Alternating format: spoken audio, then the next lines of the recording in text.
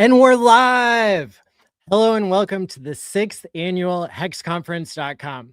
I'm your host, Maddie Allen. We've got a great 4-night series for y'all. I'm super excited to have all these amazing speakers. The Hex community is still going strong in 2026, and I can't wait for you to hear from all the different speakers. And so go ahead and hit the like and subscribe button, share this out. And without any further ado, I will bring up our first speaker, your friend Sami, after this short transition video. Thanks for being here. Bitches, see a brainologist and a fashion coder. It gives your crypto heartbeat up before it's over. Check my post. Stop by Kaiser. Stay bull run ready. Nini's not tired. And on the corner of Westcott and ATX, saw a picture of Rich in Georgia in a wedding dress. Yes, hard Priller class teeth fools. Met a pirate. Johnny's chaos broke loose. Heard a hex siren and SJ appeared, but I saw whales only, no dolphins on the pier. Cosmic Cowboys saw the street it was on when Whitney did her magic and Toby Wan's Padawan. Wore a couple shirts while waving goodbye that said RH Max and Access was alive. Then I met Corey, a big time investor. Met another Corey, intellectual impressor. Robbie got me hyped, now we dance carefree. And Julie got her dress on with Lindsay and Marie. This compassion in crypto. Ask Black KC, Forrest, Robert, Quinn, or David Lee. Sandy Beach sounds good. A Black Hexagon winning like some Hexagon or DJ from Polyvar Hex for 4 years. Trying to DCA. Got post-chain, post-sex, trying to DCA. Now the world gon' see. Rich already changed the game, which is why the hell you see me DCAing in the post-chain Hex for 4 years. Trying to DCA. Hey there. So your friend Sami, you're up first. And I want to thank you so much for being on the conference this year. Welcome back to you, baby dolls. Hex conference number 6. And we're live again. I've got a special shirt. I've never worn it before. Just hodl it, which is kind of funny. My friends, when we were trading, we got that at the bottom of the Bitcoin bear market 2018, 2019. But this is the funny part about it. We actually got this shirt, and to our surprise, we realized by the end of 2019, nobody's actually holding with us, which reminds me exactly of where we are today. Friends, I have a spinning disco ball. Here we go. All right. We are obviously, we're in very unique times. You gotta remember, friends, I felt like there's a calling. I had to appear here. Okay, we got mogged. It's been 5 years, down 99%. But, okay, it doesn't stop here because it's easy when there's green candles everywhere, okay? You're going to find it's super easy. Everyone's going to come back. Everything's doing great. Everyone's going to come back to crypto when consumer sentiment and everything that we're going to go through is higher. But that's the easy part. Yeah, it's easy to be nice to people when you're intoxicated, drunk, okay? But the real test of friendship is, are you there when the times are tough? Today, we're going to be speaking about my thesis, the pulse chain resurrection prophecy. Okay, so where we are right now, context. Many altcoins are ravaged down due to the 2025 bear market. It was unexpectedly painful. It's still painful, very painful. Why? We all had high hopes for 2025. Can we rise again like the phoenix from the ashes? All right, maybe you've seen this guy before hanging around here. There's a lot of golden coins. We are in you, the snake. Of course, a lot of things have happened and transpired in the past 12 months. But I want you to see, friends, from this Hex conference, okay, you got to remember, look, I don't like to use the term free money, but I wish when I joined crypto, I could literally watch a conference and there's literally over, I don't even know how many speakers there are, there's 50 plus people who are supporting a network, and the price is down 99%, and you're like, oh, we're not going anywhere.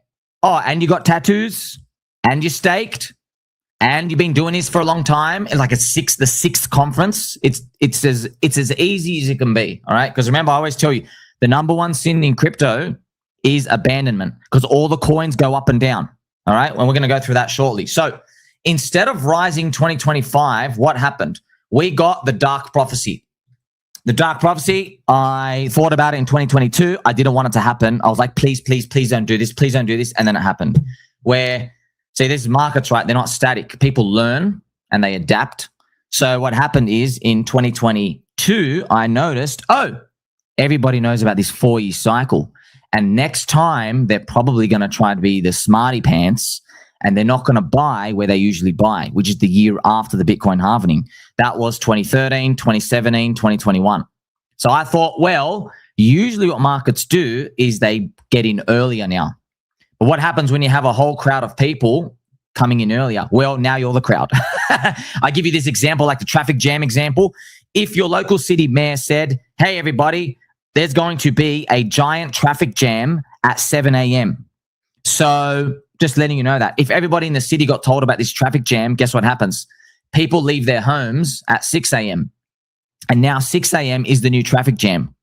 Okay, that's what happens with markets. Crowds are constantly adapting. All right, and that's how everybody adapted in crypto. Everybody thought we're going to have another 4-year cycle, and they're going to be the smarty pants. Like I said, they're going to buy the year before, right? They normally buy instead of after the Bitcoin halving year. They bought on the Bitcoin halving year, and it was funny. We got Trump before. It's funny now, not really, but we defeated the final bear, Gary Gensler, as we all know. The SEC coming after Richard Hart, coming after Pulse Chain as well, right? So we defeated the final bear. I mean, like, we literally got a guy to come in, President Pump, okay, more like President Dump right now, but President Pump in the future comes in, I will fire Gary Gensler on day one. He's like, I'm going to kill the final bear myself, and he did. And we've been going down only ever since. Is that the end, though? No. Why? Hex community started it all in December 2019. So you got to remember, friends, you are watching, you got to understand how, like, I really, one of my prophecies, this will happen. In the future, we're just going to have copy-pasted conferences, KOLs, fluffy microphones. Someone's going to come and try emulate this formula. All right? But they're not doing it now because they don't think we're ever going to grow again. Okay? They're going to do it in the future. Just like how Richard Hart looked at Bitcoin and he's like, hey, what makes Bitcoin successful? And that's why what he thinks make Bitcoin successful, nobody else in crypto actually tries to do, which we'll go on shortly. We'll explain more later on, all right? So, Pulse Chain sacrifice. July 2021, and now it's been over 4.5 years. Prices down, consumer sentiment down, Trump victory was euphoria. We even had PHEX as well, which of course we wanted much better, only goes back to 3 cents and then still drops 93%. All right, but remember, price is what you pay, value is what you get. And crypto is no stranger to that. So from the bottom, Hex is 273x to go back to 55 cents. Can it be done? All right. There's a lot of wacky stuff that happens in crypto all the time, friends. All right. Remember, cryptocurrencies, what are they valued like? I tell you this all the time on my show. And now the Hex conference. Okay. All the VCs who come into crypto, they are from stock market boomerland. They come in and they try to slap on how you look at stocks. They try to slap that onto crypto, where they think about fees and protocol revenue and price to earnings, all these other nerd balance sheet stock market stuff. If it was that easy, trust me, everybody here would be billionaires because all you'd have to do is buy the top 10 most profitable protocols in crypto. Guess what? They're all down 90%. Literally all of them. I can go through different dexes, different protocols, down 90%. Isn't that wild? You're like, whoa. You mean the protocols generating $1 billion of profit are down 90%? Yes, they are. It's not so easy, is it? Okay. Metcalfe's law tracks how crypto all works. The more people you get, the higher your value. Crypto, so what you're looking at Hex. It's a community. It's online. That's why I say they are digital cities. Crypto is like digital real estate. Remember with Metcalfe's law as well, these are just cute connections, okay? As you increase the number of people, you square the value, which is huge. If you have one person in a network, your value is 1 squared. If it's 2, it becomes 4. If it's 5, it becomes 25. If it's 10, it becomes 100. You're literally going parabolic. That's how cities work as well, okay? And then Metcalfe's law gets added with Reed's law. What's Reed's law? Well, you live in a city, yeah? You know where the hospital is. Your parents maybe live around. You've got your pets there. All right, maybe you got a pet turtle, maybe you got a pet squirrel, maybe you got a pet parrot that visits you once in a while, okay? Like I had that bird the other day that was literally just staring at me for 10 minutes, you know? Staring at me 10 minutes, you understand, friends? Well, you have your schools, you know where the banks are, you know the roads, you know the language. This is Reed's law, okay? It's basically another way of saying you're locked in and you don't really want to leave, okay? Perfect example, Dubai, 0% income tax rate, 0%. Have you left your country for Dubai? Most of you haven't. Why? You're like, but I like the trees here. There's gardens. I've got my family here. Exactly. That's Reed's law. In crypto, it's the same thing. It's a bit different though. In crypto, if you don't like a place, you can click sell and you can literally leave in 3 minutes. Yeah. If you don't like a nation, if you don't like your city, you can't leave in 3 minutes. You got to change your passport. You got to go find where you're going, find a new place of work, etc. So everything you're seeing now, Hex, Pulse Chain, all of this is you're watching a digital city being built. It's just we have to use metaphors because we can't visualize this yet. But that's why when you see all these guest speakers, like it's so easy, friends. Like this is community grassroots, right? It's not like any of the other conferences where they have to pay for it by the Treasury or any of these other, or VCs or any of these sponsors that are actually coming in and are making these big arenas or anything out here. That's what makes it different. That's why this is truly grassroots, right? Metcalfe's law, funny enough, tracked Shiba Inu, Doge, Bitcoin, Hex, right? You couldn't believe it. Shiba Inu, it worked on Shiba Inu. In 2021, Shiba Inu's holders, I still remember it. It was 1,000 holders. 1,000 holders became 1 million by the end of the year. It was actually 1.3 million. So their holders did a 1,000x. And Metcalfe's law said it should have gone up 1,000 squared, which is a 1 million x. And guess what? It went up 1 million x. That's why my jaw dropped when I actually saw, oh my gosh, we just need the most amount of people. Yeah, we just need the most amount of people. If you are in Pulse Chain, you got to remember as well, Richard Hart, he has these Pulse Chain principles, real DeFi, believing in freedom of speech. These are for a reason, okay? They're very like generic. It captures a wide audience. Like who doesn't like freedom? Everybody loves freedom. You see what I mean? That kind of makes it easy for everyone to participate. That's how you have to see these things through the lens of that. Also explains for you why, say Doge, a network, everybody loves jokes, everybody loves dogs, and Elon likes it. There you go. It's as simple as that, okay? So we're going to go through some alpha gems, friends, needed to build conviction as a holder. Of course, we're going to start with resident fodder. Eric Wall sitting here on the chair. Are you sure? Yes. So it all started with Eric because dear Eric, was interviewing Richard Hart in December 2019. And everyone knows that famous interview. There are so many of you new people who don't understand these stories. And you understand, like, these things aren't going anywhere, man. I'm just telling you. We're going to go through. You're going to see some receipts from, like, famous people. You're like, what? You know about us? Yes. Okay. It started with an idea. And, of course, Hex ends up doing a 10,000x famously. Because it's great to learn from Eric, where he looks at Hex and he's like, this is the dumbest idea you've ever heard. This is the thing, friends. Everything in crypto is technically the dumbest idea you've ever heard. Just like Bitcoin. You're going to have a people's currency. Do you know who the first fodder of Bitcoin was? Everyone, literally everyone. Wired magazine was pooping on Bitcoin. You can still read it, still online. They called it the cult of Satoshi. And in the article, it's very interesting. Wired magazine. See, soy boy journalists, if you just bought a bit of it instead of writing your freaking 15-page essays, you wouldn't need to be a soy boy journalist anymore, would you? And soy girls as well, okay? They went through the history of how every single man-made currency failed.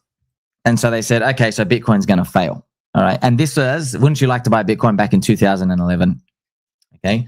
So firstly, we have to start with a bit of hopium, okay? Some say corn, okay? So we just...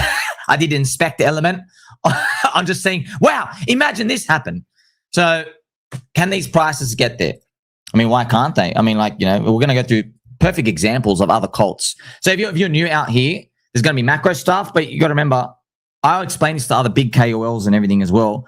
They look at Hex, they go, oh, you're too angry, you're too this, you're too that. And I go, shh, calm it down. Scotty B. Milker, calm it down. Uncle Bobby, calm it down. Ivan, calm it down. I go, you see XRP? Yeah, you think the coin's useless. Well, guess what, bro? It's ranked 3rd biggest market cap in crypto. They haven't innovated anything. That's a success, not a failure. They're still number 3. Corridanzo, Charles Hoskinson, that's another cult.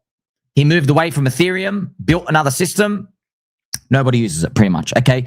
Pulse Chain does like, I think, 6 times the chain volume than Corridanzo. Okay, just think about that. Literally gatekept us. A bunch of freaks on an island. How are we doing 6 times more volume? Once again, they invent a lot of things. No one uses it. They still have value. Okay. So when you're looking at these super passionate cult, not that satanic devil stuff, cult is in culture. this is the category you're looking at. And once you look at it, you're like, dude, why are we a couple of 100 million market cap and these guys, like XRP is 140 billion, you know, right? 140 billion, okay? If XRP got to 300 billion, shouldn't we be like, if we're 10% their size, I mean, you're still looking at a 35x multiple for the whole ecosystem. And most of you call that valuation of failure. So I'm just showing you, we're underpriced by every metric. Now, altcoins are a retail phenomenon, all right? That's where we are. We're altcoins. The market sees us all as altcoins. Don't let the soy boys confuse you. Main Street is wrecked right now. Won't be forever, all right? So I always show you these charts as well. We've lived through a 38-month Black Swan PMI event. The PMI is a survey of manufacturing warehouses, okay? So what we've noticed is I've been in markets for like a long time, okay? There's a risk curve, okay? Everybody buys gold, you buy real estate, or you buy the S&P 500, low amount of risk, okay? When you deviate off like bonds and cash accounts, okay? And then as people start to feel more confident because their businesses are doing well, maybe gas prices are low, they have more money in their pocket, they start to take on more risk. They buy junk bonds, okay? They start gambling more. They buy collectibles more. They get more interested in things. Pokemon cards, okay? Some might say Pokemon cards are blue chip these days. You know what I mean? I mean, we got outperformed. Everybody get outperformed by Pokemon, okay? Altcoins are the furthest part of the risk curve. And it makes sense because you know how there's real estate? You can't just pick up your house and like move it, which means when people live in a country, they're all like locked in there for a long time. Well, online on the interwebs where we are, you're not actually locked in. You're just one button away from leaving. Just one button, okay? So it's a double-edged sword. When people don't feel good, they don't care you're down 99%. They're like, I need my $17. You know what's happened, fans? You know, I'm actually losing subscribers right now, but my view count, you guys are engaged more. And I'm wondering, why? Why am I losing subscribers? And I know why. People have sold, and then when your head appears, you remind them that this industry still exists. It's irrational. They can't bear to look at it. But then as soon as the candles go up, they come back in. Okay? So you're dealing with retail phenomena, right? We had the worst consumer sentiment in literally 70 years. Can you believe it? Like, this is so wild. We have, okay, look, let me just tell you this. Bitcoin was made in 2008 by Lord Satoshi, all right? The consumer sentiment was 60. So you think, oh my gosh, the GFC, the world is ending. It was literally Great Depression 2.0, all right? It was so bad, consumer sentiment went down to a record low level 60. Okay, we're at 51. The consumer sentiment was so bad, Satoshi had to release Bitcoin for the world. We are below that number. That's how bad it is out there, okay? And we've actually seen the biggest disconnect between stocks and where Main Street is. Now, we know why it is. If you really listen to Richard Hyde, listen to me, we know why. They printed a lot of money in 2020, Hex's first cycle. They printed so much money, you basically now work 5 days to get 3 days of purchasing power back in the year 2019, all right? So they basically taxed you from underneath. Yep. You're basically working 50% longer just to basically make ends meet. Okay. Well, that's what, when you give power to the government to be able to do that, that's what happens. Okay. So now we're going to continue. Now, let's look at some fundamentals. This is very important. That's why new people coming in, I should give you the juice. So if you had a presentation, like, hey, why even anyone look at this stuff? Okay.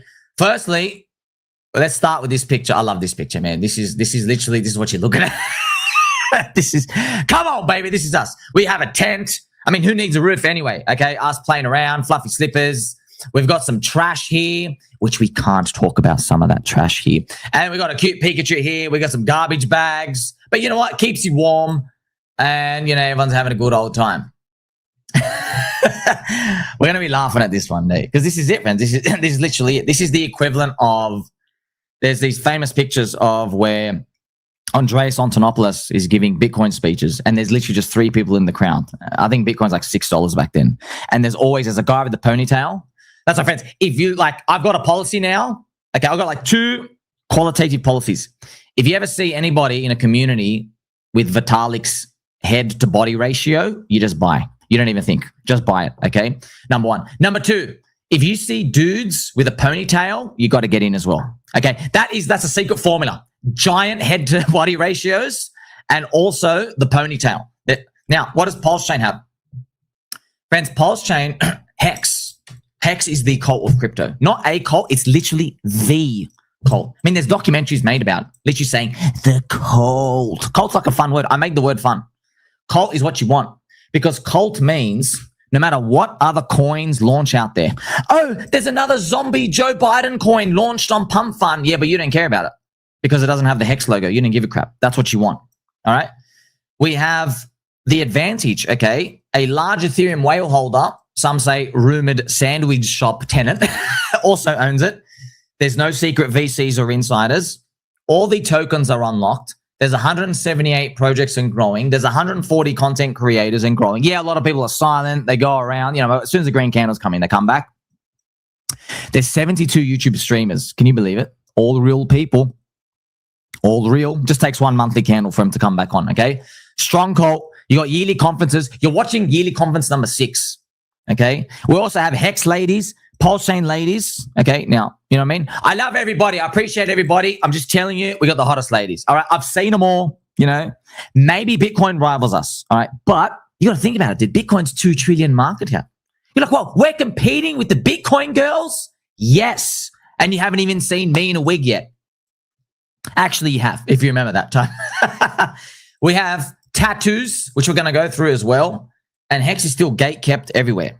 Okay, this is very, very important. And look, man, this is not made up. Like we have literally lists of all these people who know about it, who talk about it all day. But you got to remember, a lot of people come in and they say, okay, dummy, why aren't we up 100x? If only it was that simple. Well, you got to think about it. There's profitable protocols that have made $1 billion and even they're not up. So it's not even a guaranteed formula. If you're a profitable protocol, you're making like $1 billion of revenue, your coin doesn't even go up guaranteed. So what is it? Well, that's why I went on my journey of discovery. We're a retail phenomenon. We are with consumer sentiment. We need the manufacturing index to rise up because it means consumers are confident again. That's what we need. Yeah. When people are confident, they're happy to take on risk further down the risk curve because that's what crypto is, right? Because you have all these coins and you don't know. Everybody's saying, I love this coin. I'm going to be here forever. But you don't know that. It's really risky. You don't know if they're going to stay in the bear market, right? If you're watching some dude because the coin's up 100x or a dudette, you don't know if they're going to be around when it's down 99%. But it's funny, you're actually watching a conference right now, number 6, of a coin actually down 99%. We even have necklaces. Do you understand? Like it's just I'm actually I don't use the J word, jelly, but I am very jelly of people get to walk in and they're like, wow, this is the easiest thing of all time. If only other coins could do this, right? But actually, you don't want them to because it would dilute us. Imagine there was a chain bootstrapped by a cult. Imagine that chain had 2 yearly conferences per year. There's a doctor, there's a pirate, 170 content creators, 70 streamers. I mean, you're looking at it right now. Here's a Pikachu tattoo. And then we have as well more stream. Look at all these people. Look at all these people. But you got to remember as well. That's why people see it and they're always like, why aren't you higher? Why aren't you higher? You got to remember these are the megaphones. Yes, we need crypto to participate when macro is feeling better all across. Not cherry-picked garbage, 1 or 2 coins. I'm talking about all of crypto, okay? We have a nice girth, all right, which is my replacement word for breadth. This is funny. Did you know as well? Did you know? I've been telling you, Fade the Crowd. Did you know when Hex came out, they made an article from some website, doesn't even exist anymore, Blockcast. Hex, crypto designed for 10,000x returns is destined for failure. They literally made this at the absolute pico bottom.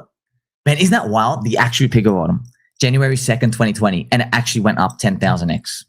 So it's no stranger to FUD. It's been FUDded from day one. Pulse Chain community ecosystem is where it all lives today. There's PHEX, there's EHEX. You can get all of them. There's ratios. You probably don't want to touch the ratios just because everything's so cheap. Okay? Not financial advice. Everything can go to zero again. I mean, like 5 years later, they are really low. But you're going to have to understand, like, this is as good as it gets, really. Cheap prices, free conferences, all these people yelling about it. It's basically just telling you, hey, we're a very loud megaphone. And if more noise appears in the future, we're probably going to be grabbing new people in. 5 years ago, Richard Hart was posting about Hex being ready to fly. This was Richard Hart. Swiggity swooty, Hex coming for that booty. But I want you to remember something. Back in that environment, okay, when Richard was tweeting, the world is in a different place. Consumer sentiment was higher. We also had US manufacturing PMI. It was at 55. It was expanding. Okay. Now, no one back then, there's a lot of you ask me all the time. They're like, but show me, why didn't anybody know about this stuff back then? Because we didn't need to. Because crypto just went up so much every 4 years. You didn't need to go, oh, my theory, my thesis is now tested. You were never tested. You just hold and it would work out. Okay. Now it really is a test. It's like, oh, do you really believe in crypto? Or are you going to sell just because of some 4-year random chronological ordering of time? You know, that's why it's left to the believers now, right? Now, did you know many years ago, Richard Hart went on stream. Here he is on stream. There was a $10 million bet against Hex. Here you have Geordie Alexander, and then you have Midget Alfred as well. So controversial figures out here. They're all like obviously ganging up on Richard Hart. And then you have, it was on Crypto Banter. So it was a big debate. And they're basically saying Hex is going to collapse. It's all trash. So here we are right now. So the price did collapse. It actually did collapse. But what you're going to find is, this is what's wild, right? You would probably think, oh, you have saved yourself from buying. You're going to get the cheaper prices. Nope. They stay away forever. All right. You'll see it. You'll see it. Nobody participates. You'll find no matter how good somebody's thesis is, 90% of people sell down, buy up. That's it. Okay. Very hard to find people who actually fade the crown. This is Richard Hart in the studio on a green pole. So you got to remember as well, all of these things, painting a picture of a community, you got to think, is this community dying or is it growing?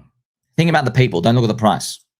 Did you know 99% of crypto altcoins have the exact same chart pattern as US manufacturing PMI? Did you know that? Well, you know that now. I have a chart here. Might be a bit hard to see, but if you can zoom up on the bottom, okay, and I know you like bottoms. On the bottom down here, this is literally Hex's price chart.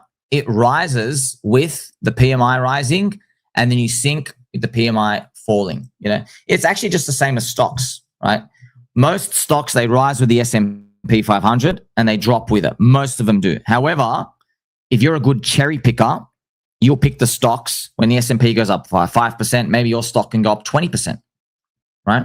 That's if you're picking the ones that have higher upside. It's no different to any of these other games. That's just how investments and markets work, right? So if you watch my shows, you'll be seeing this all the time. A lot of people still haven't woken up to this, but you don't want them to. You don't really care because it's funny. Everybody who's like a bear, soy boy bear, even though I tell them 50,000 times, I'll stop wasting my time now. I say, hey, the PMI, it's backwards looking 60 days. So it's not actually an indicator. It's just giving you an idea of what you're looking at. Because if you see prices down, you want to know, hey, did I really mess things up? Or hasn't it started yet? You don't know. You don't know. So you got to find information out there. Well, everybody's still poor. Okay, so that's why I'm taking the bet. That's why I'm still long. I see everybody's still poor. I see the key macro indicators saying the whole world is still poor. Liquidity is not high enough. Interest rates are too high. Gas prices were too high. Major loser pal. He was squeezing our nice, soft, fluffy microphones. Hopefully the rates are going to come down. That's what I'm seeing. I'm seeing people who are desperately crying for the money printer, which means to me they have not allocated to crypto yet. Okay. But then if you're a soy boy bear, okay, they will say, oh, you had your alt season. There was an alt season here. There was this coin and that coin. You know, every single person who talks like that. Okay. Firstly, they skip leg day.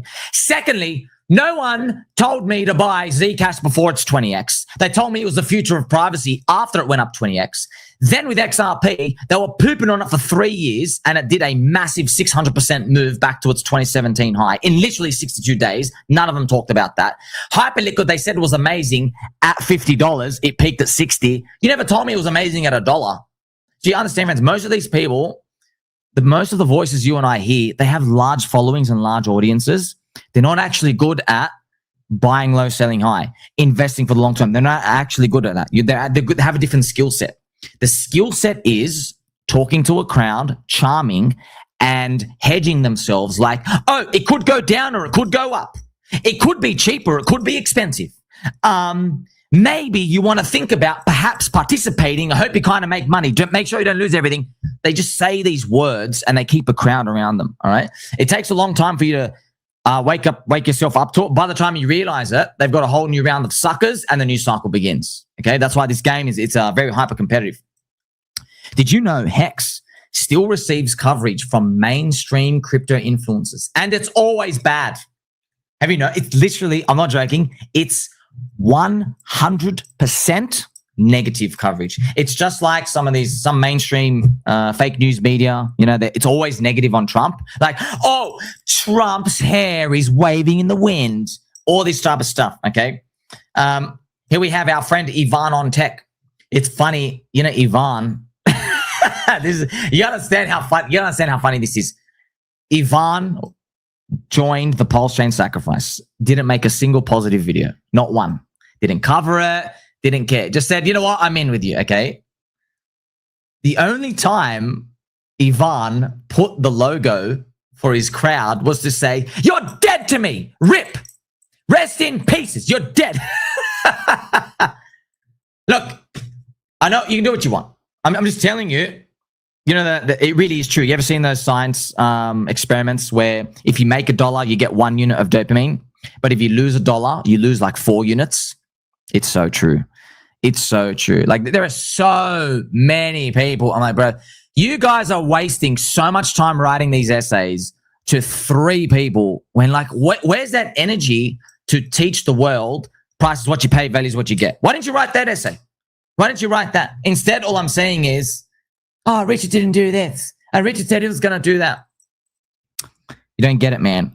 You don't get it. Richard's a megaphone, okay? Richard's a megaphone. Just like how you are a restaurant owner. Are you going to open your doors at 2 a.m.? No. No one's coming. And if someone's coming in, they're probably not eating. They've probably been up for 3 days, okay? There's no point opening the restaurant between midnight and like 5 a.m. No one's coming in. Well, you know what? We've had a very, very long, dark, winterous night. It's still not sun yet. When it's sun and sunny outside, the megaphone's going to come out, okay? But, we all participated in the sunny times in 2020, and we're waiting for it to come back. But I know it does get confusing, friends. That's why I have some empathy, because Bitcoin hit 100K. Like, we can guess the sentiment. I can guess what kind of things are going, but you never know how high prices will go or whatever. That's the mind of the crowd. Like, you would never have thought, like, I just want to tell you something. So we've never before seen what happened. Usually in the past, they print money, and then within 6 to 18 months, Main Street starts feeling the positivity from the printing, okay? You can actually see that on my chart here for the US manufacturing PMI. In the past 3 crypto cycles, we had, you can see right here, 6, 12, and 10 months of poopiness. 6, 12, and 10. Okay, we are on 38, right? Think about how impossible it was. The Great Depression was 30 months long. The Great Depression. Like, you're working the coal mines. You've got a 2-year-old son. He's in the coal mines with you. 19% unemployment in the soup lines. Okay, I'm working the streets selling my belly button, and my belly button's flogged for the whole day. Now I'm donating an earlobe. That Great Depression, we are 8 months longer suffering than that. All right. So how are you expecting that? Wait, you're telling me Donald Trump would get in and we would extend the bear market for 12 months? That's why, friends, markets, it really is true, right? They can stay irrational for very long. That's why I say Richard always tells you, don't do leverage, don't do leverage, don't do leverage. Please, for the love of God, don't do leverage. Because, look, we're sweet for this cycle. I'm telling you now, don't think about now. Think about 5, 10, 15, 20 years from now, when you have the most wealth you've ever had, when you have the most to lose, when you do leverage in the future, right? That's when it'll get you. Because that's what happens, okay? It always gets you when you don't want it to get you. That's why it's very important you remember what we've gone through. We're like, whoa, remember when we had 38 months and everyone thought it was going to last for 12? It's never happened before like that, okay? So all these other coins have gone up, right? I just want to tell you as well, like, this is funny, right?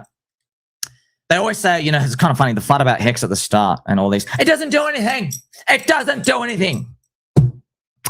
It does do something. it has people who won't abandon it. Yeah. There are like 40 million coins now. 39.99999 million of them are abandoned.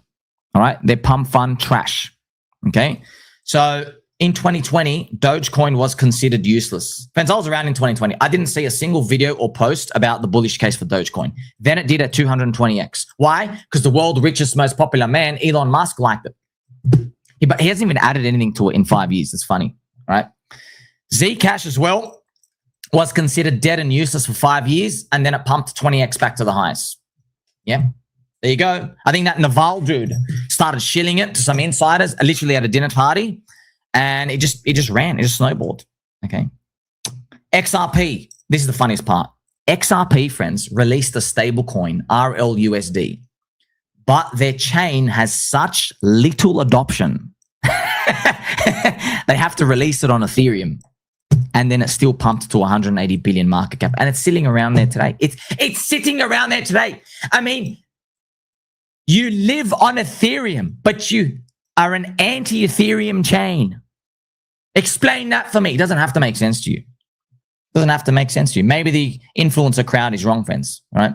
So that's why when you see a down price chart like this, and we're all having fun here, when you see a down price chart like that, when you see people gathering around, and when you see these like thumbnails, as here's Ivan saying, "Rest in peace, Pulse Chain Hex." Just think about it. Think about the network effects and everything there as well.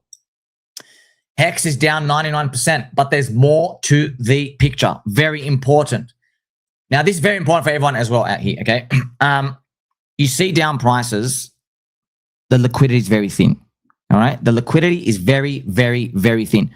You have thin liquidity, which pretty much means when people sell, they do a lot of damage to the price on the way down.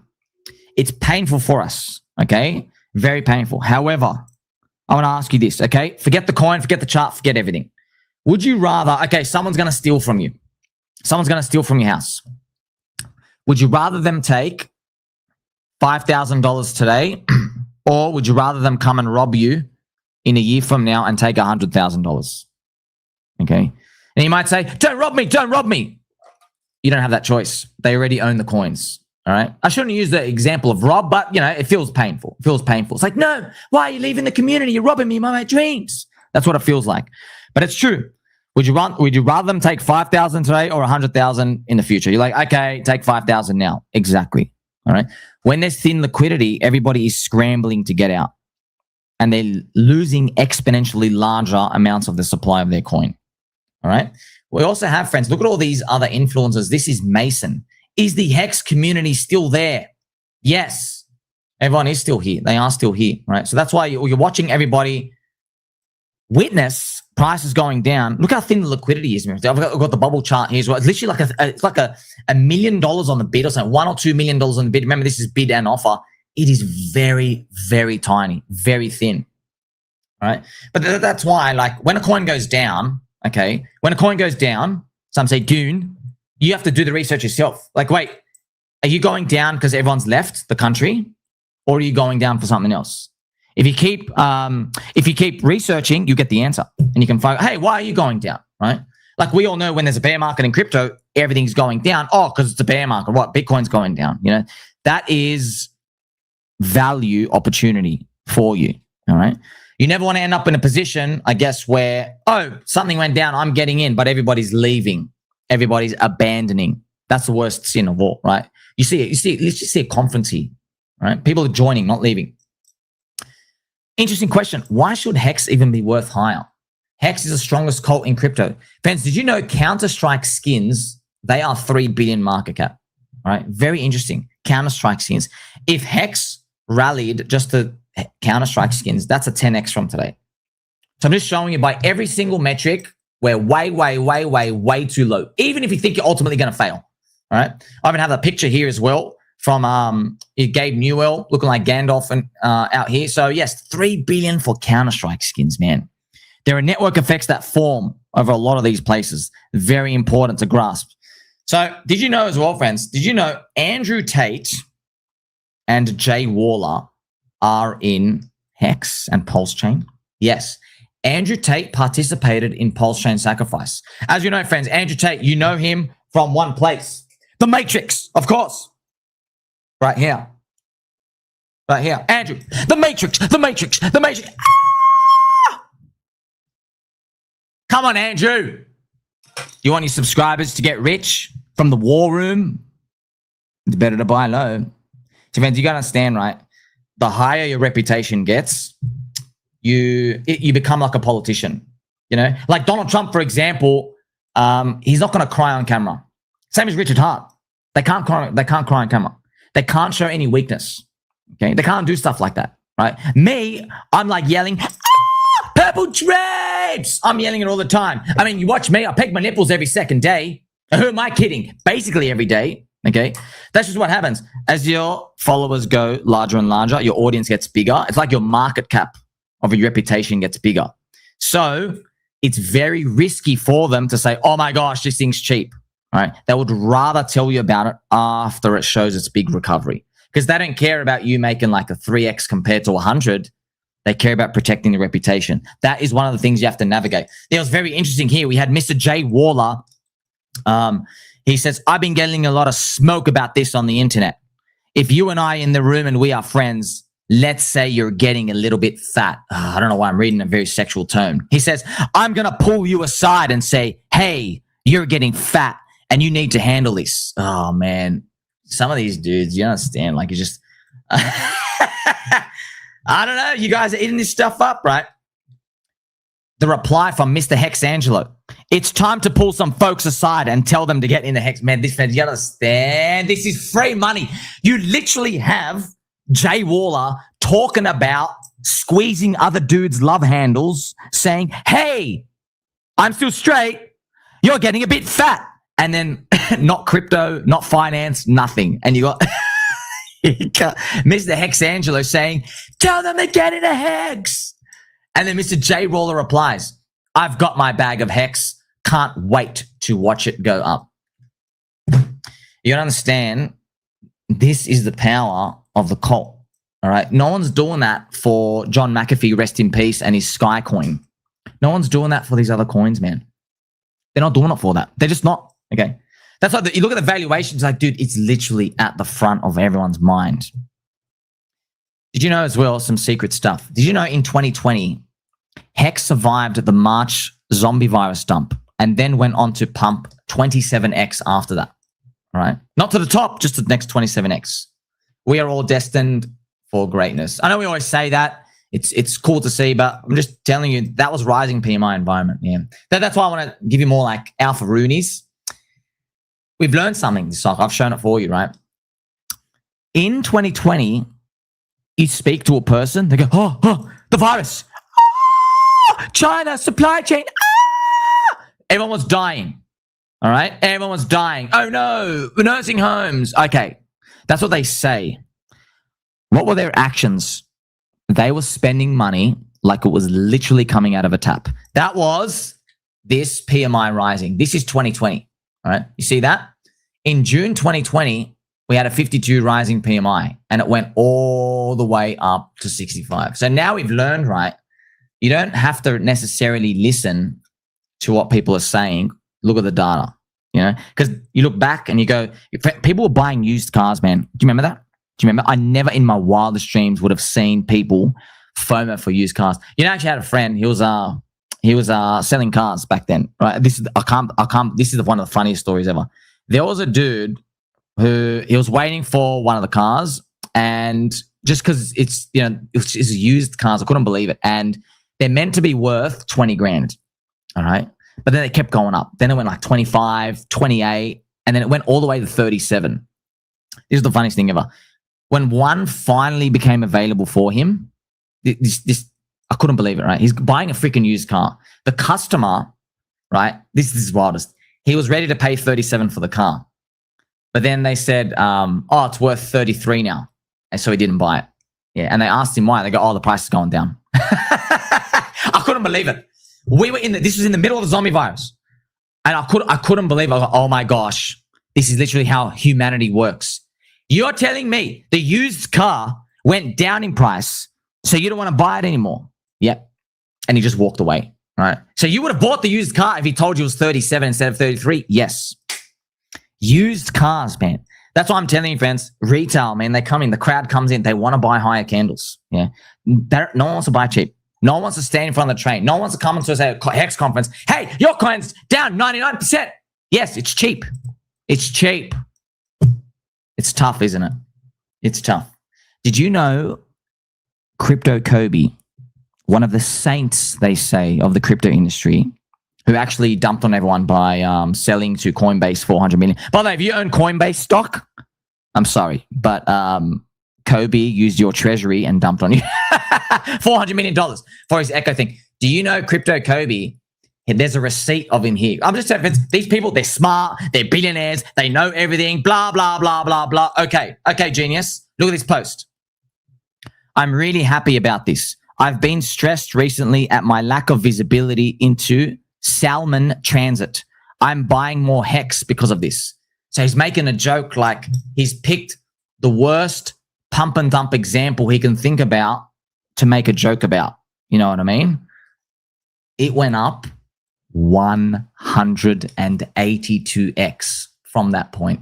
Can you believe it? 182. Friends, we got receipts over and over again. Now, all of these, I'm not trying to paint it like, oh, we went up back in the past. I'm just telling you, it's a new face now. It's a new face who's very confident, who says, everything's down. Nothing's going to go up. Come and buy my bags. Don't touch those bags. Oopsies, did I dump on you? 4-year cycle.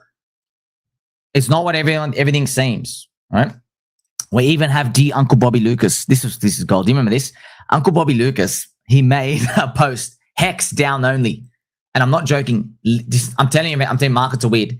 The minute he said Hex down only, it went up 98%. Which is, man, I'm here all day. I just can't believe it. It really is true. It just hunts souls. It hunts souls. It's just, these things are marked. They really are. All right. Even in 2025, as we moved into the year, and now 2026, nothing's changed. Nothing's changed. Everyone loves to hate on Hex. Hated coins, they offer fuel on the way up, because what happens is if they hate your coin, it's mindshare. So they've got branding in their head, but they don't like you. They irrationally hate you. Okay, that's why it's powerful. Because think about it, there's 40 million coins out there. There's different dog coins. There's Orangey from Pump Fun. He's got like his friends who's just scamming everybody, making 18,000 coins a day. Think about all the possibilities of coins that could be in someone's head, but they're just thinking about this thing that they hate. All right, that's why it adds fuel to the fire. Here we have a post from Ivan. Hexicans and Pulsicans, a silent moment for you. Yet the Hex and Pulse are waiting for their promised 1000x. Your bags are heavy.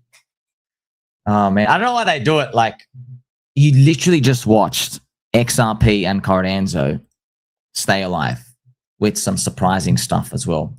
Even Altcoin Daily, everyone comes in to chime in, friends. You get to see him right here once this loads. Altcoin Daily. Richard Hart beat the SEC. Why is Hex like it is? I've given you the answer.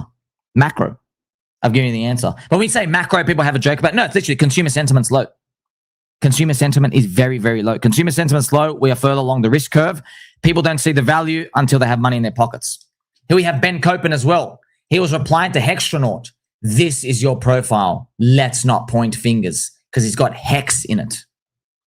Okay? That's what I'm telling you. So think about it, okay? Let's keep it family friendly. Okay? Here's a lollipop. All right? When you have income sources that are not buying low, selling high, when you have VIP subs, when you sell a trading indicator, when you sell VIP groups, when you just find other ways to make money, a lot of it's grifting because there's a lot of exchange, leverage, commission stuff out here. You're not hungry to buy cheap prices of anything, okay? Because you have your own rhythm. So everything you see, you basically, what you're doing is, because their life's not going to change if they buy a cheap coin, but they've got a big income source, a reputation.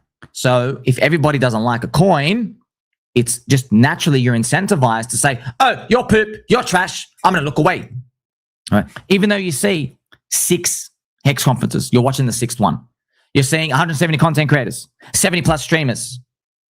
People are still alive. Why don't they ask that question? Makes you think. It really does make you think about the incentives out here, right? What about the tattoos? This is a big one. There are even hex tattoos. They are marked forever. It's true. It's true.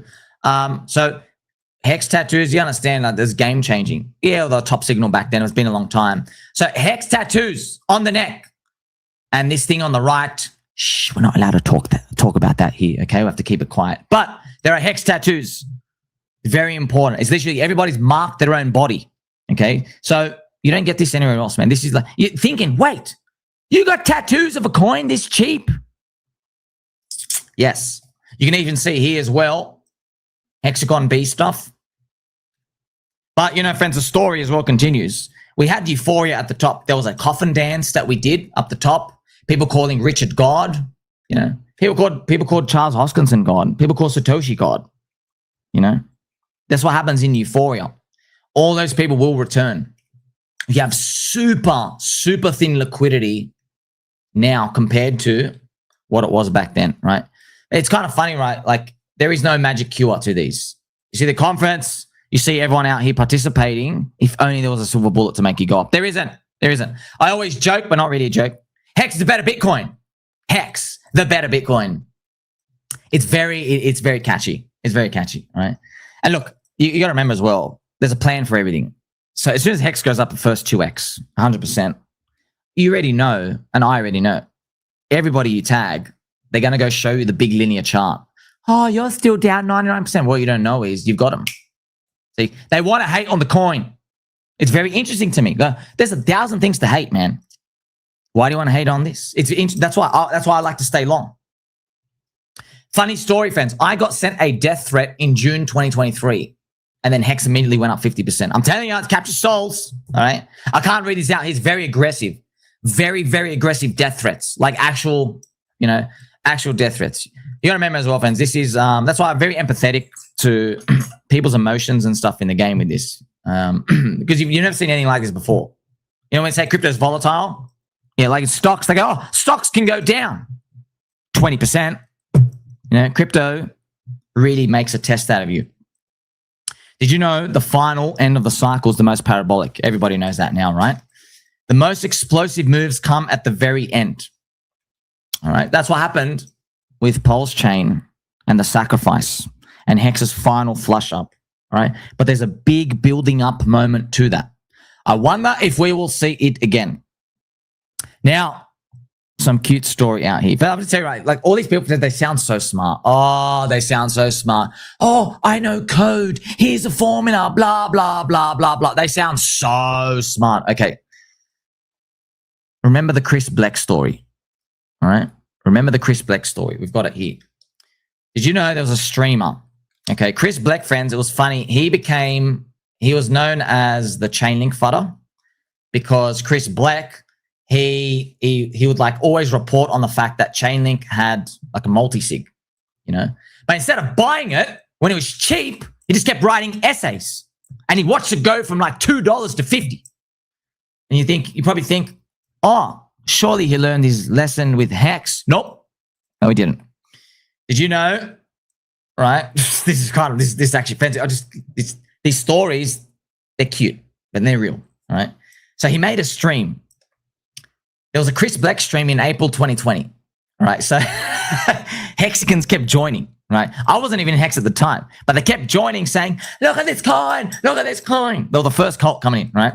He kept banning Hex members for saying that Hex contract was working as other DeFi kept failing. Yeah. 2 years later, this is real, Chris Black makes a post on Twitter and he replies to Davey Soy Hoffman, and he's abusing him for Rocket Pool.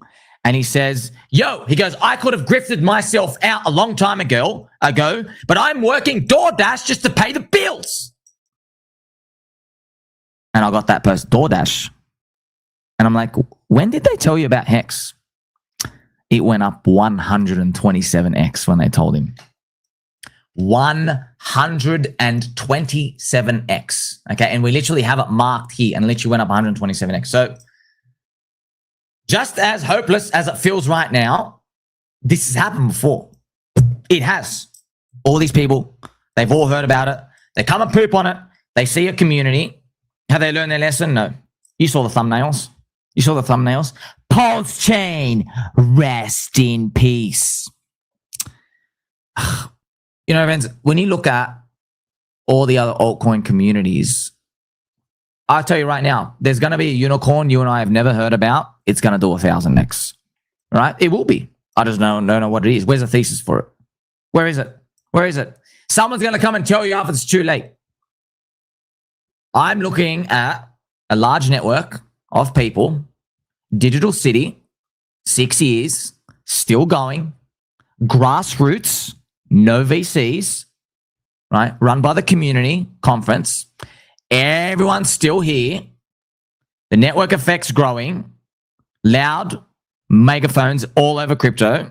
And this is a very important part, all right? Remember, the number one sin of altcoins in crypto is abandonment.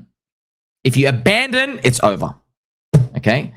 Well, one interesting test for a community is to see how the community responds if other coins, other chains get narratives, 1000x coins, mainstream media coverage, yada, yada, yada. And that's exactly what's happened, all right? I'll ask you this. Did you leave the community when Pump Fund came out? Nope. Maybe you went, you sniffed some flowers over there, but you're like, oh, it's all trash, it's all the same stuff. Exactly. Did you leave when Privacy pumped to Zcash? No. Because you're like, oh, Pulse Chain Liberty Swap. Wow, we got something cool. Did you leave when prediction markets were popular in 2024? No. The prediction markets, they're like as a cute little meta right now. You didn't leave. Okay. That's what we call a sticky network effect.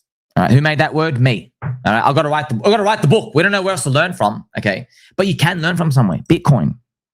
That's why I've got to remind everybody. Bitcoin doesn't do anything, man. Yes, it's great.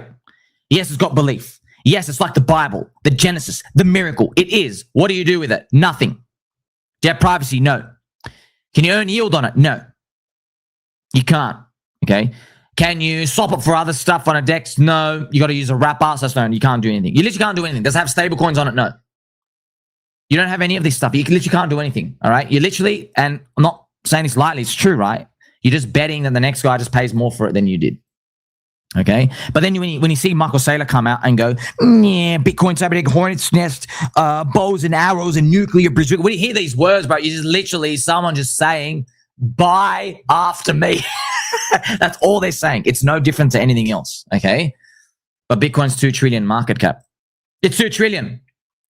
And I heard a rumor from President Trump's public Twitter that he's going to give $2,000 stimulus out this year. I heard a rumor from President Trump who said he's literally going to lower interest rates himself, right? So everything is pointing towards consumer sentiment coming back up, okay? So you just got to think, right? Growing network, big conference, lots of people, survived minus 99%, which is literally the biggest, it's the biggest badge of honor of all, right? Which everyone says, oh no, that's bad. Do you know what Bitcoin's going to do on a minus 99% drop? No, you don't. It's never done it.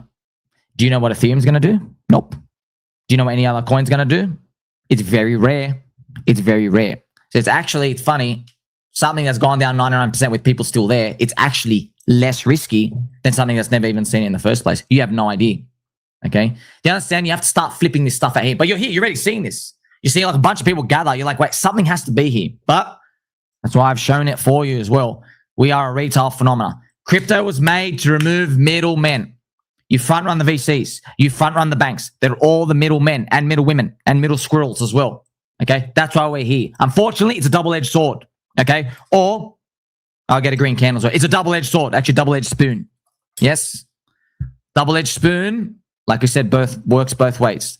The downside, we've already gone through it. Oh, you're down 99%? I don't care. I don't want to see your face anymore. I'm out. Nobody does that in stocks, you know? They don't do that. Because stocks, they have so many eyeballs watching them. Like, oh, you can't go below this fair value because of my ability to vote and change a McDonald's menu. All right. We don't have that nice cushion in crypto. However, with crypto, we have that upside, which we've been waiting forever for, which is when you have that reflexive amount of people joining and the gatekeeping stops and the loud megaphone is out there, there's no limit to how big this digital city can grow. Because what happens is everyone starts looking at who's the king. Oh, Bitcoin, you got the most market cap. Oh, Bitcoin's got, literally it's got like, I think 580 million holders. Oh, you're 2 trillion market cap. Hey, why can't we get 10% of your size? You know, that's what XRP holders say, which is funny. I meet people in real life who say, hey, Bitcoin's $100,000. Why can't we hit $1,000? You know, and they say it with conviction. So I'm just telling you, these network effects, they're growing and they're not set in stone. And that's exactly what you're watching today. Wouldn't it be amazing if you and I could go back 10 years ago and watch an online conference of Bitcoin guys saying, hey, we're cheap? Maybe we're watching it right now. So you're going to enjoy the rest of this whole conference. It's number 6. There's going to be a number 7. It's great. This is what builds conviction. And you're going to remember this for the rest of your life, friends, because it's easy to come out when everything's cranking, right? It's easy. You know what I mean?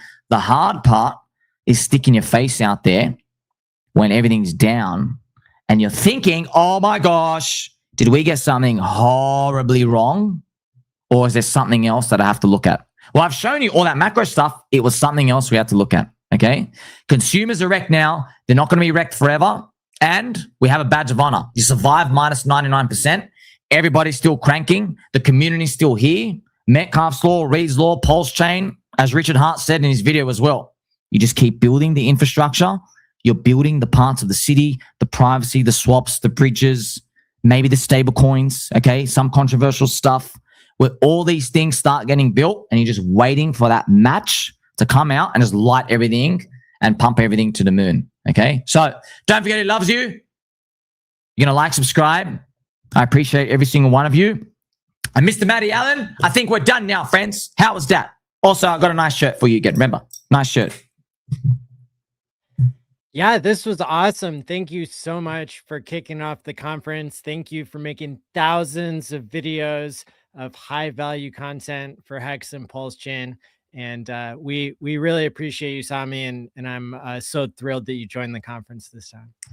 Thank you, sir. Can I remind everyone as well, friends? You know, when you're younger, you just, you know, you don't really know much about the world. You're like, you know what? I don't like that person. Fire them. Oh, that family member, kick him out of the family. Let's just not talk to anybody. You're more ruthless.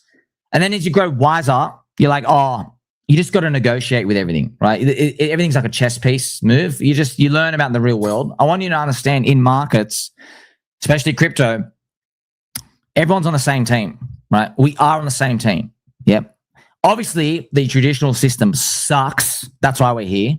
So 99% of our values are the same. It's funny how much we fight over the 1%. It really is. Even within Pulse Chain community. You know what I mean? It really is like that. But because we're on our own, you don't have daddy government to save you. Okay? But that's why we deserve the reward upside. That's what we're here for. I want you to just be remembered of that. Most of us are on the same team. Obviously, people disagree about, hey, how do we get there? But that's what you're looking at right now. You know, I think we will look back, hopefully in 1, 2, 3, 4, 5 years, and you'll see a lot of normies appear. And you'll start to scratch your head like, I think crypto's changing a bit. I mean, like, Bitcoin is now Wall Street coin. It's literally Wall Street coin. Can you believe it? Like, it's actually, like, we were joking about it years ago. It's actually Wall Street coin now. You know what I mean? So you're looking at grassroots right now. Interesting parties. If you just like, you know, I don't want to reveal too much, but if you look at the stuff that's happening on Pulse Chain, the decisions made behind them, okay, it doesn't look like Pulse Chain's up for sale to Wall Street. It looks like someone in the community, the whole community is building this island to be an actual life raft. Another system. Hey, if people like it, they come and join. It looks like that. Privacy stuff, a lot of other things being built. Okay, that's if you have an observation of that, it's like, wow, we're not going to be just like the sellout guys out here. Because you got to remember, the sellout guys, it looks nice, doesn't it? But do you really want to be at the mercy of one button from the government? You know what I mean? The best part is, right, crypto's opt-in, friends. That's the best part. Everyone's here. No one's getting paid. You know, I remember one of the first rumors, I made 6,200 videos now. I don't know how, but when I was like on video number 10, someone started a rumor I was getting paid by Richard Hart. it was actually very funny because they're like, no, nobody would make 10 videos unless they were paid. They've never seen anything like this before. Dude, you got people who got tattoos of a coin. You know what I mean? Like, you understand, like, we've never seen anything like that before. So I hope everybody keep enjoying the show and stuff out here. Maddie as well. There's a lot of new faces as well. Maddie, have you seen, you've seen a lot of new people join? It's very interesting for us, friends, because I hope as well you've seen some of the history of everything, how we got here. No one even knows those stories, but they're infused in our brains because everyone comes in a different part. So yeah, so what have you experienced lately with everyone coming in? Well, yeah, I've seen a shift lately to reply guy territory. For me, I've been getting 500,000 views a day, which is way more than I had gotten previously. And so there's a subset of people who have tried it after Alpha Baller did it and Hexologist did it first. Then myself and a few others have given it a try. Richard gave it a try. And so, yeah, like there's this culture of experimenting with what's new and hitting the algorithm differently, or, you know, just exploring on the digital frontier that I think is really infused with the Hex community.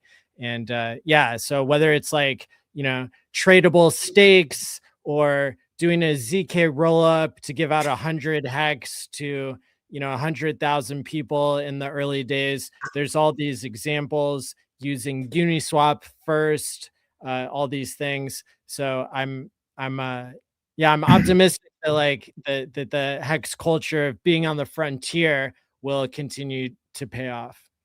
Can we also, there's deep alpha for everyone listening. Like, yeah, I don't say deep alpha, often this actual deep alpha, okay? The Hex community, their approach, you understand, everyone's doing this for free, okay?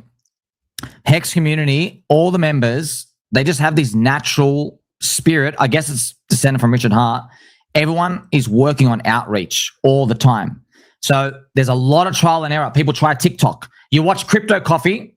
Crypto Coffee, he'll like put his speaking and on top is like a video game being played. Like everybody tries the new meta. Now everybody's doing reply guy stuff. That's why Pulse Chain, Hex, everyone constantly does that. Not every community is like that, okay? Say with Bitcoin's so big now, they're not making friends with anybody. Bitcoin community makes no friends with anybody. They say, you're a poop coin, we're right, you're all scammers. That's what they say, okay? Cardano, similar approach. We've got the good thing, etc., etc. So different communities have different approaches.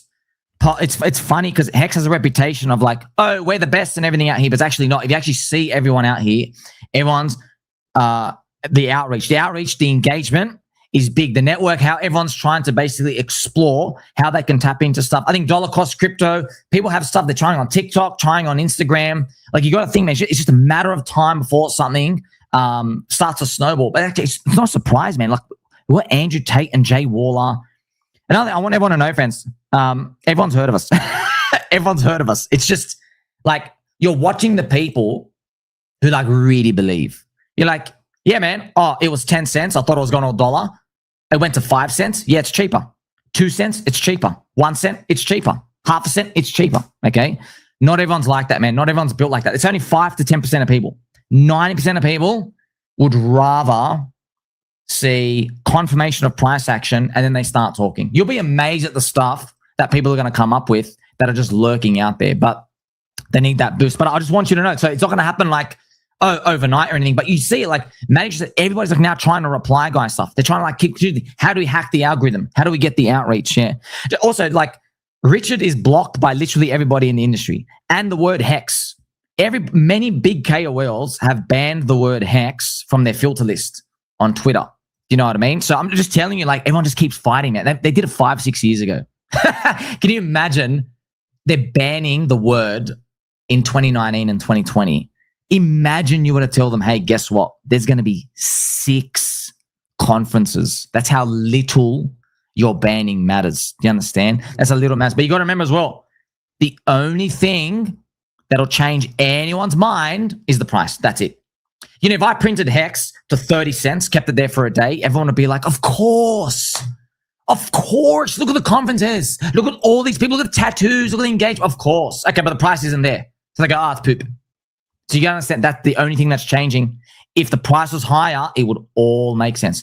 Also with Bitcoin, there's another thing as well. If I put Bitcoin down to 30,000, what do you think about its store of value? What do you think about its utility? You go, what utility? You went down in price. Exactly. But it still does the same thing. So once you get your head around that, you understand that you've always got to play the long game, man. We've been 38 months, friends. It's literally been 38 months.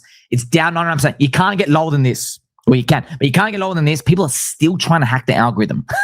That's amazing, man. No one's shilling Doge. Have you come across like all these other communities with much higher valuations? Where's your conference, dude? Do they have them? They don't have them.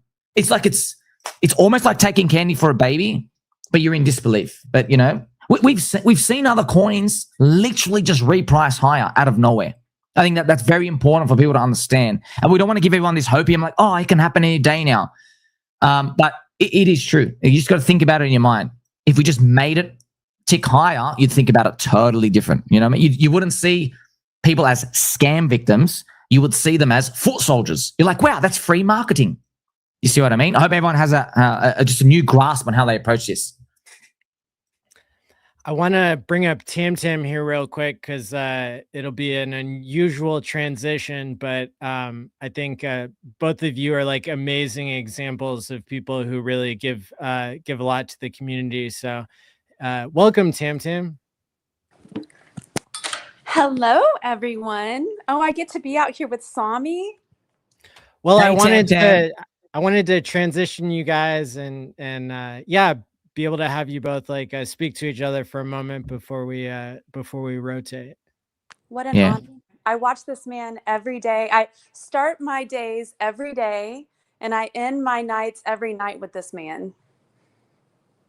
That's awesome. Friends, just to let you know, Tam Tam is one of our secret weapons, okay? You got Tam Tam, Lady Havid. I'm telling you now, like, you know, I come out and we come out. It's another dude. But I don't know why, whenever like Tam Tam appears, okay, people who would normally just filter out everything we say, they have a listen. They engage back. They're like, what's going on here? I don't know what it is. It's the girls. They just soften things up. It really does work. I don't know why. I don't know why. She makes very lengthy arguments. She's a believer, hardcore believer as well, in the Twitter spaces, grassroots. I hope everyone learns as well. Like everyone has like a do your own work attitude. And like Tam Tam, she makes her own Twitter spaces and everything out here, and she listens. I think Tam Tam's like the Hex 2.0, like it evolves now because. You remember back in 2020, we're the one coin, we go up. Okay, crypto industry's evolved, right? Now, Tam Tam's approach, I think everyone can learn from it. It's like, you know what, you're cool, but I love my thing. It's different. It's how crypto goes because we live in a different world now. Now it's like there's literally 40 billion coins around us. You know what I mean? Like we're just swimming in a sea of different network effects and everything out here.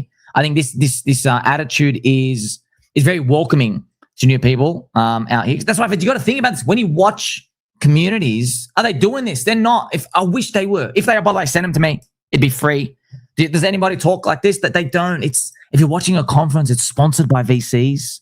They're like, hey, tell them we're the best thing ever. We are the best thing ever. And then they just, you know what I mean? Like that's what it is. Okay. But yes, that's right. Like I got to tell you one thing as well. If you're looking at a bunch of people and you're thinking, oh my gosh, how are they up there? That means it's a buy of a lifetime, man. Not financial advice. I'm just telling you it's cheap as hell, okay?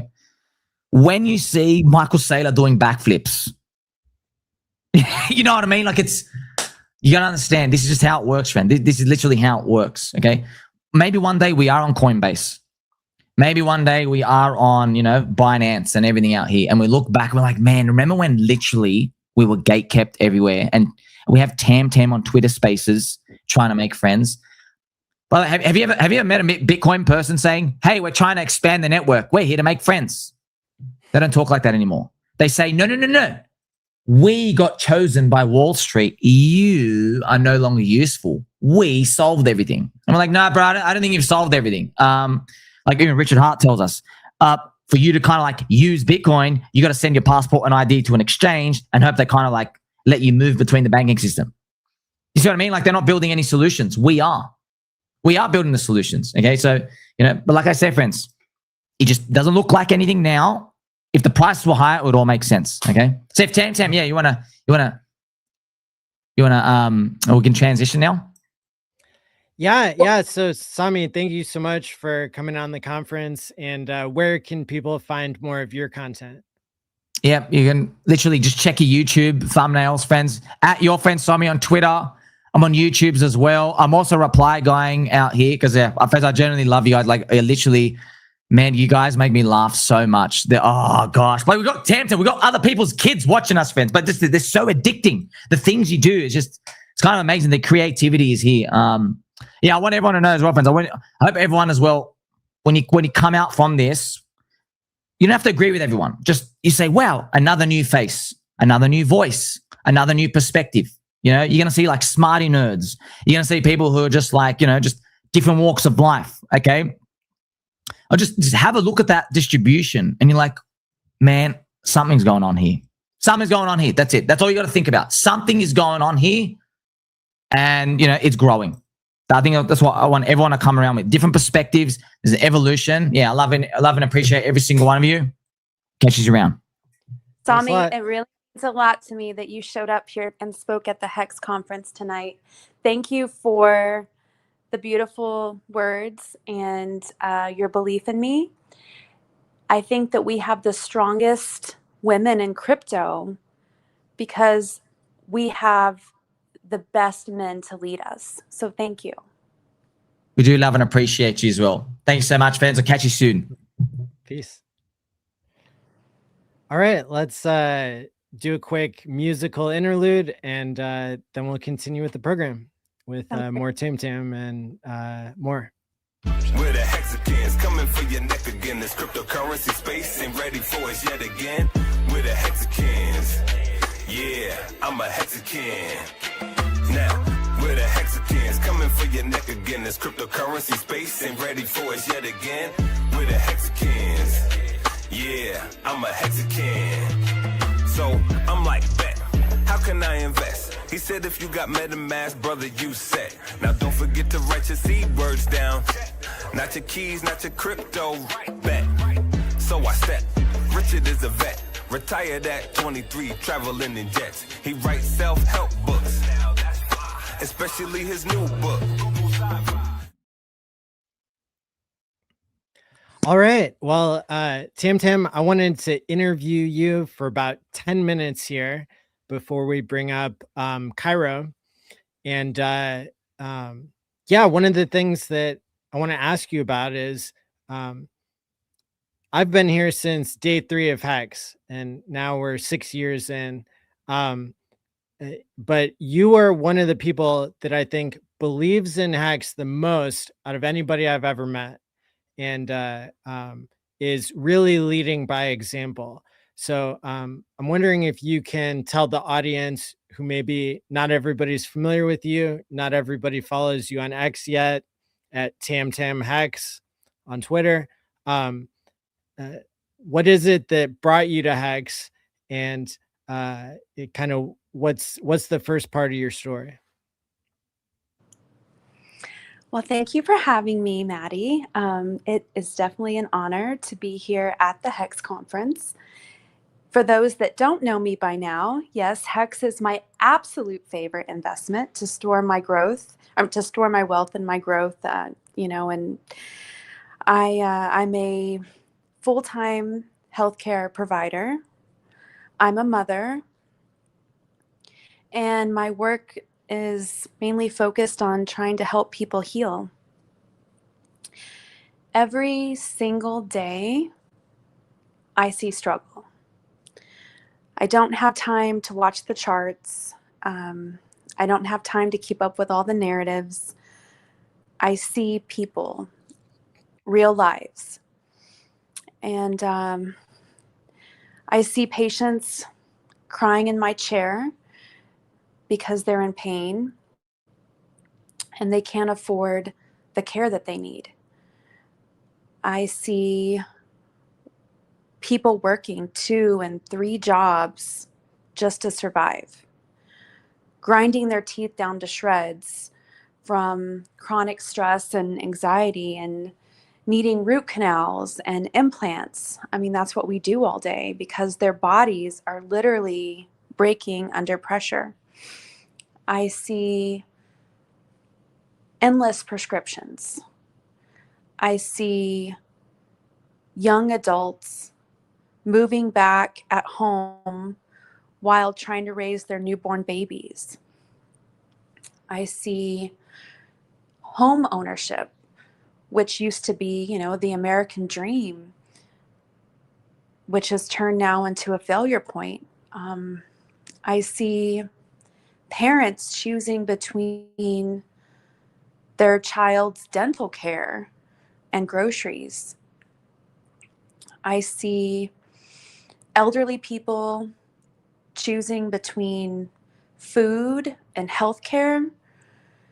And I want to be very clear about something. This is not a motivation problem. This isn't a budgeting problem. This isn't even like a work harder problem. This is a money problem. And the people who should be able to help, doctors, dentists, healthcare providers, they're all trapped too. I mean, every doctor that I work with, they own over $500,000 in student loan debt, decades of work, and still financially in slavery. Right. And that's not freedom, Maddie. That's not healthcare. That's a systemic failure. Right. So when I talk about finance, I'm not even talking about getting rich. I'm talking about human survival. And I'm sure you've witnessed this as well on your end, the hardest part is people's mental state, right? Like so many people are depressed and they're ashamed and they feel like they've lost, right? And the first step in fixing a problem is telling the truth about it and acknowledging what the problem really is. And, inflation is not a theory. And it's not even political. It's math. It's basic arithmetic. But they don't even teach us that in school, right? Yeah, And it's the longer you hold theft. Yes, exactly. So the longer you hold dollars, the less they buy. And, doing nothing, people think that that's safe, but doing nothing is the highest risk strategy of all. And that's why the wealthy do not store wealth in cash. They store it in scarcity.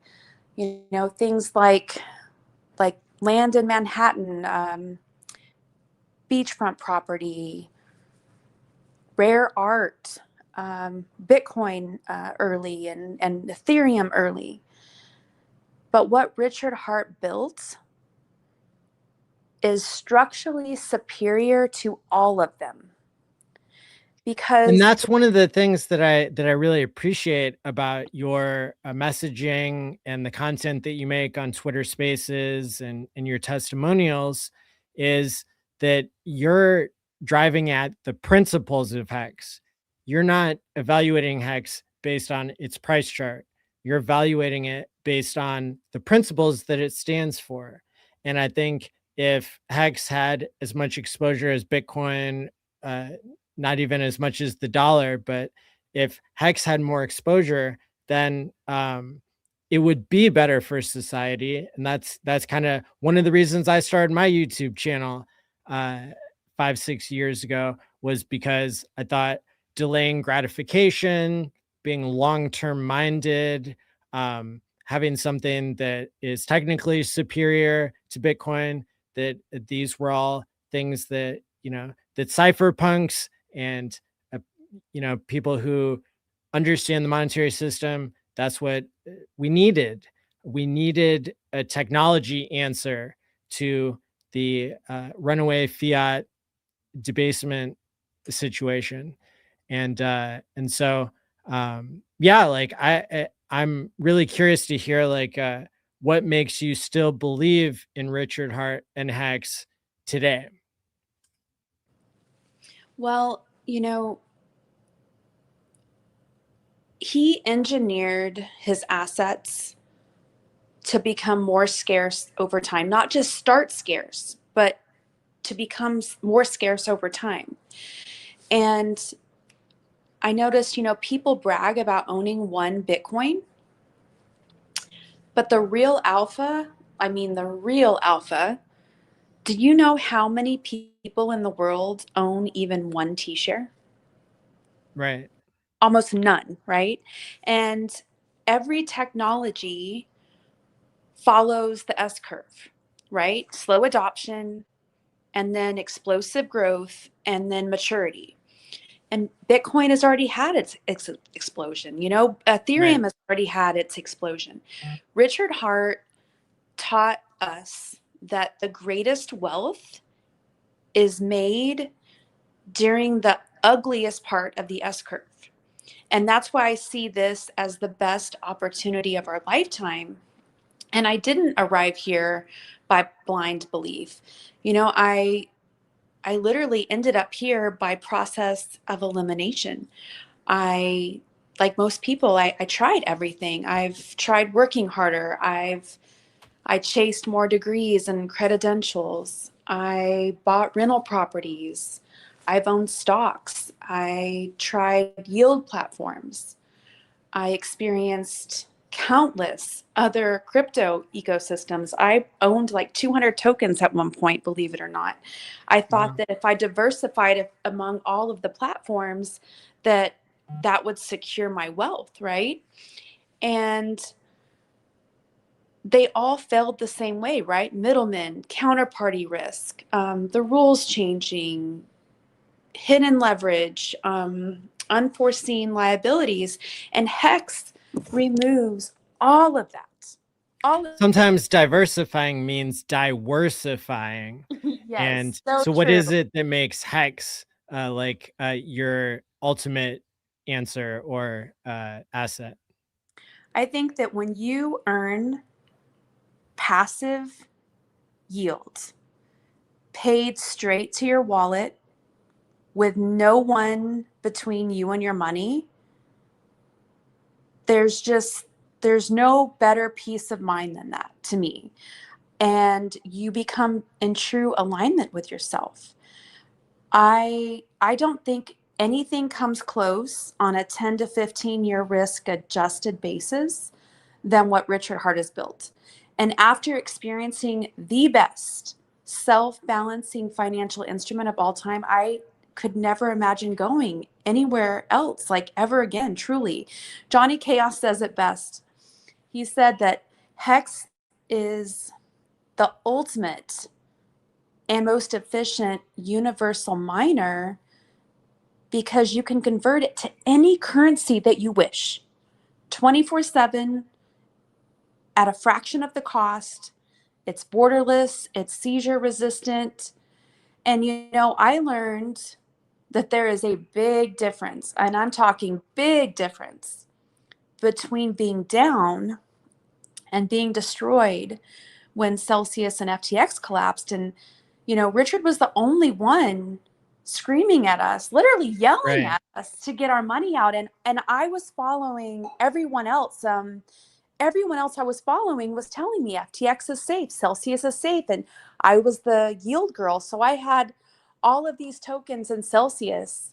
And I had the majority of my net worth in FTX because every other person was saying how safe they were. Then you have this crazy man, Richard Hart, yelling at everybody, get your money out, get your money out. It's going to go to zero. And I literally got tired of hearing him yell on the screen that I finally pulled my money out. And then sure enough,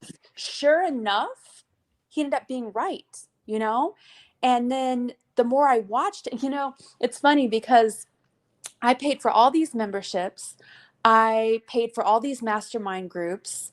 I spent a lot of money on that, what was it called?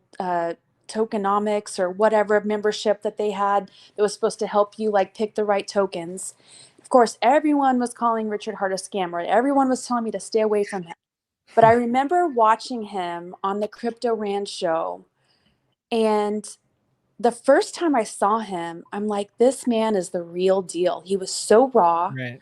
He was so honest. And I've just never seen anyone like him before. Right. And so I started watching him and I'm like, you know what? Everyone keeps telling me to stay away from this guy, but I feel the most in alignment with myself.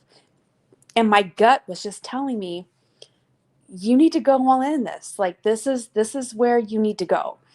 And everyone thought I was crazy, you know. Everyone still probably thinks I'm crazy, but I've never been so sure about anything in my life. I had money in real estate. I had money in my 401k. And what's crazy is I started buying Hex because I waited so long to listen to everybody. I liquidated my 401k and put it and staked it in Hex from 14 to 46 cents. And then when the fork happened and everyone was busy chasing the new shiny tokens, I thought, well, I'll just go ahead and try to make up for buying the top. I'll buy eHex and I'll stake that out 10 to 15 years. So I sold 2 of my rental properties and I staked it immediately in Hex and eHex for 10 to 15 years. And so, and I actually bought in on that at like 0.0097. So, but I haven't let anything let me down. I just keep buying as much as I can, Incredible. working overtime. I'm working 6 Yeah. days a week. And every extra dollar that I have, I just keep consistently DCAing. And I still have no doubt. And when I look back, even though I did it all wrong, supposedly, right? What everybody would say, I did it wrong. I didn't buy Bitcoin. I didn't buy Ethereum. But when I look at how much I've earned in yield, now I don't have to sell my principal at the top. Right. I can sell my yield and keep my principal working for me in what I believe is the best yield producing asset of our lifetime. And so I still don't feel like I made the wrong call. I feel like all the people that did buy Bitcoin or chase other things, it'll be them that have the deep regret. They just can't see it right now because they're blinded by the charts, right? The red charts. They're emotional. And I've had such great leaders teach me, like Sami, he always says, right? You buy in the depression and you so that you can position yourself to sell in the euphoria.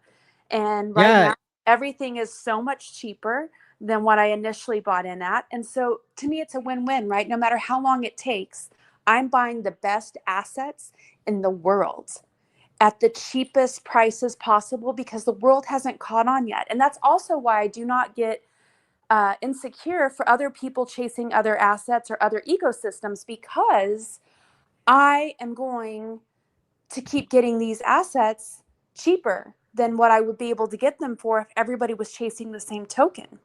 Right. And so I have no doubt about the end game with Hex, like zero doubt in my mind. And I'm proud to be playing the long game.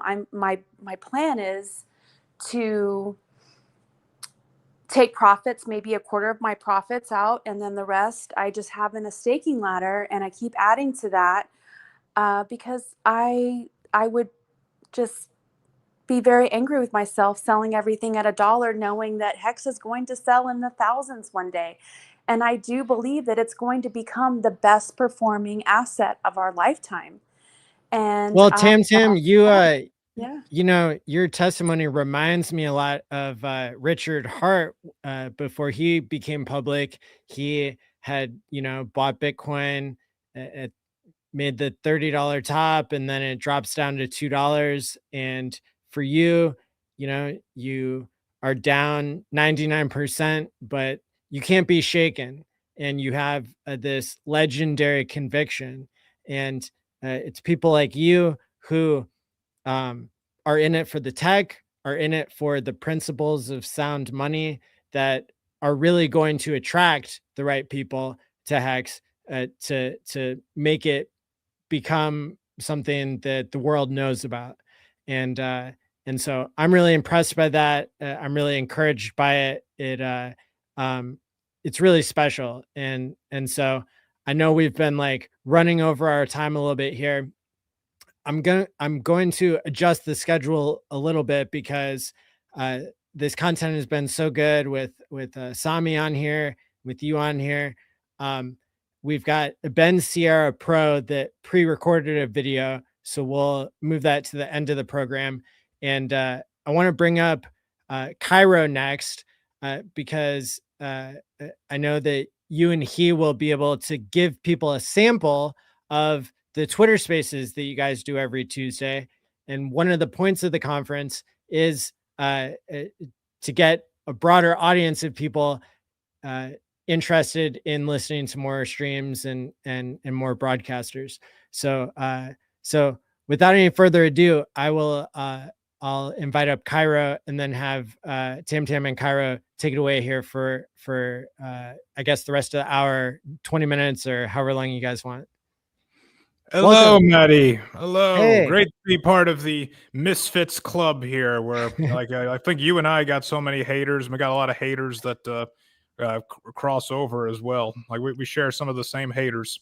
Well, I really appreciate you coming on. It's great to see your face, and I definitely recognize the voice from Twitter Spaces. So I'll let you and Tim Tam have a discussion about Hex here for the next 15 or 20 minutes or so, if that works. Appreciate you having me on, Maddie, and hopefully the face is a face for more than just radio, because I know I got the radio voice, and I just hope that don't correlate with a radio face. Tam Tam, this is like our usual time on Tuesday evenings to be discussing with the Hex community at large, or the Pulse Chain community at large, and get them all hyped up and better informed about what it is that they hold and why it is they should hold it. So I guess tonight should be no different. And as I understand, you got some questions for me about that now, don't you? Hey, Cairo. Yes, I do. You have one of the best explanations of Hex of anyone that I've heard. So can we start off by you explaining how and why Hex is the only yield-bearing asset that is not someone else's liability, and why do you choose to invest your money in Hex? Sure. So let's like break that down here a little bit. Have you ever bought, say, a bond or a CD, or if you had a money market or even a savings account at the bank? Of course. All right. I believe you also like had some rental property as well, right? Yep, I've had it all. All right. So those were all assets that were your assets, but somebody else was liable for making them your assets, meaning that money that they gave you, it didn't just come out of nowhere. It actually came out of someone else's pocket. So that makes it somebody else's liability.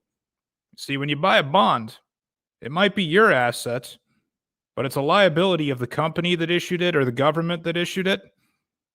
When you put your money in a savings account, the money, the cash in the savings account is your asset, but it's actually the bank's liability. Same with CDs.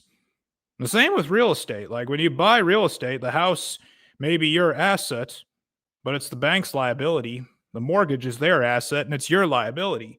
You always have this trade-off. You always have this balance for just about every single asset out there. I mean, it doesn't even have to be an income-producing asset. It could be a stock, and that's a liability of the company while it's an asset to you. However, with Hex, that's different. Hex, as far as I know, is the only yield-generating asset that is not somebody else's liability, because I've asked the question several times. Nobody's ever been able to answer it for me. Who is liable for paying the yield on Hex? Who's responsible for that?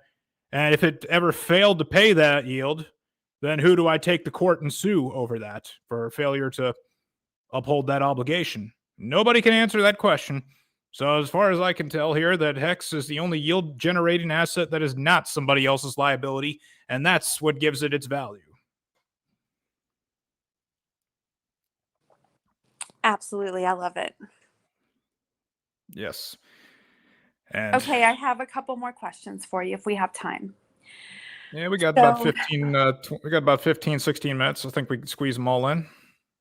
I'm curious. So when 2025 turned out to be disappointing, were you worried?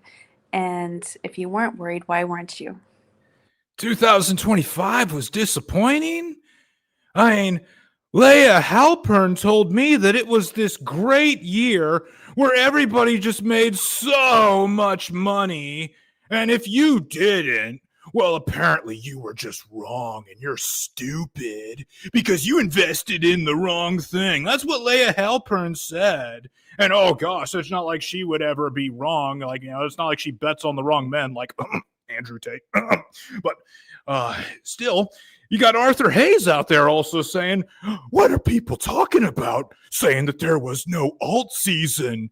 There was an alt season, all right, just the alts that I invested in and was a private advisor to, like Athena. I mean, everybody's trying to gaslight you to make you think that 2025 was this great, incredible year. And if you didn't make any money, well, it's because you're stupid. That's what they want you to believe. And the reason why is because they were all pumping around. They were all giving these predictions. Oh, 2025 is going to be the biggest year in crypto ever. TJ Shed, the criminal over at Discover Crypto, was saying that. DZ over at Discover Crypto was saying that. Going, oh my gosh, I can't believe how good 2025 is going to be. It'll be like a buy the rumor, sell the news, yeah. He says that probably like once every single stream. And then you also got Wendy O saying, oh, we are in a super cycle. We are in a super cycle all throughout 2025. But none of that materialized. And not just for the Pulse Chain and Hex community, not just for the Richard Hardcore coins. Because I'll tell you what, I'm in a little bit of everything. I'm not some RH maximalist. I have a little bit of just about every coin out there, at least in the top 200. And I can tell you, most things did not go up.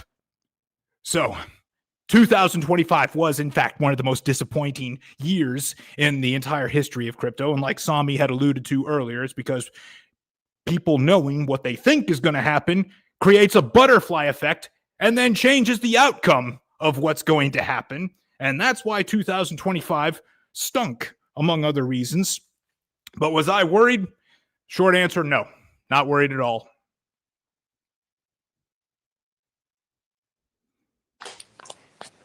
So what does that mean for macro with Hex?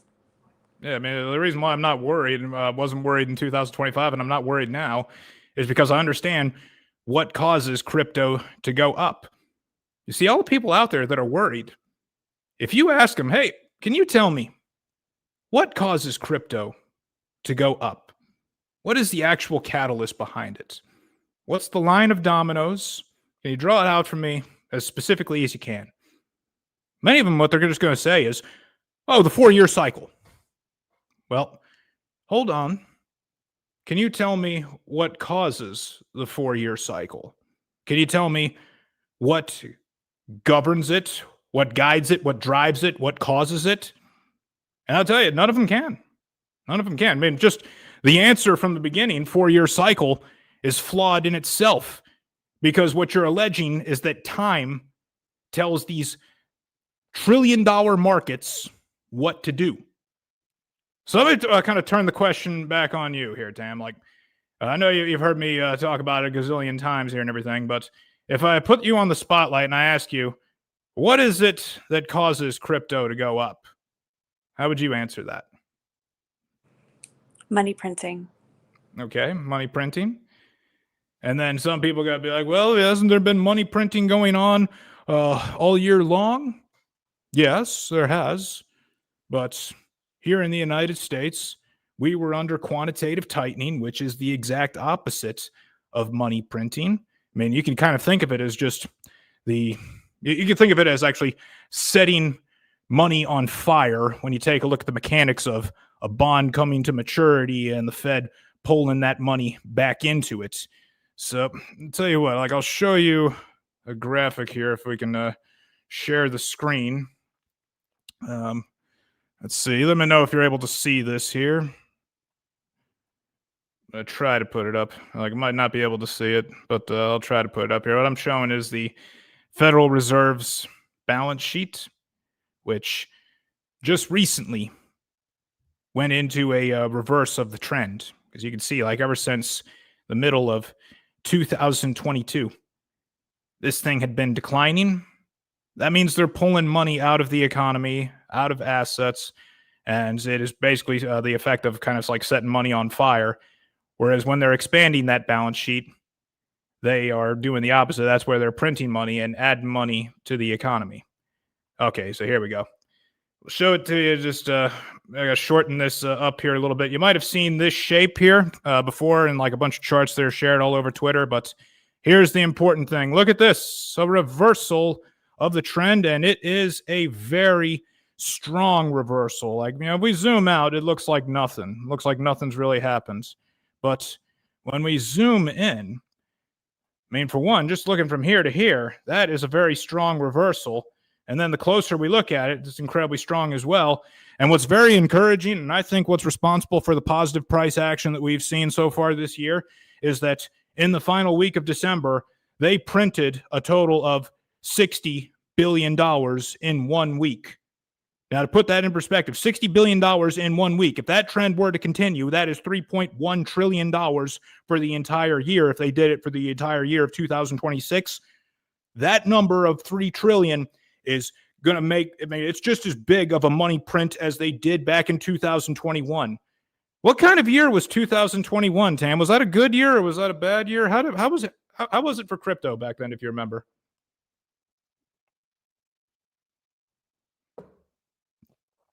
I think that we all remember 2021 very fondly, that it was a very good year. Now, some of y'all are going to say, well, how's this money printing cause crypto to go up? You probably want to know what the mechanics of that is. So I've done this demonstration many times on my streams. I'll do it here again for everybody's benefit so that y'all can have the confidence in this that I have and that you know it like I know it here. Because here's exactly how it goes. The Federal Reserve, when they print off a new dollar bill, the short of it is that all these new dollar bills they print need a place to go. The path that it takes is first, this goes to commercial banks. Commercial banks lend this money out to businesses for them to either expand their business or for them to continue their operations and pay some expenses. Some expenses they might have would be paying suppliers, paying employees. So the money goes from the commercial bank's hands to the employee's hands. What's the employee do? Well, they got living expenses, right? So they take these new dollar bills that are in their pocket and they go to the grocery store and they buy groceries. So now this is in the cash register at the grocery store. Then at the end of the night, it gets collected and gets sent in a deposit to the grocery bank. And then the treasury of the company decides how we're going to spend this money. And they may decide, well, we got employees we got to pay too. And so now it goes back into an employee's pocket. This single dollar bill, this new one that just got printed, could change hands about 500 or endless amounts of times. It could change hands several times before it finally ends up in the hands of somebody who already has a bunch of these, a rich person. You see, there's a reason money always ends up in the hands of the rich. They own all the businesses, and that's where a lot of this money goes, is into those business cash registers. And the rich people, they take profits. Now, do they need to spend all the profits that they take? No, they're rich. They already got money to cover their expenses, so they got excess money. What do they do with that excess money? Well, a couple things they could do with it. One is they could just put it in the bank.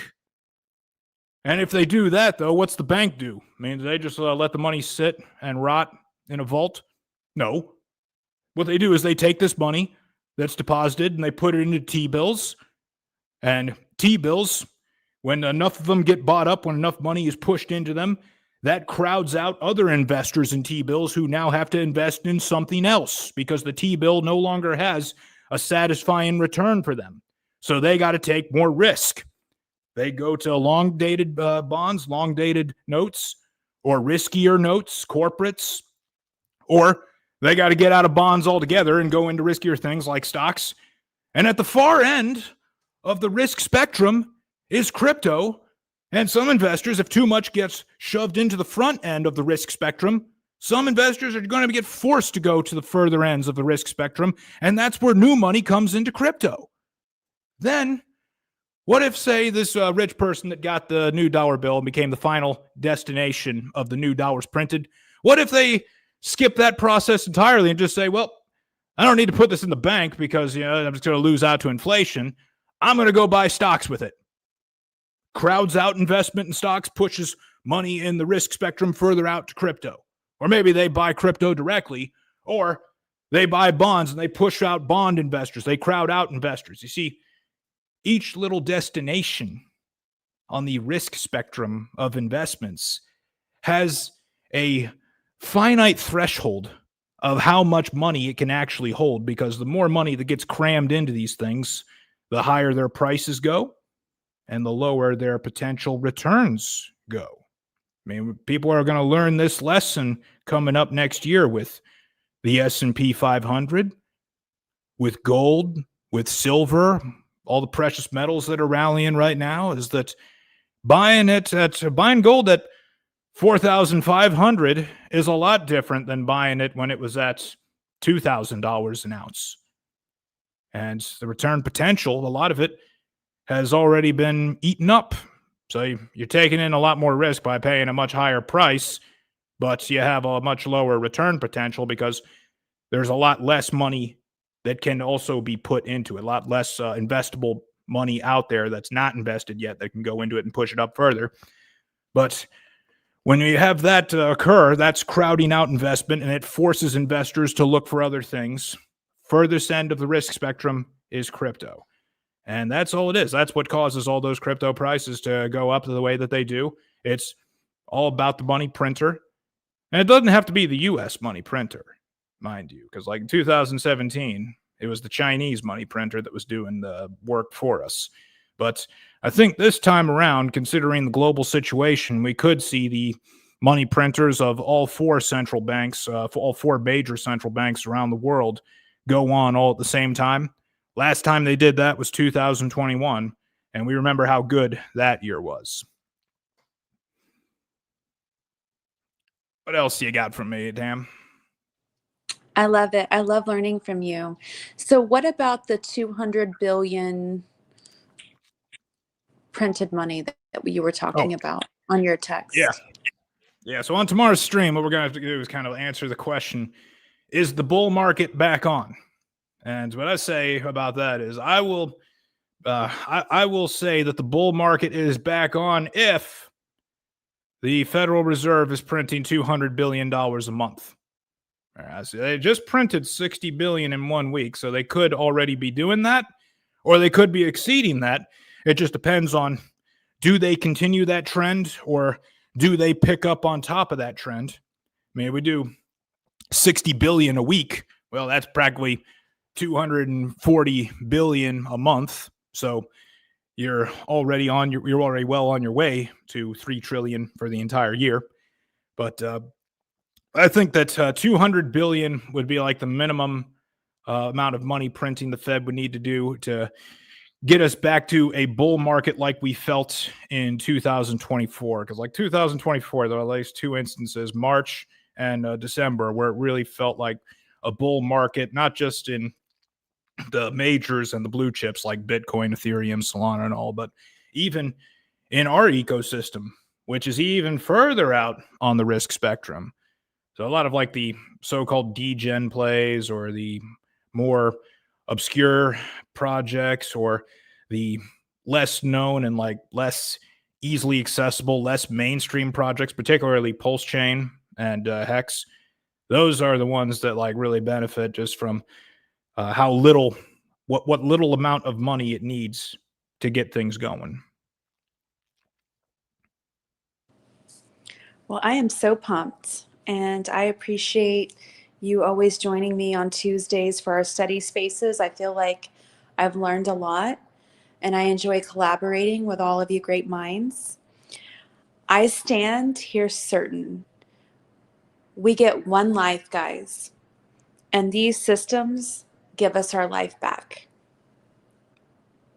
I just feel nothing but gratitude. And I'm here for the long game. Yeah, and it could be a long game. I mean, time will tell here. I'm going to see just how much money is going to get printed this year. We got a couple of things to pay attention to this month in particular. We want to see what's going to be the ruling on Friday with the tariff situation, because that would influence how much money printing is done. What I'm most interested in is going to be oral arguments starting for the Lisa Cook hearing to see, is she going to stay on the Fed or is she going to be removed from the Fed? And a lot of the uncertainty about the makeup of the Federal Reserve could be resolved in the next couple of months.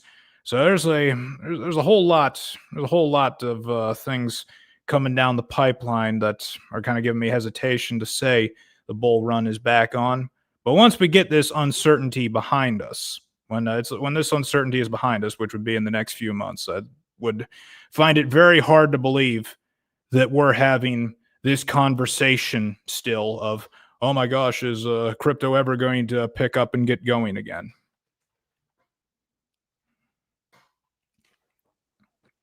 Yeah, I have no doubt about that whatsoever. In my opinion, there's no better founder, there's no better intention, and there's no better assets than what we're in. So we're just fortunate to keep accumulating until the time is right. Yep. That's the best thing to be doing. So little daily DCA going on, either into your favorite assets or into stables, and you can save those stables for a particularly nasty red candle day. That's basically what I've been doing for the past couple of months, just because I knew all of Q4 was going to be bad. But going forward here, like what I'd tell people to do now is just make sure that when you start buying, you write down your basis amount and everything for the tax purposes. Unless you plan to just move to Puerto Rico where it doesn't matter.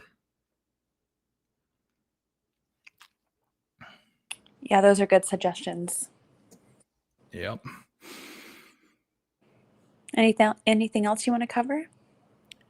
Let's see. I think that the ISM had came out recently. It's still at 47. So that it could be a good thing, could be a bad thing, because it's like a matter of, well, is that going to be a bottom or is it going to be going lower?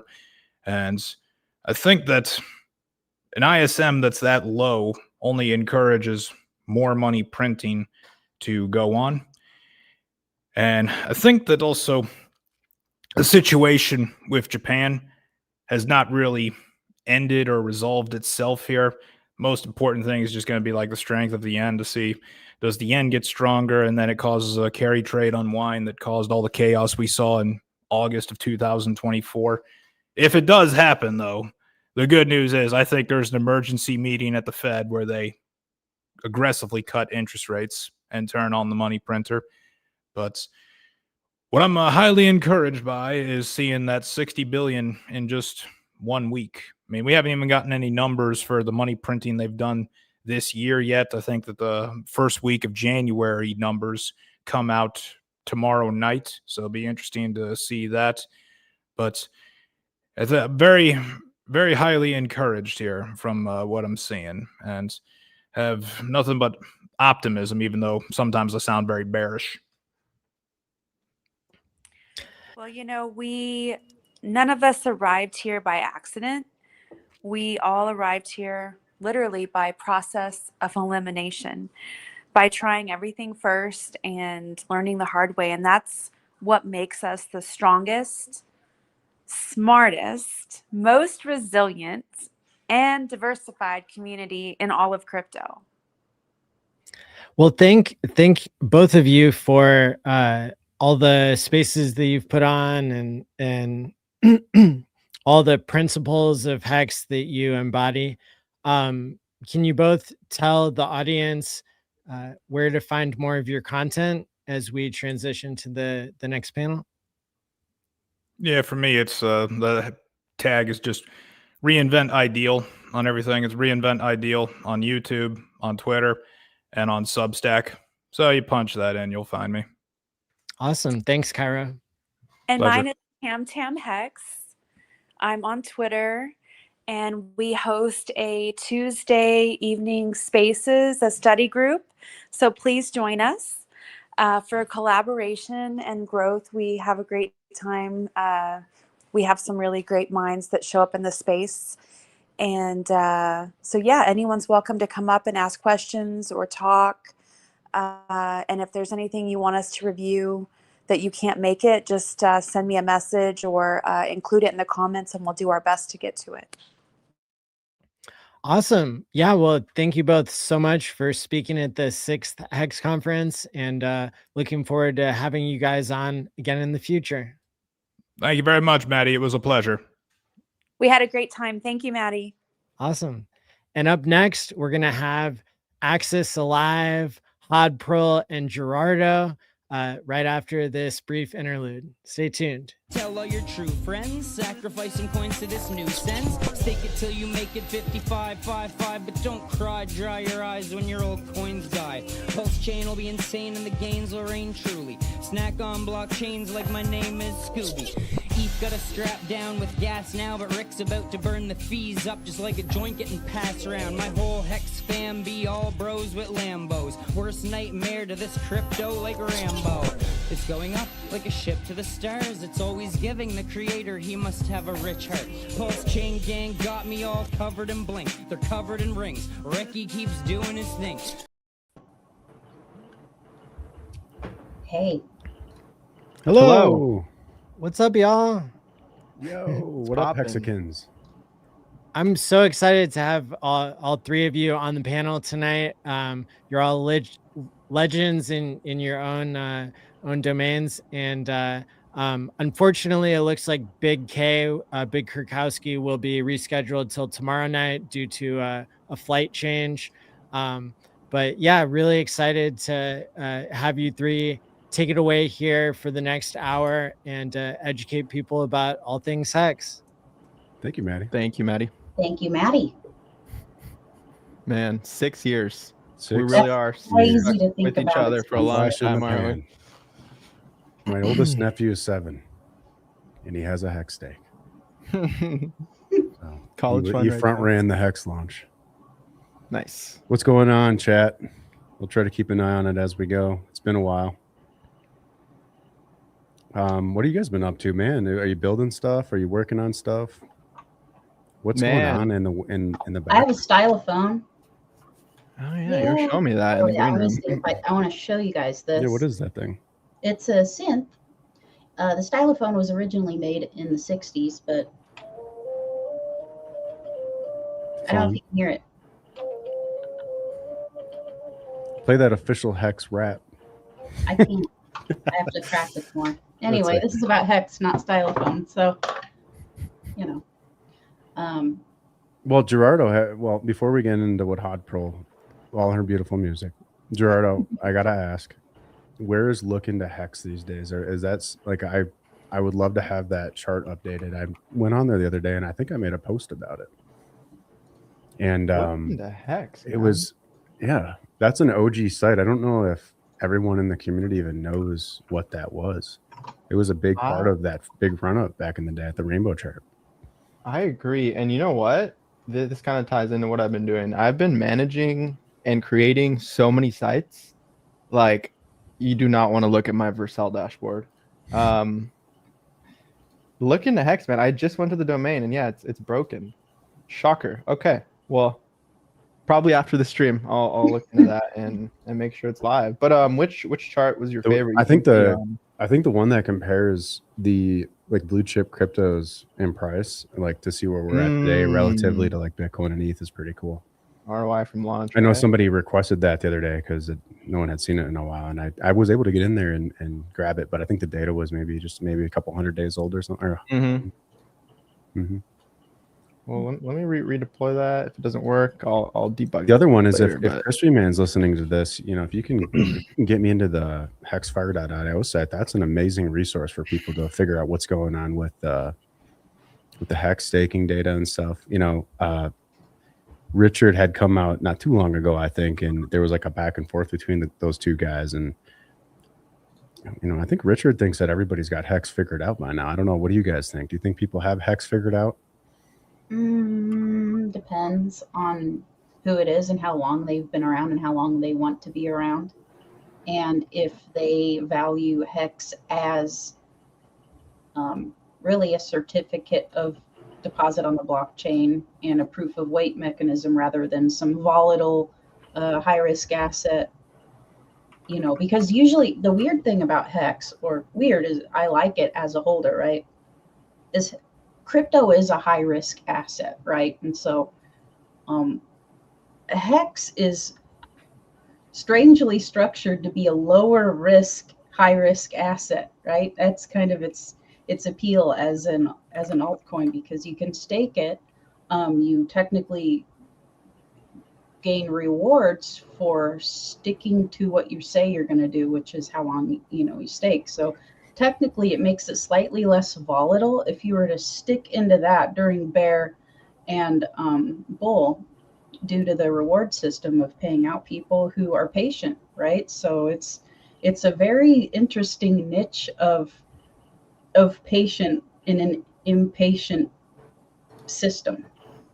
Two thoughts on that. Number one is, yes, it's a behavior change that the community needs to see. We need to see out of the existing holder base. It's a more behavior. on hex than pulse too. Like hex is different than pulse. Hex is a different system. I mean, pulse was made to make hex technically cheaper to unstake, therefore more usable. But hex was modeled after a certificate of deposit, so it is quite a different. Even though it's all in the Richard Hart system, it's quite different than pulse.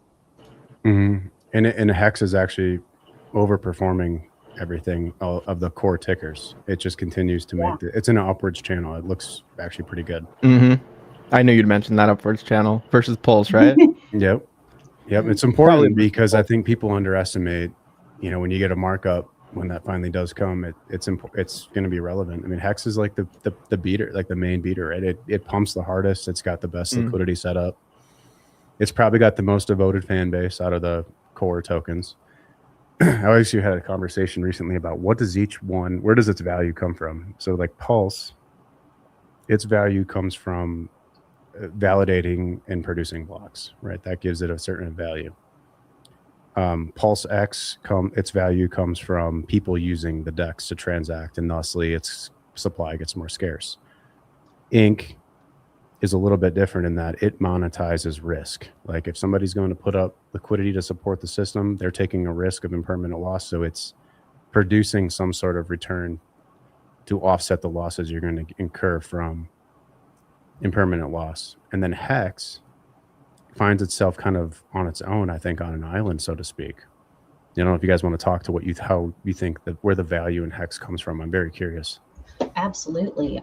Well, the funny thing about Coinbase, let's say, for example, a centralized exchange, which I don't care what people say. I think it's great if you have a repeatable centralized exchange and your token is listed on it if you like it. I would fully expect Pulse to be listed on that before Hex, right? Because Hex is such a token that rewards self-custody that you don't even really need to hold it anywhere else other than your wallet, which is both good and interesting depending on your situation, right? So it's different in one case that you'd want to push Pulse to be listed and not necessarily Hex, because what's in it for them? They're not staking it on their platform, right? Or, if they do, it's more complicated. They probably don't want to do it, right? So that's number one of how you would even market and how you'd even want to handle it publicly, right? I think Hex should be listed on, and look, I do too. Exchanges that get behind the staking, like they can push this thing to insanely high prices and benefit the most. Oh, they could, and they would if they did. But I still think Pulse is going to be first, but I would love to see Hex listed on more exchanges. It's, and I think part of that road to getting Hex listed on exchanges, which I do actually think is a good idea. This is kind of undisputed at this point that would benefit volume and all sorts of different metrics. Mm-hmm. E-Hex and pulse hex too. Well, so that's what. And thank you for reminding me. You picked Right, it right out of my because- brain. I think that begs the question. With where the p hex to e hex ratio sits today. What is there a path for them to get to parity and maintain it, and then the system kind of becomes unified across the chains? And is that the best impact, or is it better to keep them independently free floating against each other? It seems to me like maybe ProveX and a few other things might try to bridge that bridge that gap on the bridge, to make it more easy to move through the both of the chains, right? Hopefully. Jer, what do you think about that? Do you think e hex, p hex? Where are you sitting with that these days, based on where the chart's sitting? It's right under 0.33, so it's 33% of a e hex is 33% of the value of a p hex for those listening in, and it's been bumping into that level for months or so. Yeah, no, I see that. It's tricky, man. It's easy to like p hex more because it's worth more, but I recognize that bias, and I don't know. I don't know if they'll ever reach parity or not. Probably. I mean, they almost did once. So that's definitely on the chart. That could be tapped again wick in October of 2023. But the one actor who could have immediately bonded them in price is the OA, because they have a ton of supply on each side. So could have been bridged, could have been bonded in LP, 200 billion hex on each side, 300 billion hex on each side, whatever. And it would be really hard to move that ratio.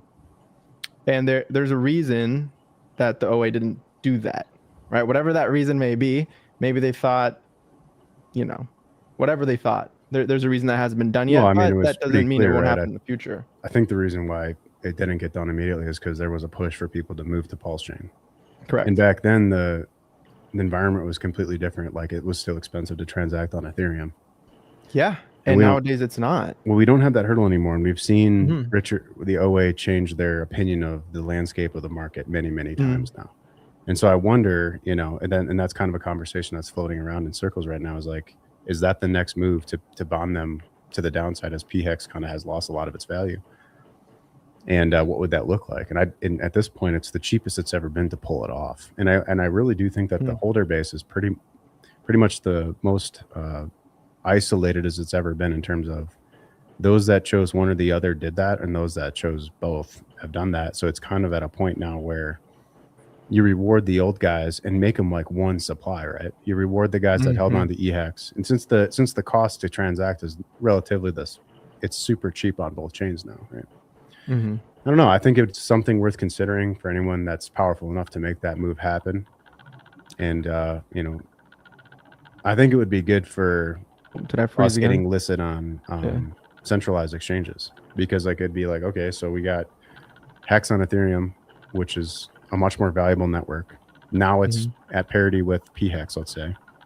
And that's the easiest, that's the number one most easiest one to get listed, because it's not its own separate blockchain that requires a bunch of new hookups to get everything working on their side. And so I just think it would be a good way to basically create a lasting foundation and a place to jump off of from here. And I think it would get a lot more eyes if eHex runs. Like all the guys on ETH who are on the Ethereum side of Dex Screener, they see that popping off. They could hate, as long as they do on X up until it doesn't dump as much as it has. Like if it ran up to a penny and then they're like, oh look, it just dumped to half a penny, but then it goes to 3 pennies, then it goes back down to 1, and does its what it did in 2021, right? During quantitative easing, money printing, all that. I definitely think Hex on Ethereum would get way more mainstream attention, albeit potentially bad or good. It would definitely. It can't get. I don't know. Can it get bad at this point? I don't think so. Every big influencer who's called Hex a scam has already called Hex a scam at this point. They've already hated enough, so it's they would just be rehashing old content on their end. Yeah, it's and they mainly only called it that because of the price performance. Or, you know what? I take that back, because even on the way up, they were calling for the crash and calling it a Ponzi and a scam and all that, which obviously they didn't go into the contract mechanics. But They rarely do. People will say what they say. But at the end of the day, price action is king, and the staking mechanics themselves are definitely king as well. But I mean, the staking mechanics will shine the most once Hex finds its steady ground, like either if it pumps like crazy or even if it just went flat for long enough. Flat. Yeah. Right. It's made to pump if you stake while it's flat. Right. Mm-hmm. So no matter really what the price is, and of course, people who've been in Hex a long time aren't going to like this sentiment because, of course, they want their price to go up because they got in at a higher price. Some of them, right? But if Hex is made to perform well if it's not volatile, right? Because it's relatively a proof of weight, right? Mm-hmm. If you don't emergency unstake, and you take it out on time and you stake for a long period of time, as well as, and other people, like, not only do you get yield based upon your staking, but you also accrue yield based on people emergency end staking, or I think if they, there are a few things that them getting out, it doesn't always pay out to the staker class, but I know emergency end staking does. So if you want to stake and do nothing, Hex is an excellent crypto to get into, like if you're just a holder.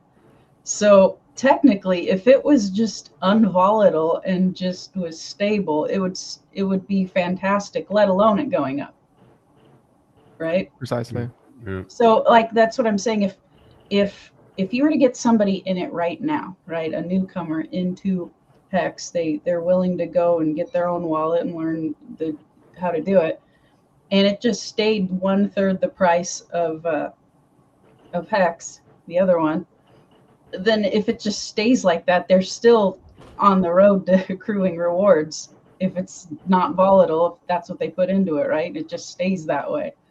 I know that's kind of a hypothetical. Well, I just always think of these other comparisons to what's exist. So like Tron, for example. Yeah. It's a chart that did like a 41x over, I think, 7 or 8 years or something like that. And that's kind of where I see Pulse Chain at. It's like it's at its bottoming area. We need many months of foundation to be put in. But once you do, any new add is compounds to the benefit of the system.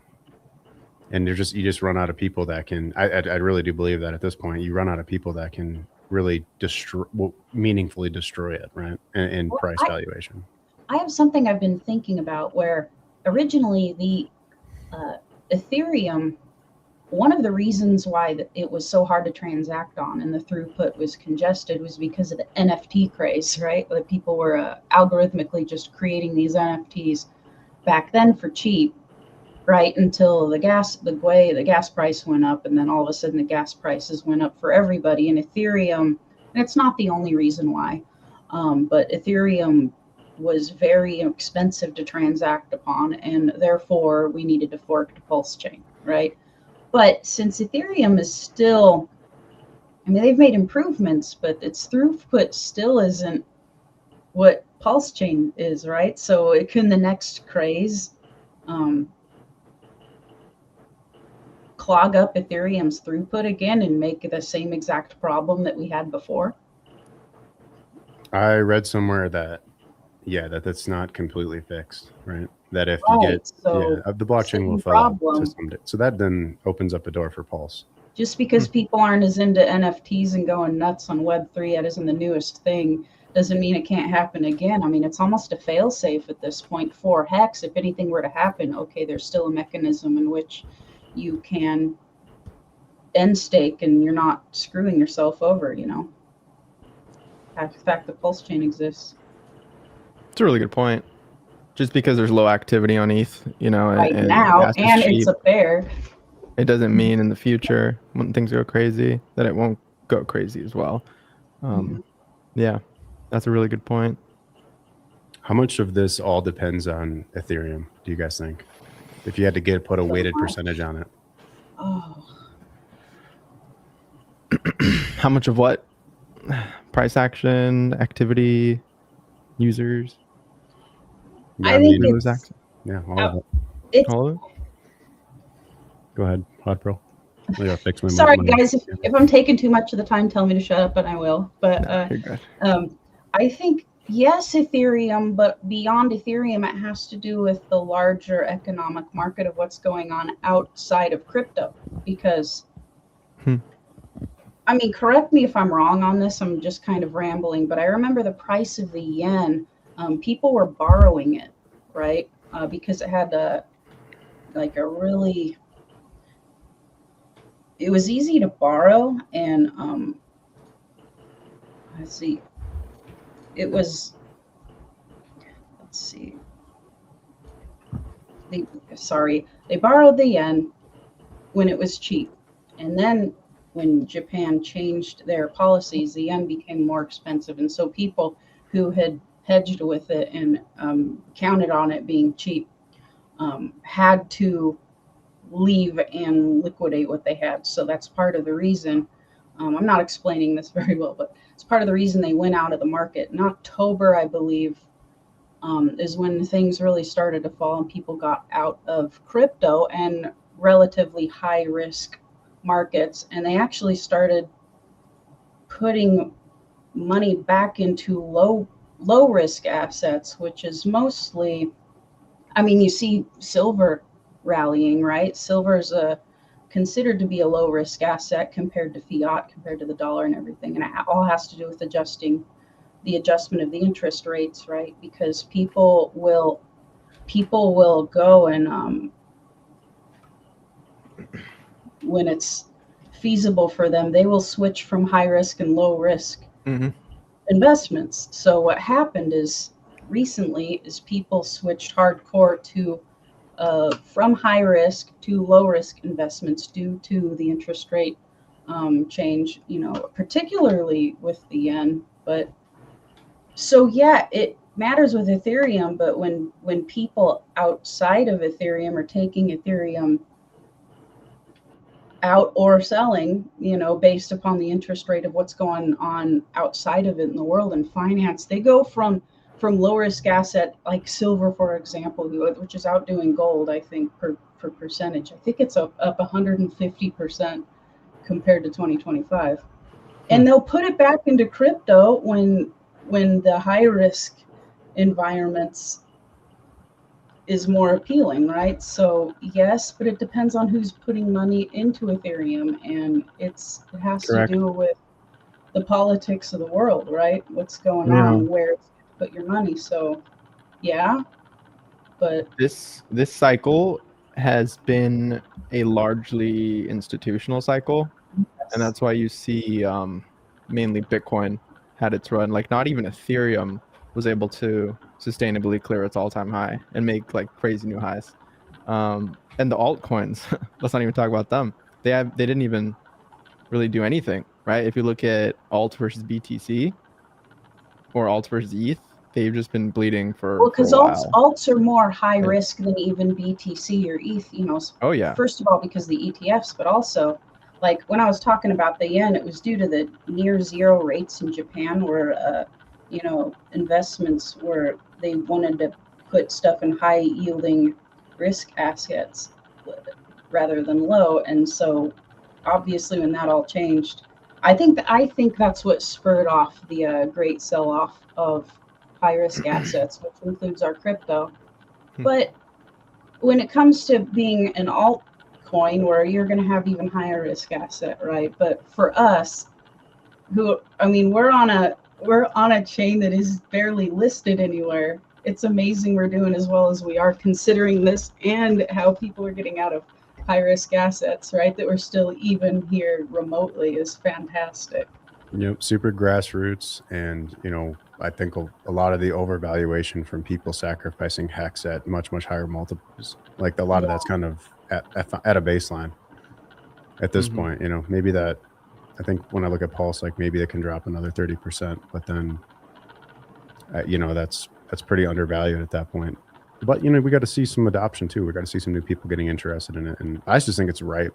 I think their whole ecosystem's ripe for one or two big players that come in and kind of make a splash. I wonder when or if or who. I think ProveX. What do you think of ProveX? Do you think, because we got our little cult of personality, Richard Hart, tweeting like a madman about all sorts of stuff. replying and being silly on the internet, whatever. Yeah, he's not streaming, but now we know that dude has some pretty powerful lawyers that might have given him some good information on how to act. Who knows if that's influencing anything, but I mean, he's obviously on there. I think he tweeted a picture of a baby toucan. Like, he's just sitting there on the computer, baby toucan, trying everything he can, doing another sacrifice, doing Prove X. Already, and I keep mentioning this, went and won the case for it. I mean, we have, relatively pretty good environment for Hex, considering the legal ramifications of what have been cleared up for us. Totally. It was a super exciting day. I was there. It was awesome at the hearing and watching all that. Oh, you went there. Yeah. Mm-hmm. You went there. Yep. It was pretty cool. And to watch his lawyers kind of debate the SEC lawyers was powerful. It was super powerful. Like, the way that they articulate their language is dialed. It's awesome. It's worth it for me just for that win. I know people who want to make a profit don't want to hear this. I still think you will if you hold, but like, it was worth all of it for that, and everything else is just icing on the cake for me.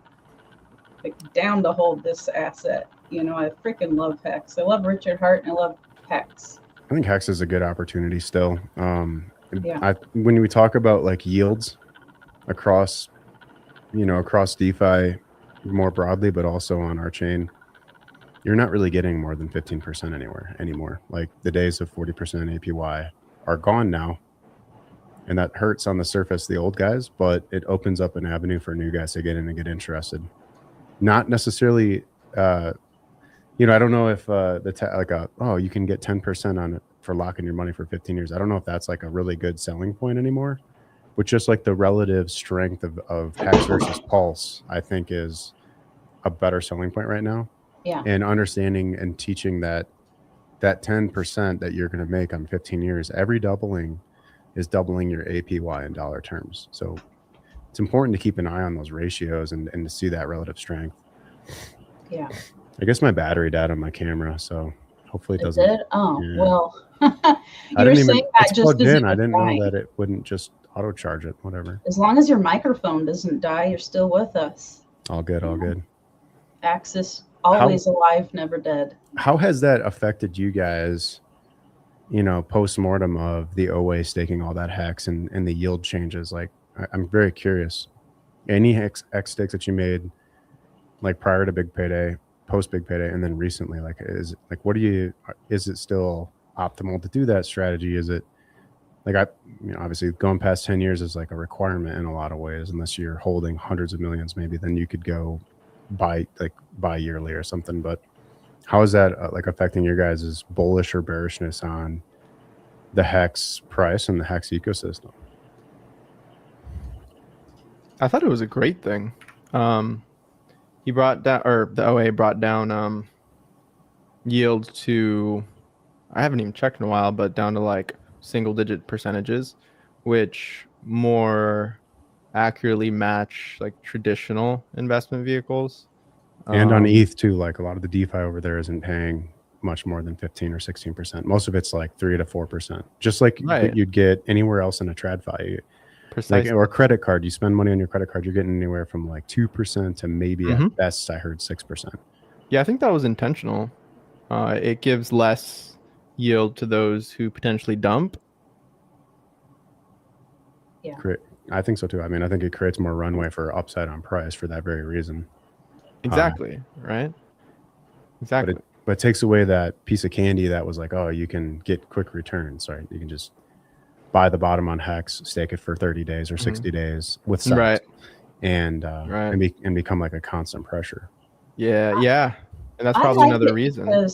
I like it because Hex is made to be less volatile. So that's fine with me, right?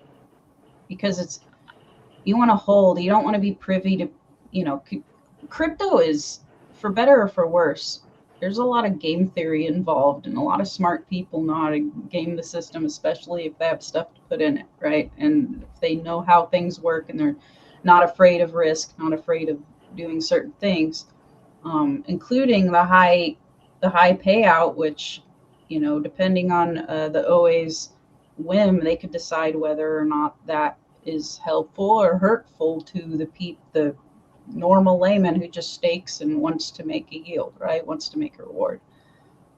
It's fine that it's less volatile, but you know, with that, I mean, a lot of people are still emergency unstaking and FOMOing and everything out. So it's like, yeah, okay, well, it almost evens out. Mm-hmm. Yeah, that's a self-balancing. But it's component. okay to have it less volatile. That's fine. We have every other altcoin to lose our asses. You know what I mean? Yeah. Well, in that regard, like you're going to continue, you know, if it stays the way it is, like you're going to see, and Hex is valuable. It is. It's the most valuable by market cap out of any of them. P-Hex specifically. Yeah. And it's immutable. It's proof that it's that amount of stuff isn't being used for any sort of anything. Not that it ever really was, but you're not, you know, there's a part of you, you know, that is like, okay, the OA has all this Hex. What are they going to do? They could just dump it all. Like, well, it's staked, so technically it wouldn't be any sort of good idea. I mean, that's not really an issue with hexagons, but people outside of the ecosystem, maybe they could be more proof that they're actually not for themselves and for the staking class, right? Yeah, it's a coin flip, like whether you think it's a liability to have an OA or not. And like, you know, the recycling continues, right? We're seeing that with ProveX again, where old funds come in and control the supply. So that, you know, strategy hasn't changed. You know, for better, for worse, I don't know where you guys sit with that. Do you think it's a good thing? Do you think it's necessary? Do you know, and how does that impact Hex going forward? Do you think what's necessary? Can you? The OA moving old acquired funds through previous adoption amplifier phase, sacrifice phases, and just using the same money to control the supply. Is that like a positive, negative? Because you can make an argument for both sides. I've heard both. And if you believe that, I mean, this isn't a good investment strategy, but if you believe that it's a good actor that, you know, that wants to see it succeed long term, then it could be a good thing. It could be a great thing. And it has been in the past.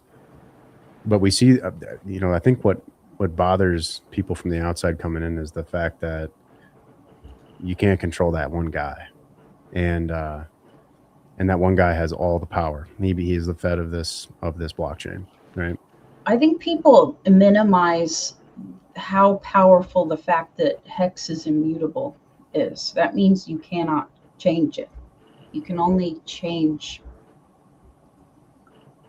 factors around it and the people who might hold it, but it itself cannot be changed. That's what immutability is. So when people are like, what, you know, I want Richard Hart to do more, or I want the OA to do this, that, and the other thing, or someone should fix this. We're not even on a centralized exchange. No one's going to market for us. You know what I mean? Other than us. So that's a way of having some sort of centralization rather than it being, well, here's an experiment and then it's gone and then everybody's money's gone. It's a little bit of a safety net fail-safe if you believe it to be a benevolent actor. Yeah, right? and that way it's an assurance, Yeah. you know, to the. And also to answer your question, it depends on the token. So the OA, you know, having all of these funds, yeah, if they're a benevolent actor, that's always good. That's necessary, but it depends on the functionality of what ProveX is going to be. Depends on, you know, we know what the functionality of PulseX and Ink and Hex and Pulsar, right? ProveX, it's kind of still up in the air. You know what I mean? Of what exactly is going to happen there. And obviously it's a sacrifice with no expectations. So I don't know. Yeah. I mean, if you're old school like us and you've seen a lot of Richard Hart's live streams, you can kind of get an idea of his beliefs and his ideologies. And he's made it pretty clear what he believes in. And some of those ideologies are, he believes benevolent dictatorship is superior to other forms of governance, right? Like he has a lot of control, whether it be the OA or recycling funds, to gain large supply control over Hex, Pulse, PulseX, and it's seeming now like ProveX, versus a lot of people who might have bills to pay who are just going to sell down the price, versus a large holder owning double-digit percentages, some of them over 50%. Yeah, I think all of them are like 80-ish percent. I think Hex is closer to like 90 something. That doesn't have to sell because they have other goals in mind rather than profiting from price action in the moment or in the short term.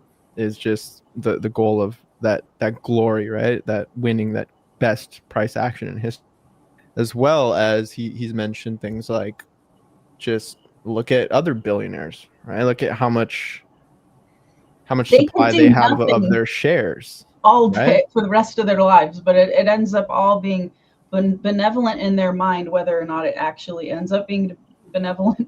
Billionaires, trillionaires are a different story, but billionaires, I mean, what do you want, another $1 billion? Right. It's not going to change. It's in those, so like, your Elon Musk, your Bill Gates, Jeff Bezos, these guys hold large, and historically have held large portions of those stocks, and that makes sense to have equity, majority stake equity in your thing, and it's actually aligns incentives to make sure that it succeeds long term, because you benefit way more from it appreciating than you do by taking pennies out of it at these levels. So yeah, I agree with that, and I think the reason why a lot of the talk in 2021 when things were crazy in a good way was the sound money component and the immutable code component of it. And in those regards, it is pretty special compared to a lot of these other things, which have admin keys and they're unpredictable. There's a lot of unpredictability, lots of hacks. That's stuff that we don't have to even consider, right? We don't have to worry about that stuff with Hex particularly. Yeah. 100%. What do you guys think of the ProveX sacrifice, the ETH moving in? You think all of it will be sent in, or you think those wallets are going to stop before the whole stack is in? I don't know. Well, this is Hex conference, not ProveX conference. My bad.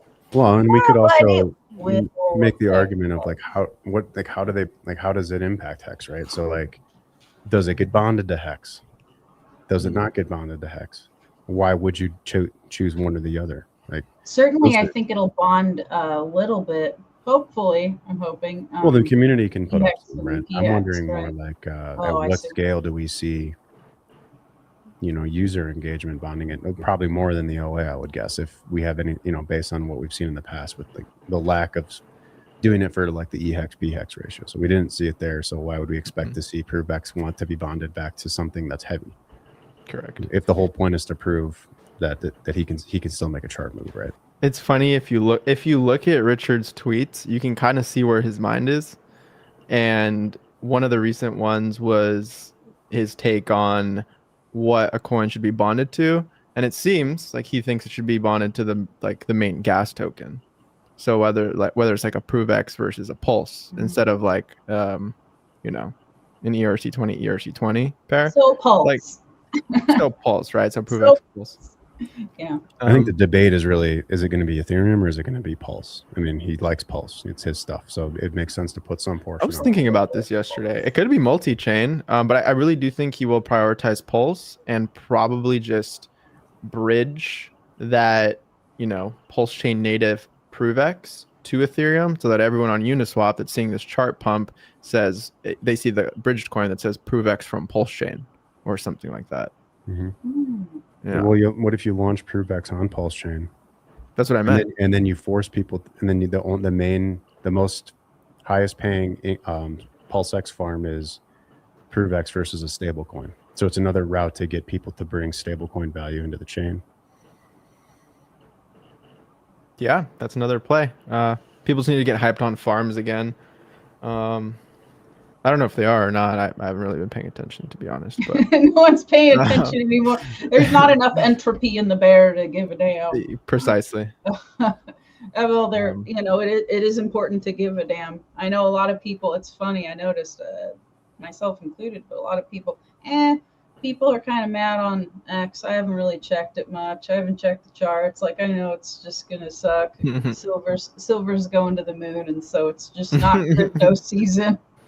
Yeah. But Yeah, good time to hold reality Hex, that. though. I mean, I know the price of Hex is down, but like of the asset, it's not so bad. And again, I know we get less payout because of the OA and those shenanigans we were just talking about, but still getting Funny enough, it's roughly the same price as it was when I started streaming back in 2021. Third of a penny. Welcome back. Third of a penny. Let's go. It was Let's run good it back. enough for you then, and it's good Yeah. enough for you now. Exactly. Hallelujah. What a great token. Yeah, I mean, with staking yields, you're more than at that price, right? So yeah, exactly. What a wild ride. Yeah. It'll go back up though. It's too good not to. I mean, this is such not crypto season due to really, I think, the yen and their policy. I know I'm oversimplifying it, but I'm just going hog wild on that fact, and I just watch that and I see what's happening to our crypto and what's happening with silver, and it's just a shift from high yield to low yield, and it'll go back to high yield again. You know what I mean? Yep. I just saw a post today that balance sheets, the Fed's balance sheet, starting to increase again. So QE is effectively official now at this point. Yeah. So we're beginning that next wave. I don't, for the space as a whole. I just look at the Bitcoin chart, ETH chart. Those look actually pretty good to me. Like, I know people feel the pain because it's been a long sideways pattern, but everything's ramping up for, like, we've totally eclipsed the need to see the 4-year cycle. You're no longer relying on Bitcoin mining yields in the way we were in the past. And there's like big players in there, too. And Hex benefits from all this in that you literally only need to know one chart right now, 2 charts. One is the Ethereum price. The second is the Hex to Pulse ratio, and it is continuing to overperform the ecosystem. And Ink looks pretty good too, for that matter, being an also kind of like corollary that it's an inflation token for the ecosystem. Do you feel like people have forgotten about Ink? It's so funny. I just think I don't think they forgot about it. They just can't obtain any anymore. The only way you can get it is through buying it. Essentially, like the only farm that's paying is ETH, DAI from ETH Pulse. That one. That's 11%. And so like that 11% is like the baseline. So Hex pays for a 15-year stakes paying about 10%, roughly, maybe 9 to 12. Thanks for the stats, Axis. You're on it, man. And well, thanks, Crispy, man. He's my ear to the ground on a lot of this stuff. And Crispy's whispering in your ear, "Hey, these are the numbers." Yeah, yes, he does. Now, it's the real reason you turned your camera off. Yeah, got Crispy here in the background. But yeah, just that stabilizing across everything and kind of having that be like the baseline expectation is, I think, a good thing. So Hex and Pulse are kind of in the same ballpark in terms of yield. So it makes the user have to make a decision. They don't just have to flood into one or the other to get the highest yield, right? And so it actually creates less volatility, to your point. But then to see Hex continue to grind up versus Pulse is promising. Like, it's going to be the easiest one to pump and it'll make the most sense to make that be like the leader. Yeah. I mean, it is his baby. Hex is his baby that he created. First child. Yeah. Yeah, and if anyone watching wants to pull up the Hex Pulse ratio on Deck Screener, like Axis has been mentioning, it looks like an upwards channel. I mean, it is an upwards channel on the long term, and you could pretty much overlay that first sort of subcycle onto the current one, and it looks almost exactly the same, right? You have like this triple top kind of scenario. If I had a dual lower highs setup, I'd do it. Down to like a grind to the bottom of the channel, and then like a 2x pump, and then back down. And that's where we are. Is we're at the bottom of the channel. Oh, you pulled it up. Yeah, a couple of things. Like what I teach my community is there's a couple of indicators that are must watch. One of them is the stochastic RSI, which measures momentum in the chart. When you see both the orange and blue lines cross the 20 line, that's a signal that momentum is coming back in. So there is momentum coming back in, and then we have that diagonal resistance up there that, it's just a matter of time. If the green line holds, this will break out to the upside. And so what that might look like in conjunction with the MACD starting to base out and it also looking like it's going to go up, you can just run a simple bars pattern on this and see like, okay, when's the last time we were in a similar situation? Probably back here in April of 24. And this is a weekly chart that we're going off of. And so when that cross occurred, this is the kind of move that you got out of Hex. You know, it makes sense that this almost. could be the play, right? Back to like 500 pulse, yeah. And remember, when people were sacrificing for pulse chain, they were getting, I think the ratio was 2,000 pulse per hex. So that number, you know, I'm not saying we need to go there tomorrow, but that number is quite a ways away. So and this about is kind of like the 5,000 pulse X per hex, I believe. Okay. It was something crazy. Yeah, for pulse X. So it was like anywhere from like 2 to 3 to 5K, like between both pulse and pulse X. So that number is 11x away. Yeah. On this ratio chart here. Yeah. And with ProveX coming out and the change in the interest rates, it's quite possible. Right. I encourage people to be optimistic about the way the chart structure right now. And this particular chart, I think this is the one to watch, because the only reason why the dollar price of Hex is declining at this point is because Pulse is declining. And that's a whole other conversation for another time, based on all kinds of other variables, other ecosystems. That's for the Pulse Chain conference. Yeah. That's the L1 war right there. The L1 war. I like that. So, I mean, I could totally see this. This means that we're not really doing anything crazy till June of this year. But remember, Benner from the 1800s, he said 2026 is going to be a great year to sell assets. And, you know, maybe this is one potential outcome that we might see. I'm still bullish on that March to May timeframe for this year. And this particular chart is saying that Hex tops against Pulse between June and August. So, you know, if it gets a little more bullish on the short term on the macro side and the blue chip side, why can't this come back this way a little bit? I mean, not go as high. Ethereum. I mean, it's the same sort of thing except on our ecosystem. Yeah, I remember last cycle Hex did crazy numbers against I think 39x from Big Payday or something like that. It was crazy. And this is only asking for like a 4x or 6x or something. Like, okay, so yeah, about a 4x.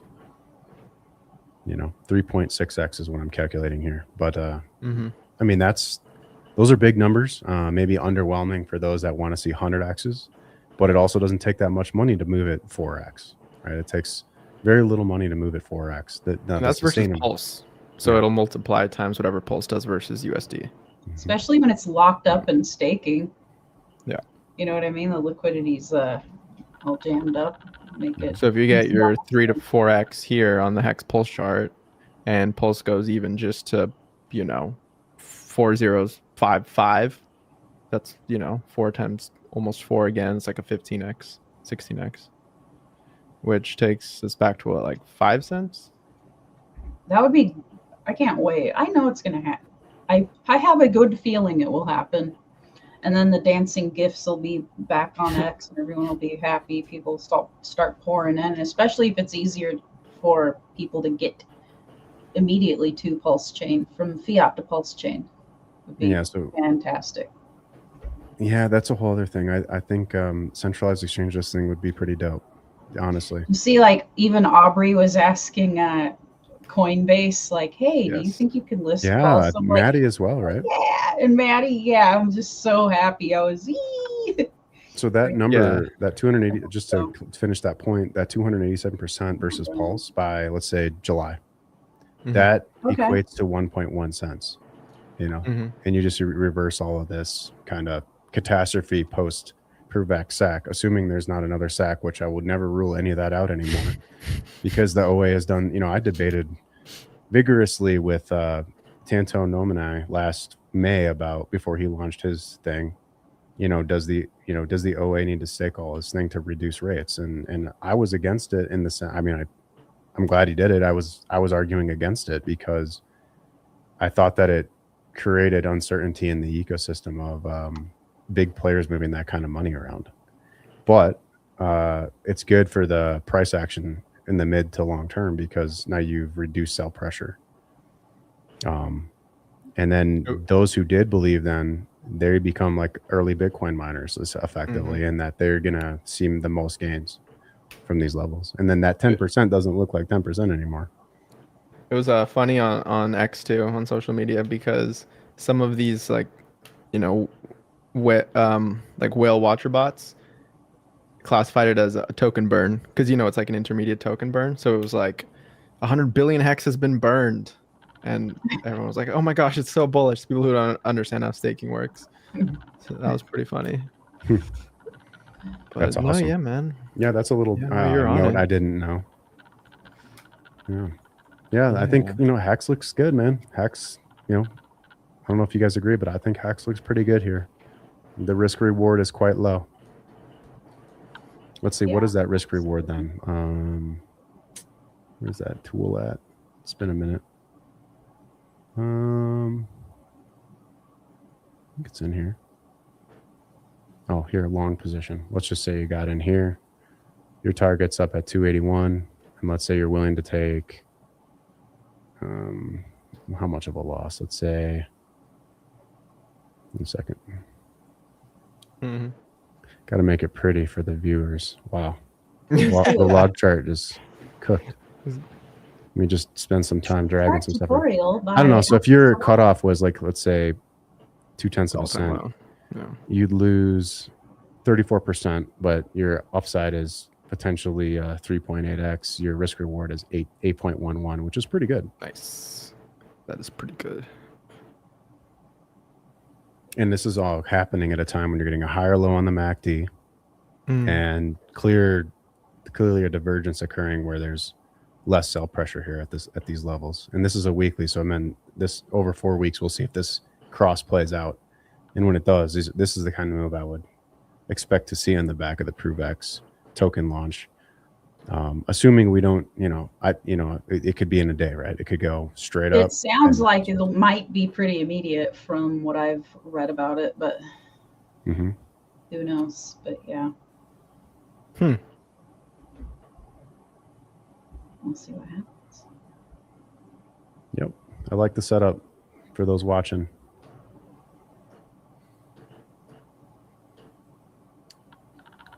I'm really glad you brought that chart up. You were able to kind of do that. Yeah, it'd be nice to get back on streams again and start producing, some information for people so they had an idea what they're buying. But yeah, we'll see how this next quarter plays out for sure. I got a new camera and more stuff in the background, so I must be planning on something here. That's right. It's kind of bullish for the future, looking at all that and knowing the background of why the high risk assets are kind of not being so invested in right now, right? And how that's changing. It's pretty cool too. So like 3 things going for us at once from this situation. So yeah, quantitative easing is finally coming back. Like monetary policy plays a huge role in crypto, and right now it's kind of interesting because we're seeing that sort of tension between monetary policy and the 4-year cycle, because based on the 4-year cycle, right, like it's over ish, but then you're looking at, like I mentioned earlier, like alt BTC pairs, and it looks like they might have one more kind of drawdown of pain, and then it's their time to shine. Then you're looking at like maybe the bull starts sometime, like Axis was saying, sometime this year, potentially. It's anyone's guess when, but yeah. And even if you plot like Bitcoin versus something other than the dollar, like the S&P or versus gold, then that even shortens the time frame of when the next kind of upside could begin, which is pretty interesting. You got to think that some of the gains made in metals is going to flow into risk at some point. It will eventually. It usually does. I mean, the flow from risk to not risk was pretty significant in October from, what I was talking about. I think Bitcoin dropped from like 126K to below 90K, like pretty quick. That was pretty significant, right? And people do this like on a quick whim, especially since everyone's connected, everyone's on the internet, everyone's got these assets, you know, shoveling money to and from things that I think they'll go back into. I mean, it's funny. Crypto is a high risk asset and silver is a low risk asset. Technically, if you were to ask, you know, your average economic edgelord, that's what they're going to tell you. And it's kind of true. You know, as a hedge. Definitely a risk curve, and Bitcoin is like the beginning of the, I guess, medium to higher risk, right? Just because of its volatility. Like, even though it's still super high liquidity and one of the least volatile cryptos, I mean, it still went from 15K to 120K. So, I mean, yeah, it did. In the traditional sense, that's insane. Well, when people are using Bitcoin to hedge against their currency because they're so afraid of the volatility of their currency, you know, people probably pull back into the high risk. Hey, Maddie, how's it going? I think Maddie's way well. Oh, hello, Maddie. How you doing? Rock and roll, man. Well, it's been fun chatting with you both. It's kind of a superstar panel, I would say. And I appreciate your guys' time. And I was happy to see you guys on my panel tonight. So yeah, I'm really happy you brought the chart up and everything. That's pretty cool. I'm kind of excited about that. Big Kurkowski, we love you. We missed you. Too bad you couldn't be on. But it was cool talking to you guys as well. Superstar panel. Yeah, I wish you guys all the best, and you know, likewise, brother. I think we're in for better times, so I'm optimistic. Always am. Keep strong, everyone. Well, before we leave, we don't want to just leave and create dead air. So I'm gonna stick around. I should have, before I took that down, we should have looked at the E-hex to hex ratios. But anyway, you guys know the drill. Yeah, the drill is to play the stylophone until Maddie comes on. All right, and 1, 2, and go. Thanks for keeping it going, you guys. Yeah, really excited to have you all on the conference again this year, and really enjoyed the hour that y'all just spoke. And can you tell people where to find more of your content? Yep. Go to Twitter or what are we going to call it? Go to X and at Axis Alive. That's where I'll be. If you want more, I'm expecting to make big changes to accessalive.com this year, so we'll see where that goes, and I'll look for an announcement on there. Awesome. Find me on X as well. Gerardo. Ladies first. I'm HodPro on X and HodPro on Telegram. I do not DM first, but it's easier to get to me on X when I show up. So that's just around. I get the sense that you will DM back if it's a qualified statement. If it's well, I'll DM. I won't DM you first. I'm just trying to make sure people aren't scammed or anything. So Respect. There you go. You can DM me first. That's okay. I'll DM you first. I don't think anybody can even DM me. Like, I think I have that turned off. You have it turned off? Yeah. Oh, crypto's so volatile, everybody. Anyway, HodPro on X. Nice. Gerardog on X. That's x.com/GERAWRDOG. Or find my work at cyphers.io. You can see it here on my little bottom left corner of my camera. I make websites. That's what I've been doing for the last year. A lot of the websites you guys see on Pulse Chain have actually been created by yours truly, and you may not even have an idea that I did them. So that's pretty fun. But yeah, find me on X, find me on my website. Thanks, Maddie. Awesome. Let's get this stuff listed on a centralized exchange, buddy.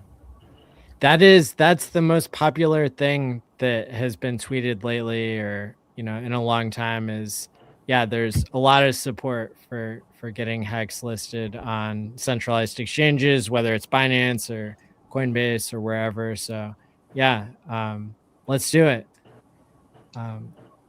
Thanks for all of you guys coming on, and we'll bring up our next panel now. Hit the like and subscribe button and share this out. Thanks again. Thanks. See you guys. Thank you.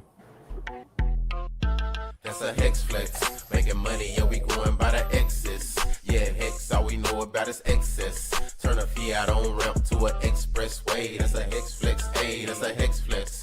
Making money, yeah, we going by the X's. Yeah, hex, all we know about is excess.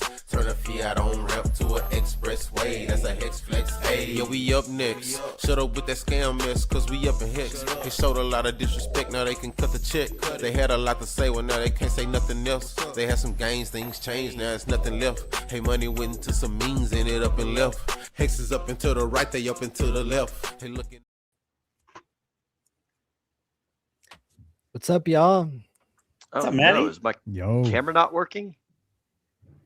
Was Well- just working in the green room. Right when it counts. There we go. Oh man, what the almost. heck is going on? Well, and I'm gonna ask Larry to go back to the green room and get a thumbnail up so I can add him to the stream. But yeah, we've got another amazing hour of the 6th annual Hex Conference here. We've got some really great community members who are going to bring it home for us tonight. You guys will be live for an hour on your panel, and then we've saved a bonus talk from Ben Sierra Pro that was supposed to air earlier, but we had your friend Sami and Tam Tam Hex like doing such a great job creating content we ran over. So we'll plug that in later on in the program. But yeah, super excited to have you guys on the stream and excited for you guys to talk about all things Hex here over the next hour. Thanks, Maddie. Super excited and always appreciate you having us on. Yeah, thank you, man. All right, so it's you and I to start. Looks like Will is. Yeah, there he is. You Back thought up. you could keep me away? Sorry, what did I interrupt? No, I was just saying we're ready to get started. All thanks to Maddie. Thanks to everyone that puts these conferences on. You know, there's some great content that's been put out over the last 5-6 years, and even when the ecosystem is bleeding and people are at the biggest amount of fear, there are still a ton of people out here putting out great content. There's still a lot of believers, and there's still a lot of people, you know, supporting and building. And I think that that's fantastic to see. I don't think in other ecosystems that I've been a part of, I see so much. I hate to say this word right now, but positivity and work ethic in streaming and onboarding as I do in this community, especially when times are bad. I agree. We got the best folks here in Hexaco, and it's interesting. The price has been down for so long, and there's so many of us that have stuck together and not ran away during the tough times. I gotta say, it has certainly tested my patience. I think I am definitely a lot stronger in the patience zone as a result of being a Hexakin.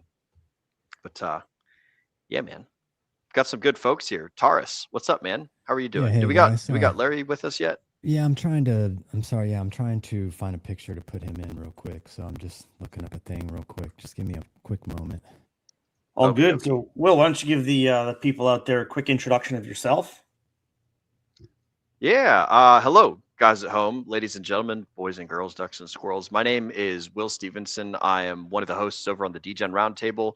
We do a show every Wednesday, Friday, and Sunday where we talk about to folks at home. We do a book club, and then we go through the crypto news. As far as like me personally, I'm an iron worker that travels around the United States building and tearing down TV towers. And in my free time, I talk crypto and self-betterment and stuff like that to degenerates such as yourselves. What about you, Brendan? I hear that you're a macroeconomics specialist over in the DRT.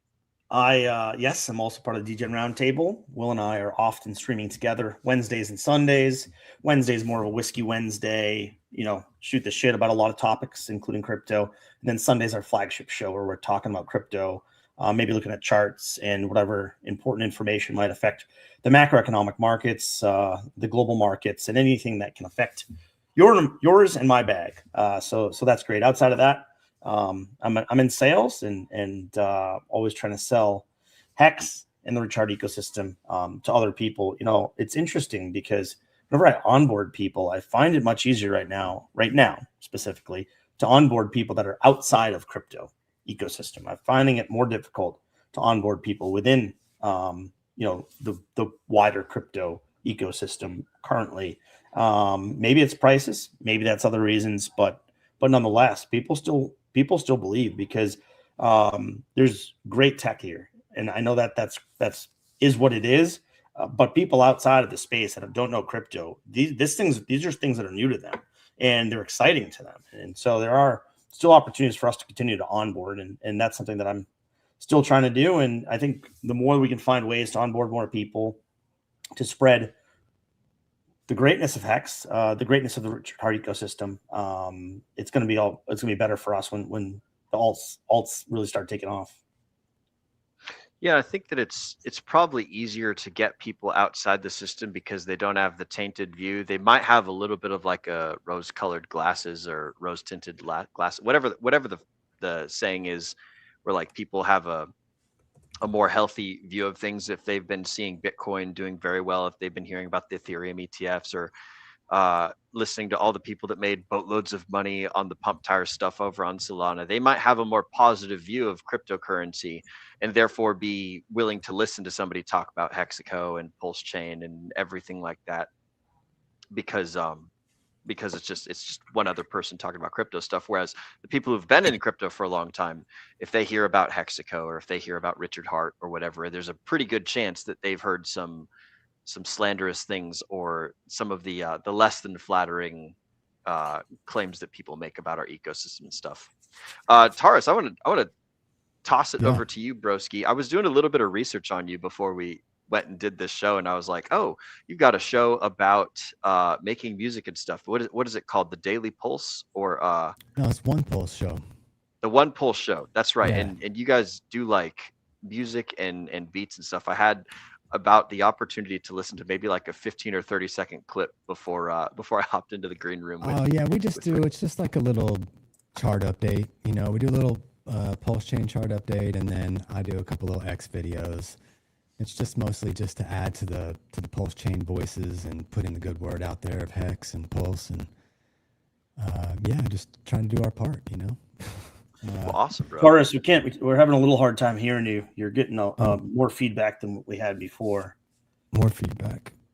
Yeah, it is a little bit scratchier. How's that? Give us a sound check if you please. Not much better. No. Are you? I wonder if it's like an internet thing, or maybe an XLR cable has a bad connection or something like that. It is crackling, like Mr. Farudaline says. They're all, you know, Mogami Gold cables, so they should be good. It is getting slightly worse, and also your audio level is about 40% lower than Brendan is. Brendan, can you give me a sound check real quick? Check. Doing it live. Yep. Yeah. I hear Brendan. Taurus, can I get one from you again? Yeah. There we go. I'm not sure why it's coming in crackly. Yeah, so it's still crackly, sounding like a man.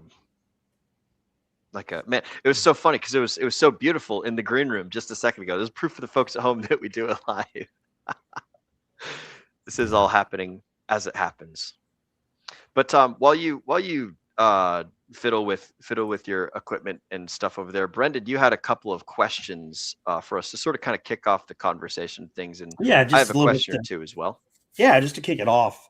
So I'm going to run a couple questions, and you can kind of answer them all at once. Doesn't have to be long answers, but I think it's interesting to always hear people's experiences within the ecosystem. You know, so first thing I'd ask is, you know, how did you find out about Richard Hart? How did you find out about Hex? What got you involved? And then what made you dive deep or become a maxi in the ecosystem?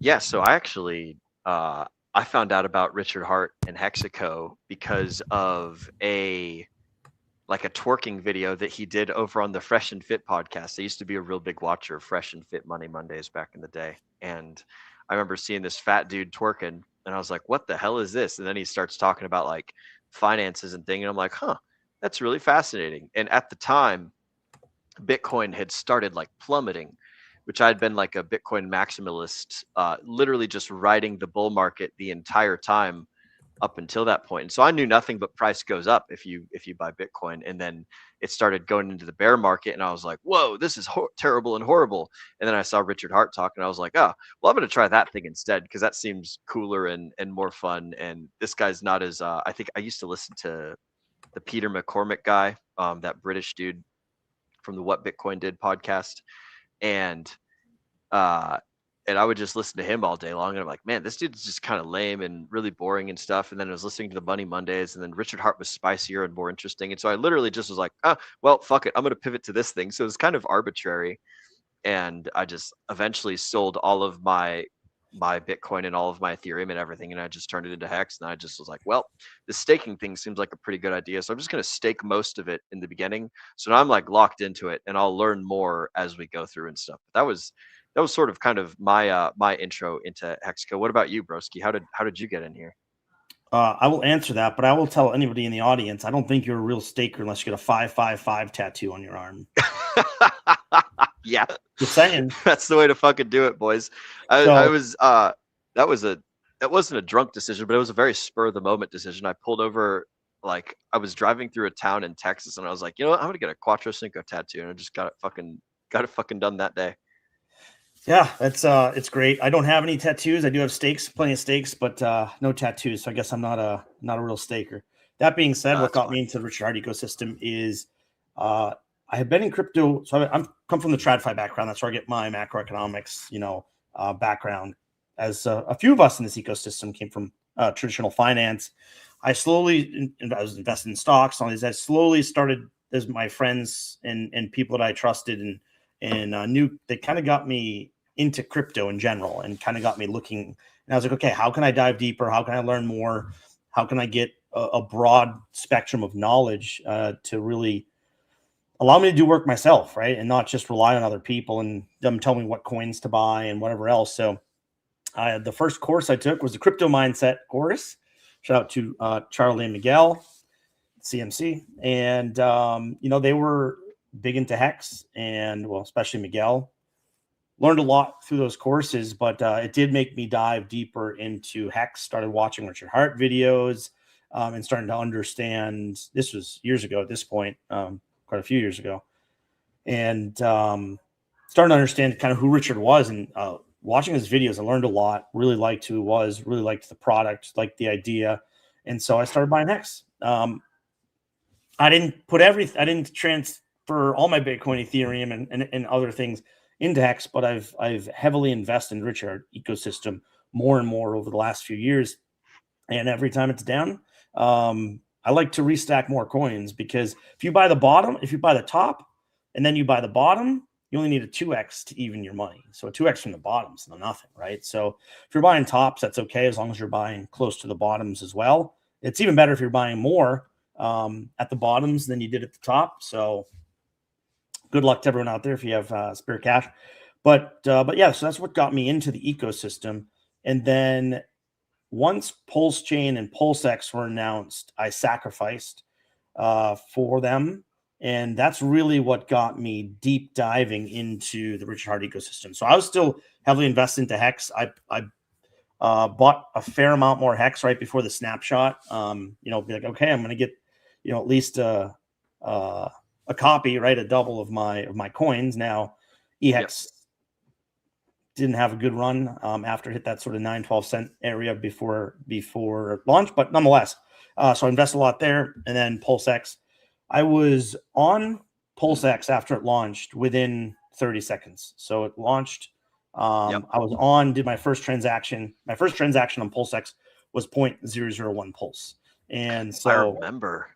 That was pretty incredible. That was pretty incredible. But being on early before coins had prices allowed us to swing trade a lot, allowed us to really deep dive into the ecosystem, and really helped us to help the people around us. We didn't really even have a super duper deep DGen roundtable at the time, but we had sort of a brain trust that turned into the DGen roundtable, and we were able to help a lot of people in and out of the ecosystem, understanding it, swing trade points, and ways that you can increase your bag without adding more money. So that's kind of what got me deeper into the ecosystem for sure.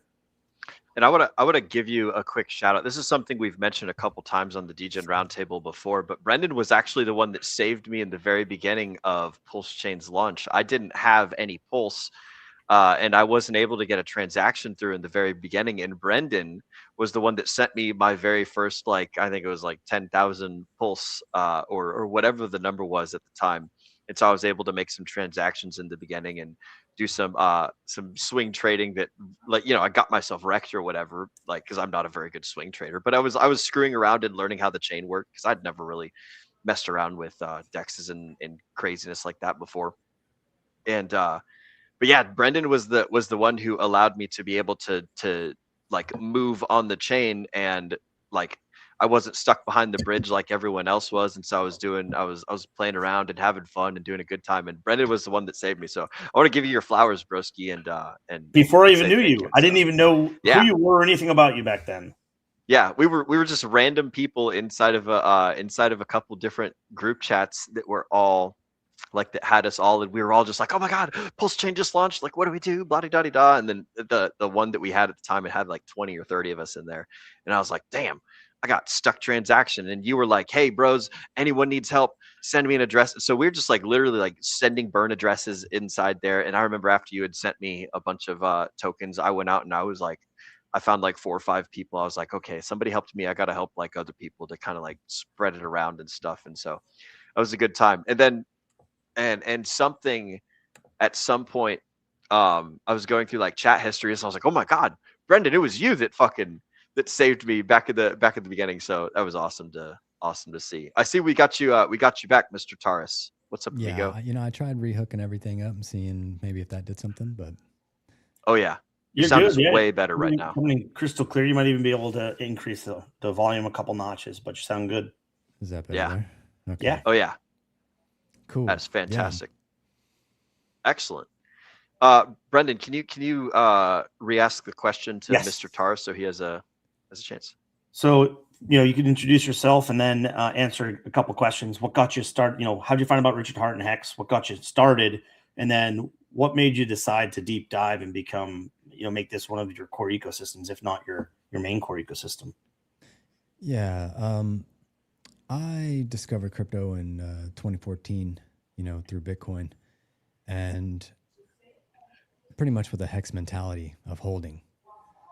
And so when it came around for Hex, when Hex dropped, actually Larry's the one who told me about it. But I'm not a day one guy though. I got in after the big payday.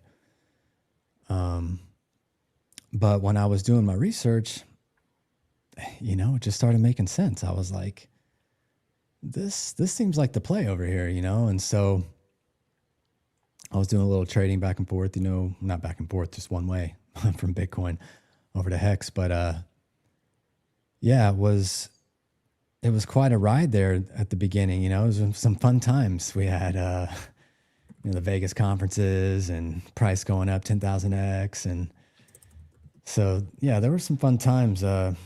What kept me here, Richard can be a little rough around the edges, and so because of that, I think you really need to watch a good probably 20 to 40 hours of Richard before you can really see his heart, where he's coming from. And, once I saw that, it was just like, all right, you see this guy out here, he's giving this stuff away for free, like information. He got the self-help books, and he's got a bunch of crypto knowledge that he just gives away for free. He's never charged anybody a monthly thing to come hear what he has to say. He's just trying to do good. He creates Hex, tries to create this coin, something different. And that difference was, getting paid for your time. And that was the big thing that like really clicked, because for me, I was wanting to manifest making money in my sleep. And lo and behold, Hex comes around. And so I kind of think Hex was like a manifestation of many people who had this same kind of idea of wanting to make money in their sleep, or just anytime doing anything, right? And so I feel like that idea kind of goes out to the ether, and then someone like Richard's able to like pull that out, create Hex, right? It wasn't just Richard who created Hex, right? We got some really good devs that help support that as well. And so, yeah, it all clicked, and I was like, hey, like getting paid for your time, like what more do you want? And the fact that you could do it in this decentralized way, you know, that was the other big thing. And then you got the community, right? I'm assuming a lot of us are staked out 5, you know, so in a way that can keep us here. But every time I go to like one of the conferences or something, I always think I'm like, man, this is kind of dumb. We're meeting up because we all believe in this decentralized crypto thing, internet money. But every time I go, I always meet really cool people, have great conversations, and I'm always glad that I went. And so Hex, you know, it's 6 years strong now. And we got, you know, people coming out still supporting. Like Larry and I, we were talking about shooting a show for 3 years before we even actually did it. And we're like, you know, people, we need to get the word out there, even in these, you know, when the chart's down right now.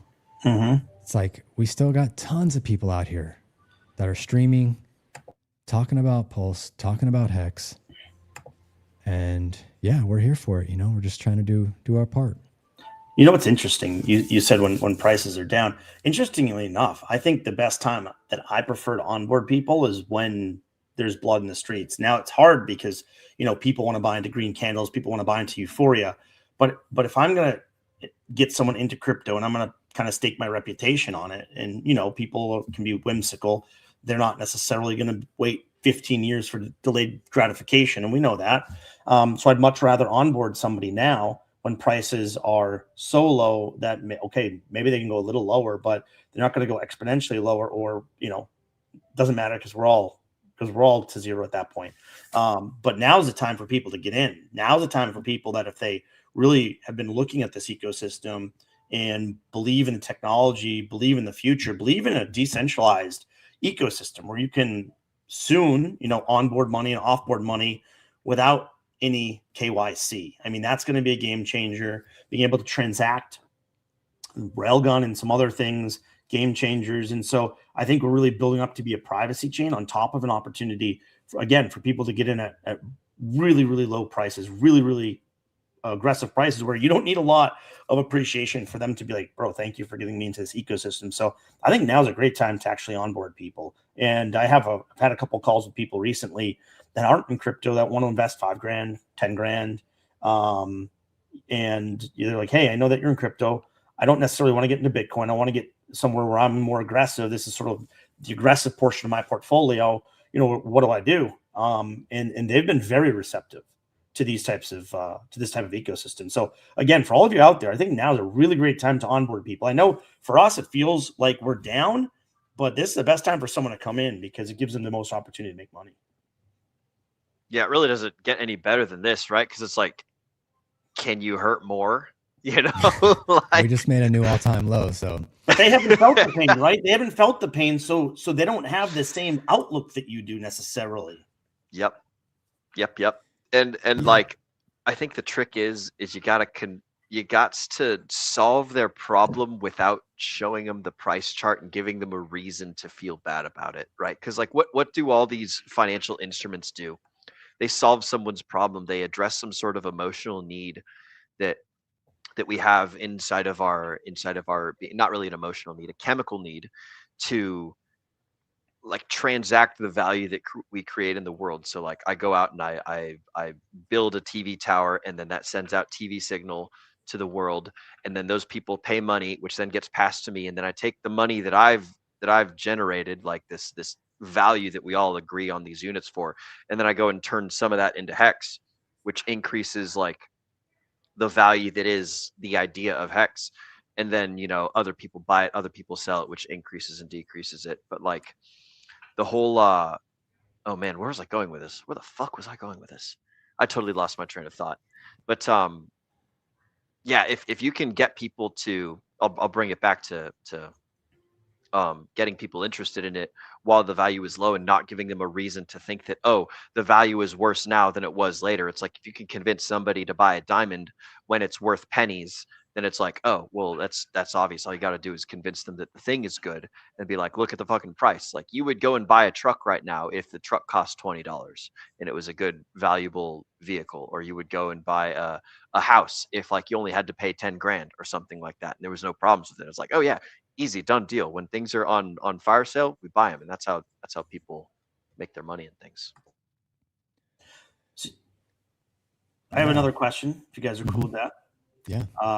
So we talked about staking. I know the three of us have a lot of stakes out there. I also have a fair amount of liquid bags, and now that the APR has changed, now that there's been some changes to sort of the tokenomics of staking, do you still see new people onboarding now? Is it worthwhile for them to stake? Is it worthwhile for them to ladder out? And what would you tell for someone that's kind of getting into the ecosystem now, or people that are buying more? Should they stake that out, ladder it out, or should they keep a X percentage in liquid? Is it still worth it? You want to take this one first? Yeah, sure. I'll give it a little go. I think it really depends on your age, how much money you have, right, and how much risk you're willing to take. Personally, because when you first look at Hex, it's like there's a lot going on. You're like, what do I do? There's so many options you can do as far as staking is concerned, and it takes a little bit to kind of like get your frame of mind around it. And once you do, though, it's pretty simple. And because it's all about the T-share, right? So we're looking for these T-shares. This is what pays us. And so, if you're let's say you're 30 years old, you got 10 grand, do I think staking is worth it? Personally, yes, I do think it's worth it, because we're going back to time pays me, right? If I'm going to be holding the coin anyways, why not get paid for that time, right? So I might allocate some of that 10 grand to some staked out little far, right? Because I can, I've seen as far as like my portfolio, I'm like, okay, I'm cool with this extra risk right here, right? We're going to go out 10 years, 15.2 years, whatever you want to do, you can make a ladder.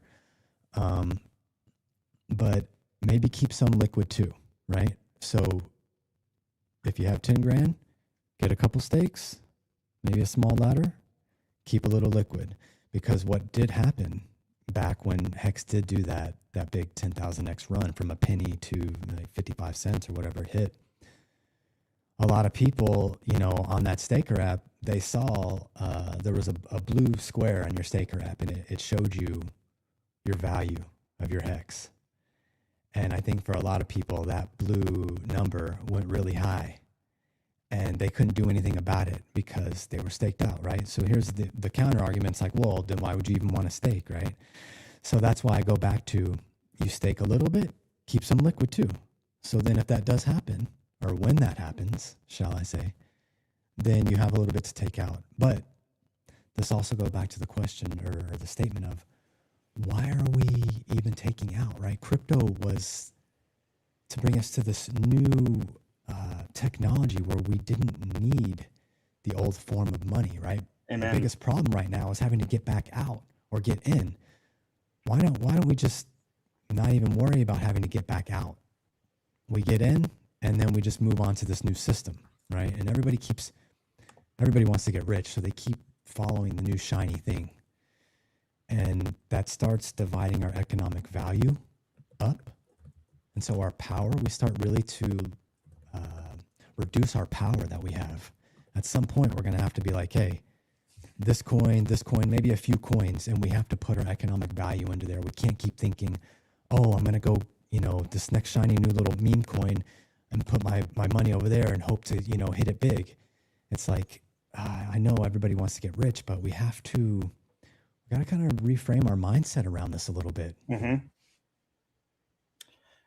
He dropped out. I want to touch on something that he said there, because I think it's important. And where he was going was important too. One, he said that we need to change the way that we think about money. right? If we truly believe in being in crypto for the decentralization so that a government can't affect what our money is worth, then why are we always thinking in terms of what we're taking out, right? Where instead of thinking in terms of US dollars, we should be thinking in terms of, okay, what can I buy with X amount of Hex or X amount of Pulse Chain or X amount of Bitcoin or whatever the case may be. And I think that's a really fundamental mindset that people need to start changing. And I'll say the challenge for most people is that most people don't accept crypto. Like, where can I take Hex and buy things? You know, that's challenging right now. You still can. There's some credit cards. There's some other things out there. But where he was going with that, back first. I liked where you're going with that. I was kind of just reiterating the point of changing the mindset and getting out of the fiat focused world that drags us down, that devalues our money, and getting into a place where we make our financial decisions. And I was saying one of the challenges is, you know, it's hard. Not everything you want to buy can be bought with, you know, Hex per se. But continue if you have a last little bit of thought there. Yeah, you're saying my mic was messed up again, so.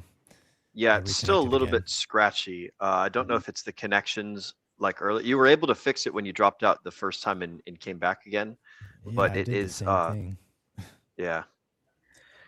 Man, So- sound is a bitch, isn't it? I want to add my my aspect to that too, just so we keep the conversation going.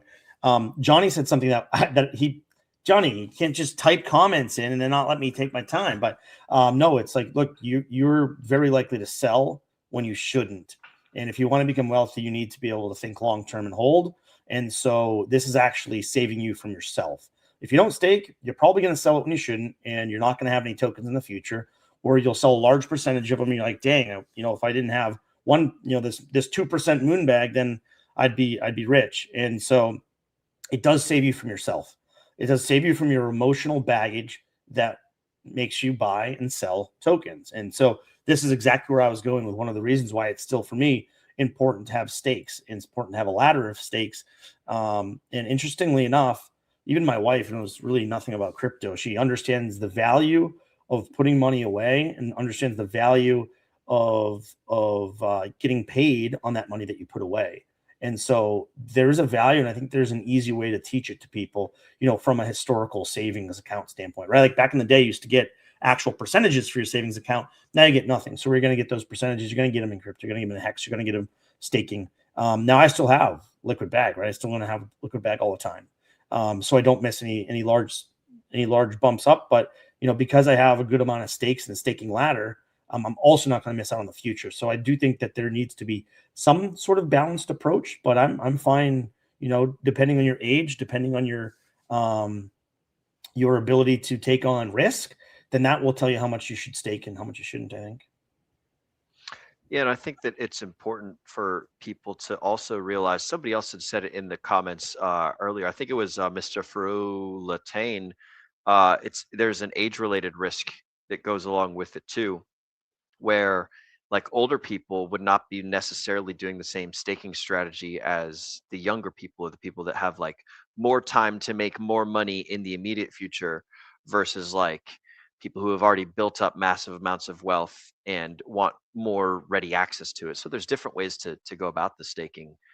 But yeah, like it really is a good principle to be able to put, or not principle, it's a good practice to be able to take your money, take your value that you've stored up, much like a squirrel hoarding up his nuts in like the hole of a tree for, you know, the winter time or whatever. They take all of this energy that they create and they put it in a place that's going to take care of them later. And it's, if you're able to take that stuff and not only like hide the acorns away inside of the tree, but you're also able to take some of those acorns and plant more, you know, trees later on in the future, then you've now created like an acorn making machine, and you don't have to worry so much about like going in and hoarding up as many nuts and everything like that. So it's a good skill for people to have. And I do like that Hex takes over this area in the traditional finance world that seems to kind of have gone to nothingness. You know, it used to, like you were saying, Brendan, used to be people put money in their savings account and that's how you got interest.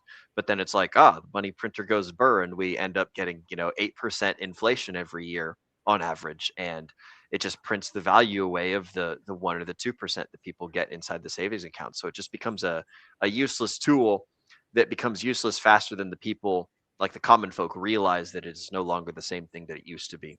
So yeah, do you want to put your money under a mattress, or do you want your money to work for you? Right. Yeah, exactly. And one of the ways that you're going to be successful is by yielding. That's what crypto and DeFi is all about.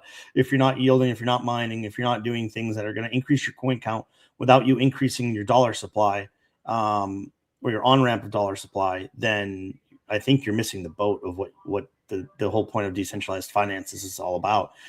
In addition, I think that, Taurus, unfortunately, Micro's having a little issue, but I wanted to ask him, so I'll ask you. It's like, one of the issues, right, is, okay, I can't pay everybody in Hex. And this is why building our community bigger and bigger is really important. Like, we need more people that do a lot of things. Okay, Will, hey, can you come take down this tower? Can I pay you in Hex? Okay, we need more people that we can use this as a main point of paying. And I think that is certainly possible in the future. It is more challenging if everyone's staked out because they don't have maybe enough liquid money to pay for it. But that's not the point. We need ways to be able to use our Hex for services and goods. And one of those things, Mr. Will Stevenson, is something that people talk about a lot. What is that? Oh man, I am super lost. It feels like you're teeing me up for a great question here. I am. Is it the what is money question? No, it is. This is why we need Hexaco. Oh, okay. So thanks, man. You laid down the perfect breadcrumb trail there, and I just kind of like veered right off to the side and saw something. This is why people have talked about Hexaco so much, right? But this is something I think that is really the catalyst behind it. It's not just like values, which is important, but it's being able to build an ecosystem within an ecosystem, a world within an ecosystem. And then branch that out to other people. As we grow and grow, there's other people that are going to be able to find value in that. Yeah. So I think what you're leading me towards here is like, what is it that you, a specific audience member right now listening, what is it that you're going to do in Hexaco? Because if congratulations, we're all rich and we all have got a bunch of Hex, we all have got a bunch of money, and nobody can make sandwiches, and nobody can fix toilets, and nobody can build houses, and nobody can take care of animals, and nobody can teach mathematics, and yada yada yada yada yada.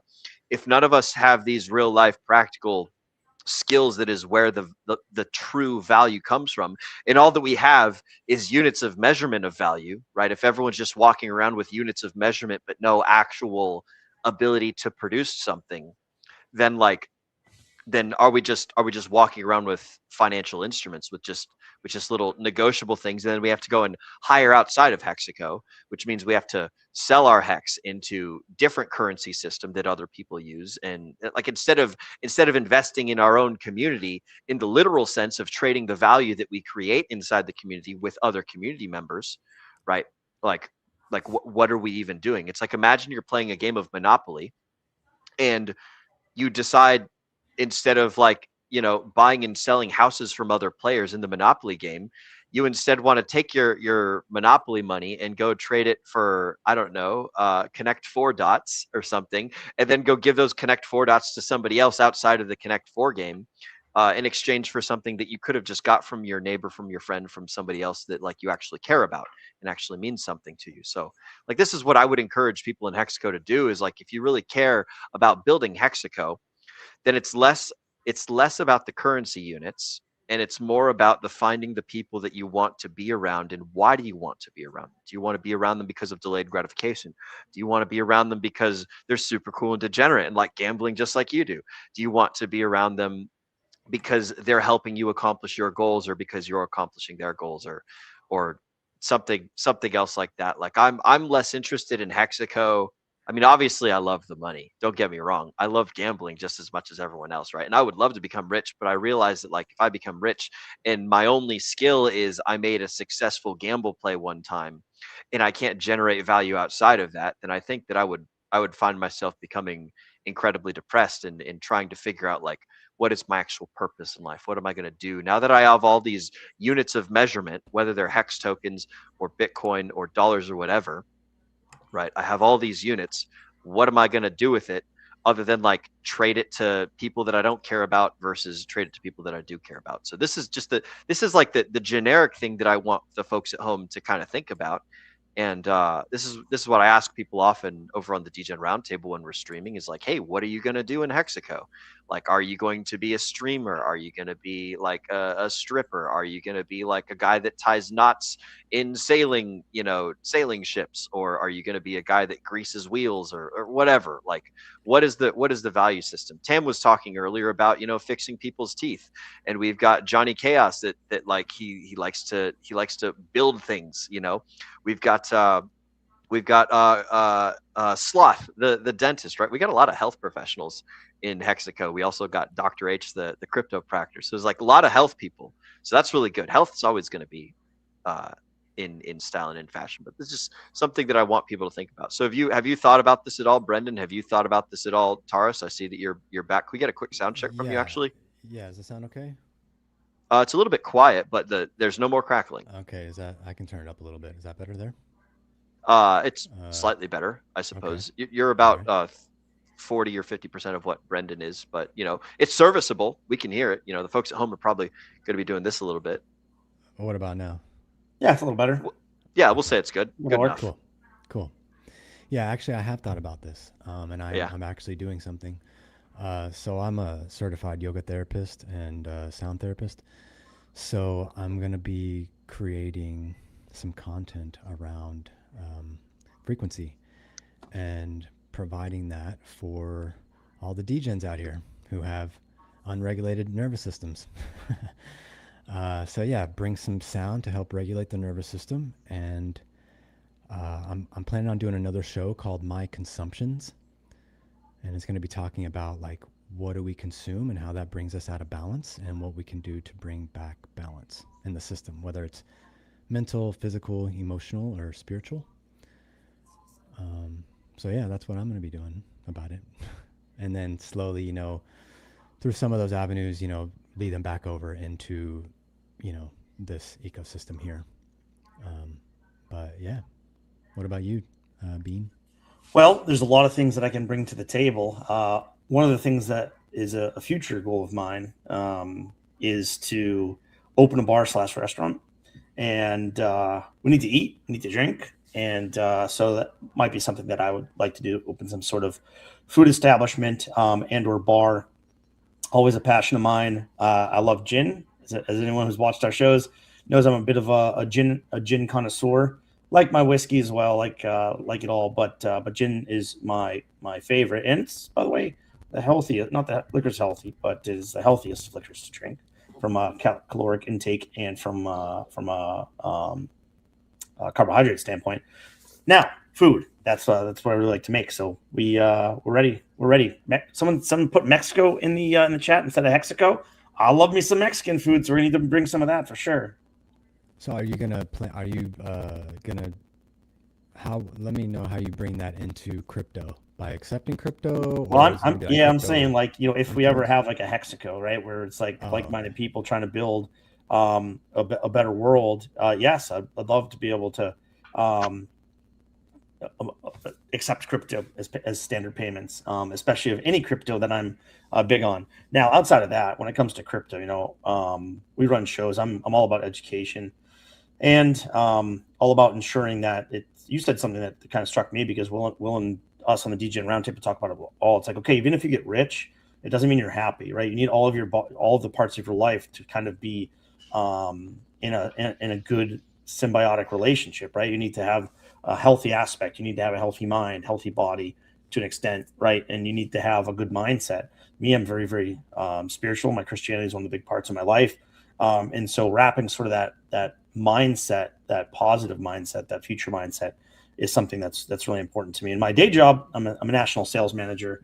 So it's a way that I like to sell Hex, like to sell people on the benefits of the ecosystem, and that is through relationship building. So that will always be something that I'm doing within the crypto space. You touched on an important note there, Brendan, and also Taurus. And I think that this is something like honestly, I think that everyone in their life should be good at teaching, and everyone in their life should be good at least bare level salesmanship. Like salesmanship is at its core the ability to emotionally manipulate people in such a way as they take action to do something, right? So most people think of salesmen as like, they're the bad guy that like tricks me into buying the car. But it's like, what if they're the good guy that got you to invest in a vehicle that solves your actual problem? What if they're able to identify what your problems are and use their ability to like hypnotize and to spell cast and do all these other things that put you on the correct straight and narrow? A lot of people are missing motivation. A lot of people are missing direction and like the impetus, the flashpoint that makes people take action. And salesmen, and especially like specifically good salesmen, right, have the ability to encourage others to do things that are helpful and useful to them. So I would encourage everybody to learn about salesmanship just so that way they can help positively influence other people's lives and help walk them in directions that will uh, allow them to chase their goals and live out their dreams and do other things like that. And then, eventually everybody had ought to become a teacher at some point, because we all learn outstanding things. And if that knowledge dies with us inside of our brain, or it never has the ability to leave our consciousness and pass on to the next generations that replace us, then it's like, well, it's only good for, 50 to 70 years, as opposed to like for a millennia, or for somebody else to improve upon, right? Because we're not the best and most positive and thoughtful and genius people. We all stand on the shoulders of giants, and we all improve on the standing on the shoulders of giants. Like, we're all adding things to this beautiful place called Earth, and this beautiful place called Hexaco. So I would encourage everybody to not only like become good at doing something that helps the world, but also learn how to teach it and learn how to sell it to other people. Because if you can do that, then the world's your oyster. And the more people that we have that are making like good world oysters around us, then the better the Hexaco that we can have, and the more cool things that we can do, and just the better off this whole space will be. So that's my suggestion, my Yeah. advice and things. And you would spark that thought in me, Brendan. So thank you for that. I think it's great advice. And something about Richard Hart, he's always talking about, hey, I want to build protocols that help people that can help more people, right? And so for me, if we get a Hexaco, if we get X that, I know at some point, we'll be to where we want to be. But just crypto generally, like if I get rich, the thing that I really, really want to do is I want to help people. I want to start a nonprofit, and I want to focus on helping as many people as I can. That has always been something important to me. Even now, I like to volunteer, like to get out there and not just be, self focused, even though sometimes I am a little bit too self-indulged. But nonetheless, my goal is to start a nonprofit someday. And I think that is really what Richard Hart is trying to find, people that are looking to make the world a better place. And like, if we're going to have Hexaco, that's what's going to really drive it. How does Hexaco make the world a better place? Not just how does it make us a better individually? Hell yeah. I see Maddie has joined us. Do you have any thoughts on this stuff, Maddie? Well, I think, again, you guys are a great example of like the principles that Hex was founded on, what like really made this community unique and organic. And yeah, when we went through our 10,000X, people were getting in because of price. And I really like that so far in this conference, we've had a number of speakers, including you guys, who go back to the unique value proposition of Hex, that it's about making the world a better place, delaying gratification, like helping people who are disenfranchised, or people who are hardworking. It's like there's this argument to have some liquid and have some staked. And yeah, so it's really encouraging for me to hear you guys talk about, service to others, and, creating businesses, doing volunteer work and service work. That's really awesome, because I think all the price action and the price talk, it was a distraction from what really matters. And at a time when prices are lower than they've been for quite some time, that's a really good time to be having this message of, hey, here's what we're really about. And that's going to attract the right people to carry this thing, through the next huge price appreciation and drawdown, or whatever it is. But I think that that there's a certain group of people that's been attracted to Hex, uh, you know, even with the price being down, and that's something to celebrate. Hmm. And it's like, hey, when the price is not worth celebrating, then we're probably not going to celebrate it. So we do fall back on the best principles of the whole thing.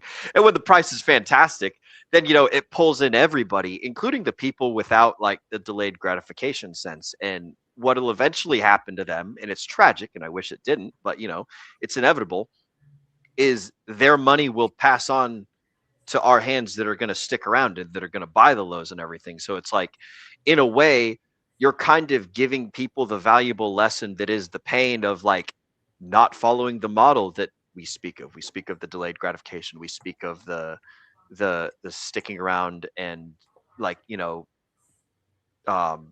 with the pain and everything. And so if they're not interested in doing that, then it's like, well, then your money is going to contribute to my wealth later on because I am doing it. So you're kind of like walking the walk, talking the talk, and you're also giving people the real life education and experience of being able to go through something painful and then potentially grow from it. You go through something painful and then you either grow or you regress. Those are like the two options. And so the more painful things that you can go through and grow as a result of, the more growth that you're going to have compared to somebody who just lives their life like sitting on the fence as a milk toast,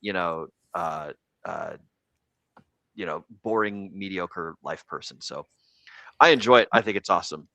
I know that ProveX is a little bit tangential to Hex. However, I think I saw that $160 million was sacrificed for it in the past couple days by the origin address of Hex and Pulse Chain.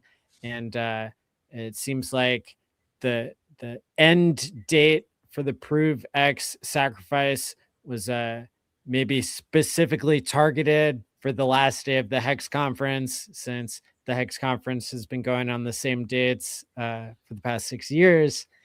So I'm curious, like, I guess giving the audience the context that what is ProveX? Well, it's basically a clone of something that's working now, where basically it's like a peer-to-peer exchange type of situation that can compete with Coinbase, and it's kind of like a local Bitcoins type of thing, basically trying to replace the problem of centralized exchanges, which that's a many hundreds of billions of dollar industry, and it's all peer-to-peer and like decentralized and that sort of thing.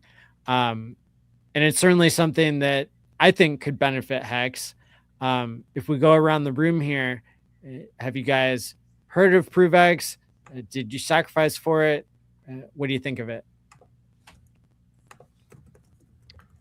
I suppose I will go first. I will say that I did sacrifice for it. I was able to squeak in a sacrifice right before the very last day of the before the rate started increasing. I don't really understand it. I think that your explanation of it being like basically a way for people to prove that they're doing a transfer of some sort, or to prove that they've done something, is as good an explanation as I've heard. I don't really know what it means. I don't really know what the implications are. All that stuff is beyond my realm, but I know that it's like, well, there's a dude who makes things and he does money stuff, so probably behooves me to throw something at it, even if I don't know what it is. So I did. Yeah, I did that. There's something to be said for the fact that the community only sacrificed, I think it was 14 or 16 million, somewhere in that range. 16, yeah, and change. Whereas for Pulse Chain, there was $1 billion sacrificed, or sorry, there was 600 million. And for Pulse X, there was $1 billion sacrificed. And so the fact that, it's the same setup and way less money sacrificed, it's, just more bullish on the possibility of price appreciation. And I also ran a survey on my Twitter. Maybe there were 300 or 1,000 people who responded. And I said, like, are you waiting to buy the dip of ProveX, or did you go in from the beginning? And it was like, 70 or 80% of people were like, oh yeah, I'm waiting for the dip. So that good luck suggests a lot of interest. And if there's, 4 or 5 times as much interest in getting into it later than getting into it in the past, that's possibly bullish. Bean, why don't you go ahead and explain your exposure to ProveX? Yeah, so first I'll just say that I think that ProveX is fantastic for Hex and for the Richard Heart ecosystem in general. I mean, look, it gives you a secure fiat to Hex on ramp, right? Or secure fiat to X coin on ramp within the Richard Heart ecosystem. Not only from fiat, but this is something that could go from other crypto ecosystems to this ecosystem without actually having to use a bridge. So it could actually allow for new ways to onboard users into the ecosystem. So I think that it's fantastic. It's also, a privacy-focused protocol, which I think is also great. And so there's a lot of great things about it. I did sacrifice. I know a lot of people were weary of sacrificing, or I also understand, look, a lot of people might not have cash right now. If everything was all their dry powders in crypto and the Hex and Pulse chain is down a lot. Not everyone had money to sacrifice here, right? And I understand that as well. I'm lucky that I'm working hard and I'm stacking some cash and being able to sacrifice a little bit for the protocol because, one, I believe in it, and two, I want a little bit of skin in the game, just in case something happens. And like you said, a small sacrifice of 16 million is nothing. So there's a very fair chance that that we don't see the dip that people thought that we're going to see. And in addition to that, it's like everyone says, why would I sacrifice? I can buy after. Well, most people are usually wrong. So if the crowd's all choosing that, I'm going to probably choose the opposite side a little bit. Right. And so there's a lot of reasons why I chose to sacrifice. But the biggest one, honestly, is because it's a protocol that I really believe in. I think that's going to be very good for the ecosystem. Respect. Taurus, do we have a good mic now, or let's see? You have to tell me. Sound okay? Still kind of wrecked, but go ahead and give us your briefest statement you can on what you think about ProveX, and then we'll call it a wrap. History shows us to wait for the dip. It's shown us time and time again, right? We're going back to, what is this person who has like 10,000, right? When I was talking about staking, maybe you sacrifice a little and then keep a little for the dip. And go ahead. Yeah, I like your contrarian point, and I think sacrificing now is like pretty much too late unless you're rolling with 200,000 ETH or something. But yeah, that's certainly an advanced take. Now, Taurus, can you give us how people can find more of your content? Yeah, you can go to Taurus Table Talk. You can find that on Twitter or on X, I should say. And on there's a couple links. You can go to One Pulse Show. That's where Larry and we do a little Pulse Chain update.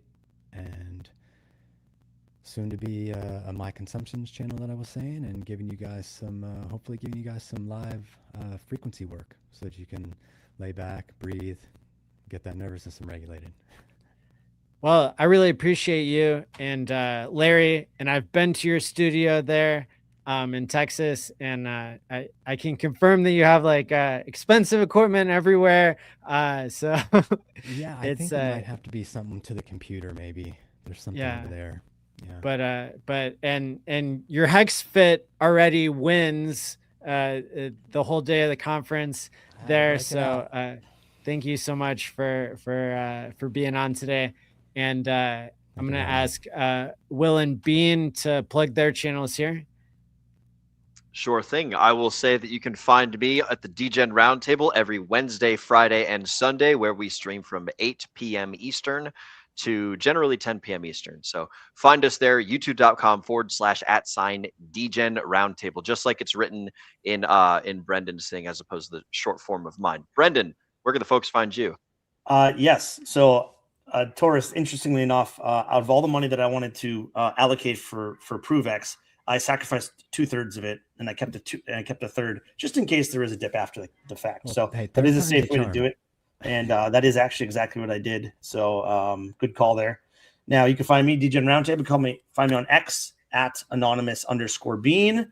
Tomorrow night we will be actually having a watch party for the Hex conference. right We'll be on. drinking some whiskey. And we will be having some commentary like we did last year. And believe me, actually, cool. it was one of the more fun shows we had last year, talking about the Hex conference, drinking with our friends. And Maddie, as always, man, thank you for putting this on. You know, I think that the creators and the people like yourself are what's going to make Hex and Pulse Chain and PulseX and ProveX great. And it's why I have so much hope for the future.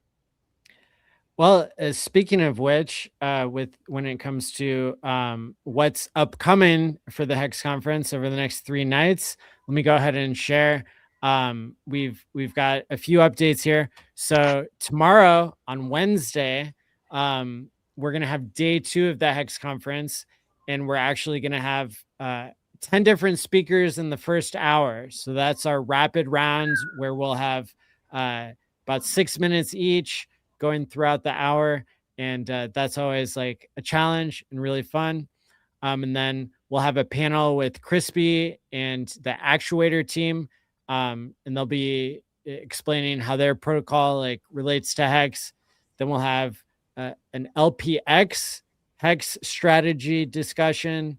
We'll have a talk with Brandon Davis, who I'm very thankful he's made a donation to the Hex conference this year that helps us pay the bills and not lose way too much money on putting this on. And then we'll have a talk with Das Bomb about security. And then the panel tomorrow night, we're hoping to have Toby One Hexobi on, along with a Wild SJ. And who else do we have on that one? We're hopefully going to have Big Kurkowski and Jexa on the panel to close out tomorrow night. And then Thursday, Johnny Chaos and Crypto 7, then Aubrey de Grey. Then we'll have a panel on Thursday with Hexologist, Cabana Crypto, Crypto Coffee. And then the final hour on Thursday is going to be a whole hour dedicated to the group that put on the ProveX Sacrifice pool. That'll be Buckamentals and Hexus Danny Dillon. Then on Friday, we'll have Zenith to give us a legal update.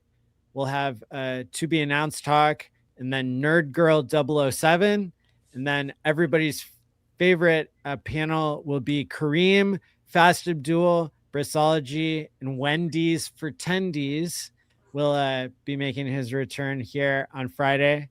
And then we're going to have a power panel with Axis Alive, Big Kurkowski, Hexfire.io, Fast Abdul, Toby Wan, Winnie Magic, Giga the Mentor, Rachel Laub, and myself. And shout out to Rachel, who's been running the green screen room. We couldn't do this without her. If anybody is out there who's a whale who wants to make a contribution to the Hex conference, we're in the red this time, so you can send a donation with any cryptocurrency to mati.eth, mati.eth, or mati.pls.fyi, and that's a great way for you to contribute. And finally, we're gonna have a talk by Ben Sierra Pro to close out today. This talk was supposed to be earlier in the day, but we had so much good content from your friend Sami and Tam Tam that we decided to push this talk since it was pre-recorded. And so for now, I want to really thank these three guys who've been on the stream and all the speakers for today. And we'll transition next to the talk from Ben Sierra Pro. Thanks, Maddie. Awesome. Yep. Thanks, guys. Keep up the good work. Sacrificing all this bread like I'm Richard Hart. Got paid on big payday and I had a hairy start. Now I'm checking on my pulse just to check my heart. Checking my MetaMask moving. Look at the hex, he is mooning. Looking at why they be choosing.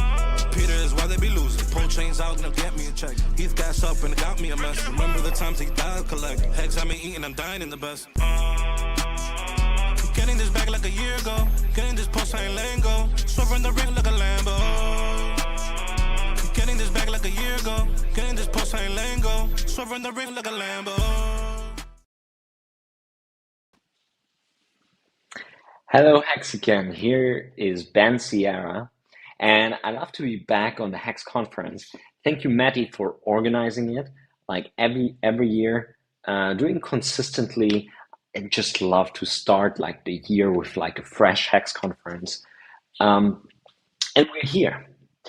Of course, many Hexicans are coming and going, but there's many just returning. Maddie is one of them who is just consistently doing it. And no matter what the price currently is, I'm here to tell you a lot about my new theory, but I want to take a moment to just like say what happened kind of in the last year and what we saw in the data, because it's quite important to understand from where we will go at this point. And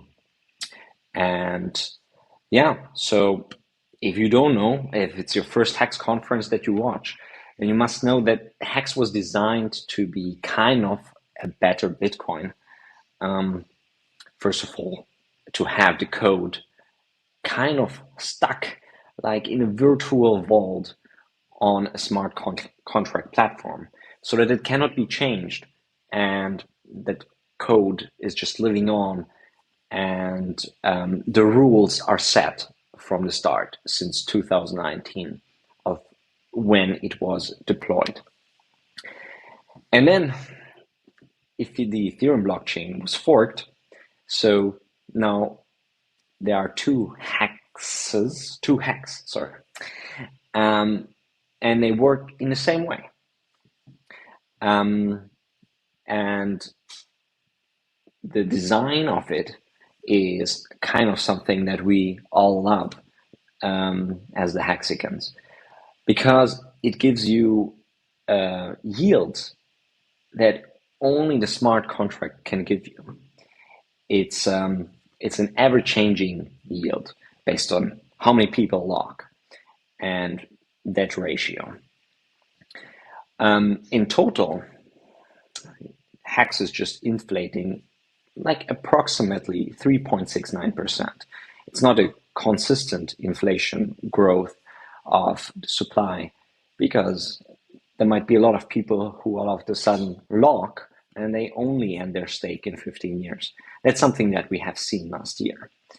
The biggest whale in Hex actually locked last year his or her coins, and for 15 years. So they're really not getting out.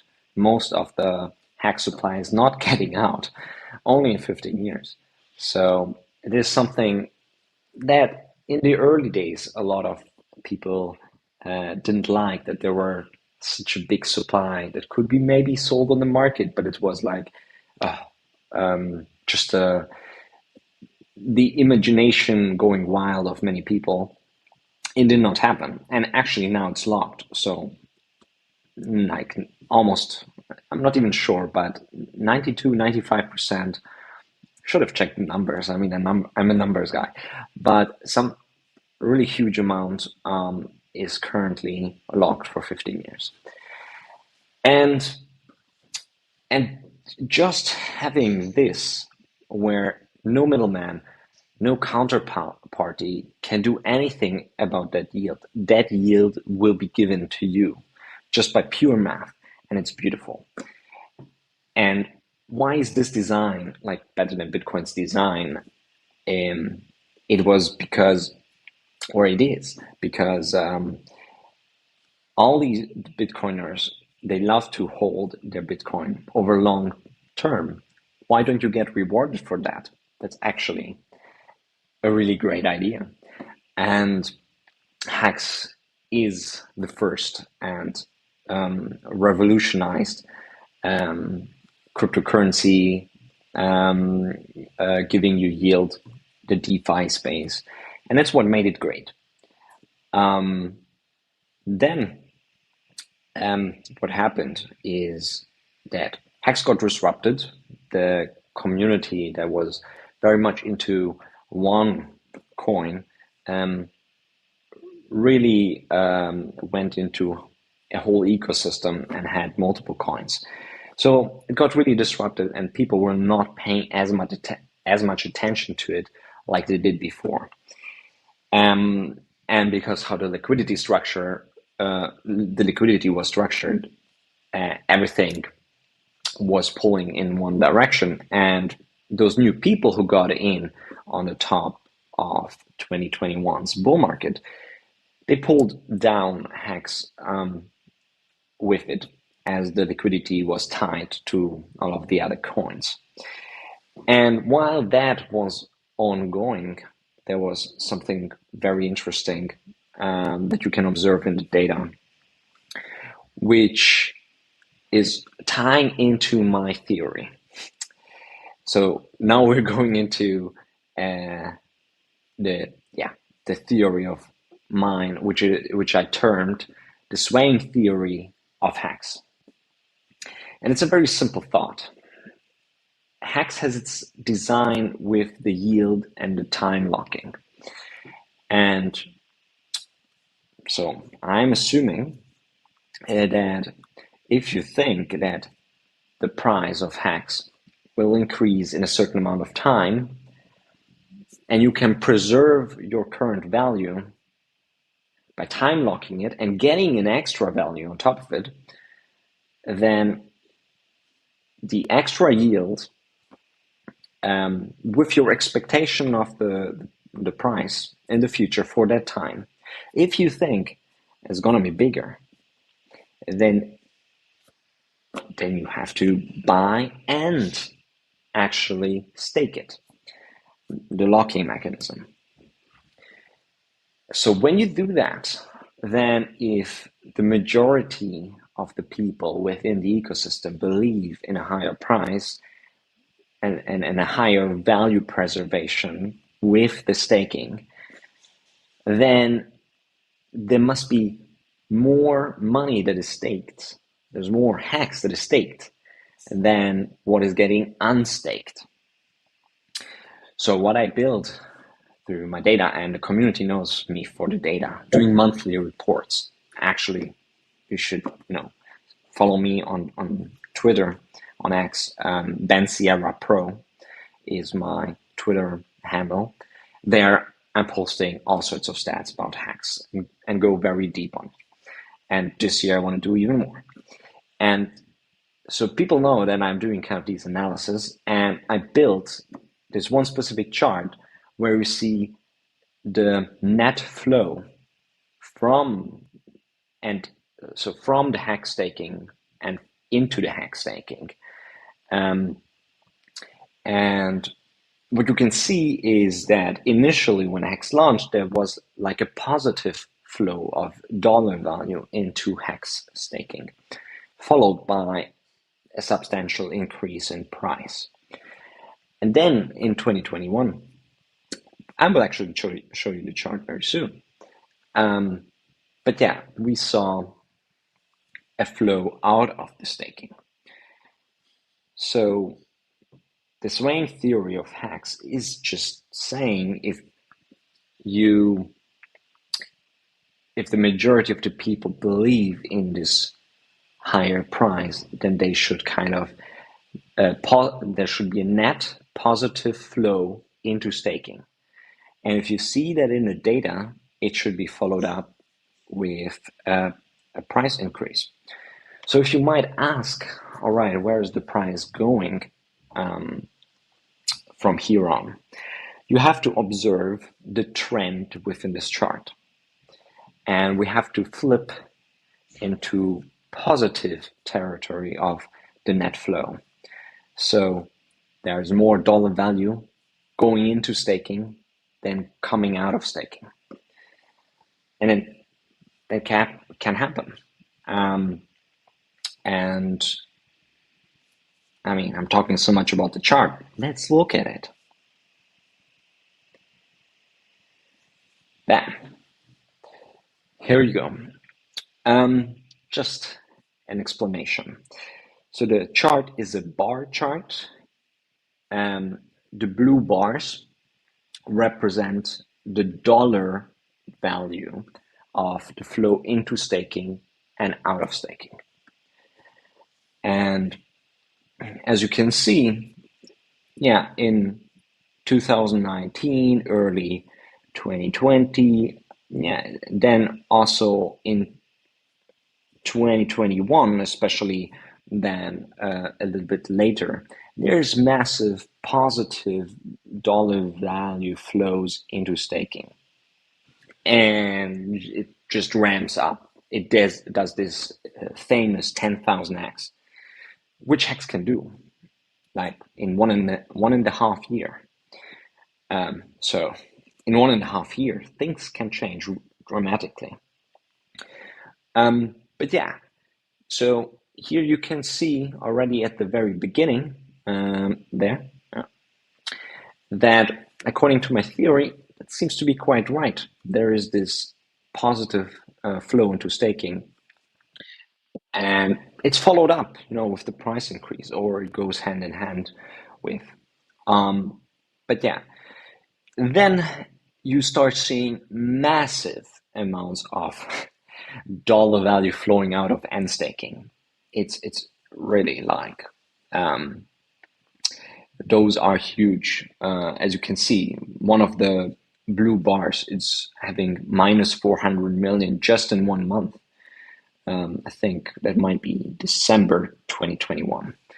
And yeah, that is followed quite with the substantial price decrease, which then at one point there are some positive bars again in 2022, which then in early 2023, it follows up with a price increase.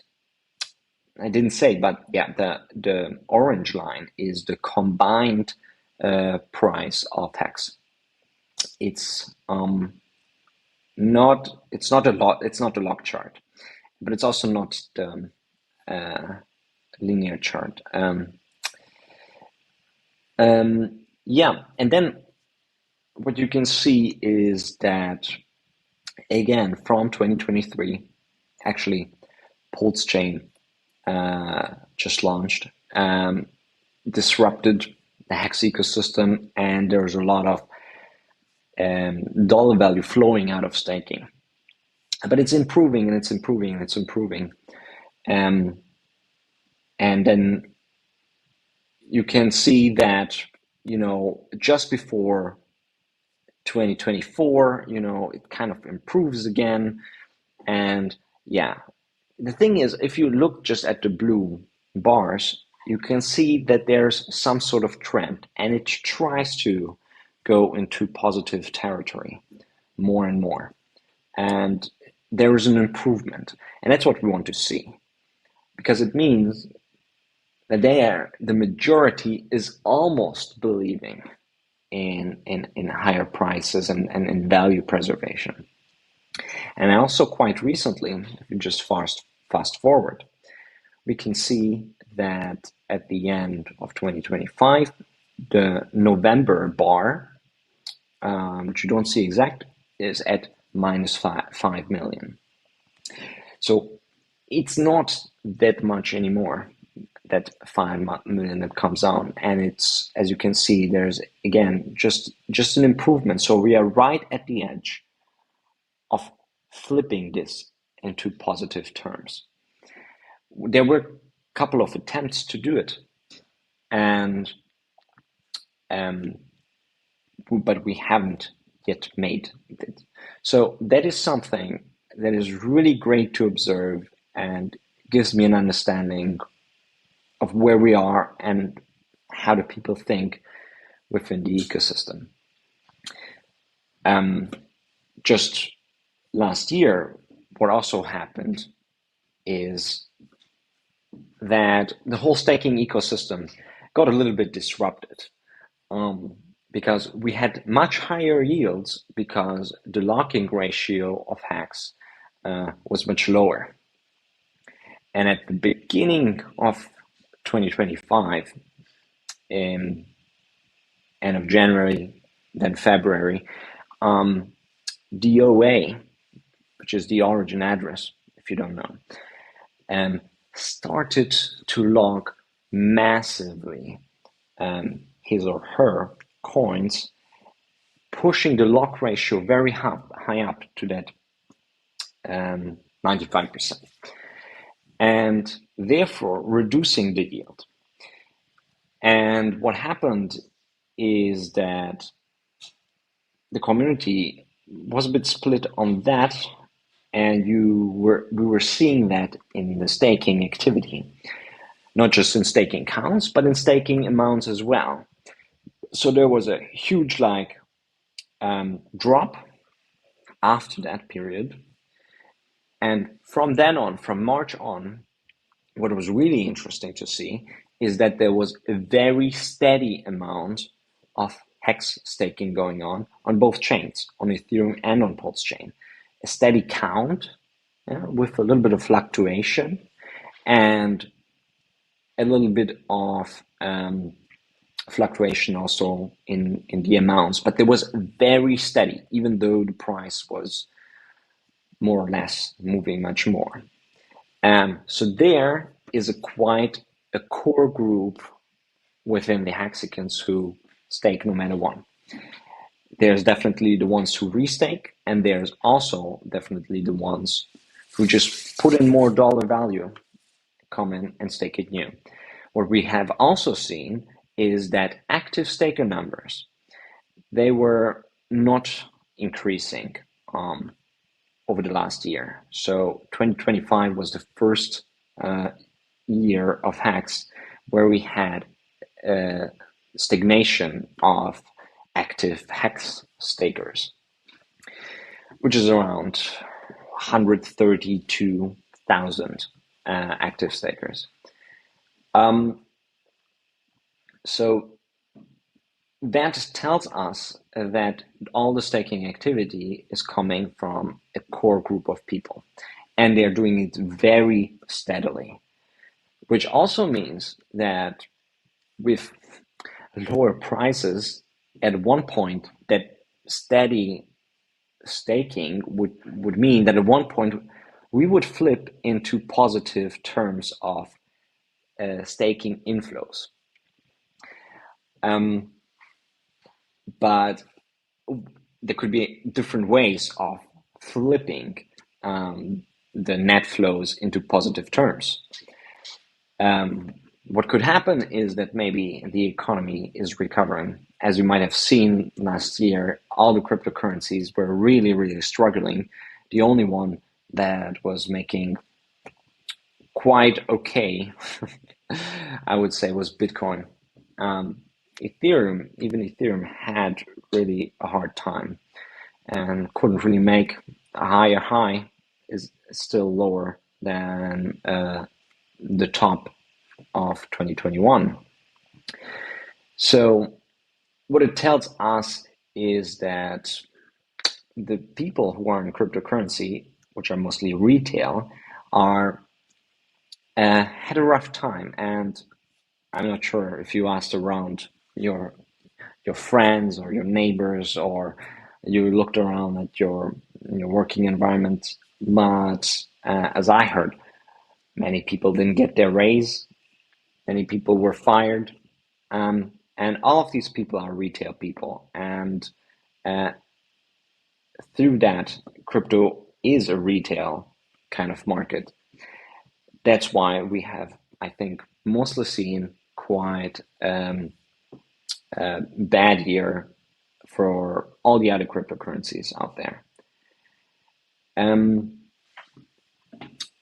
And that's why many people maybe thought, all right, maybe I have to take out some cash out of Hex, and that's why you saw like still a negative outflow of Hex staking, but it improved over time.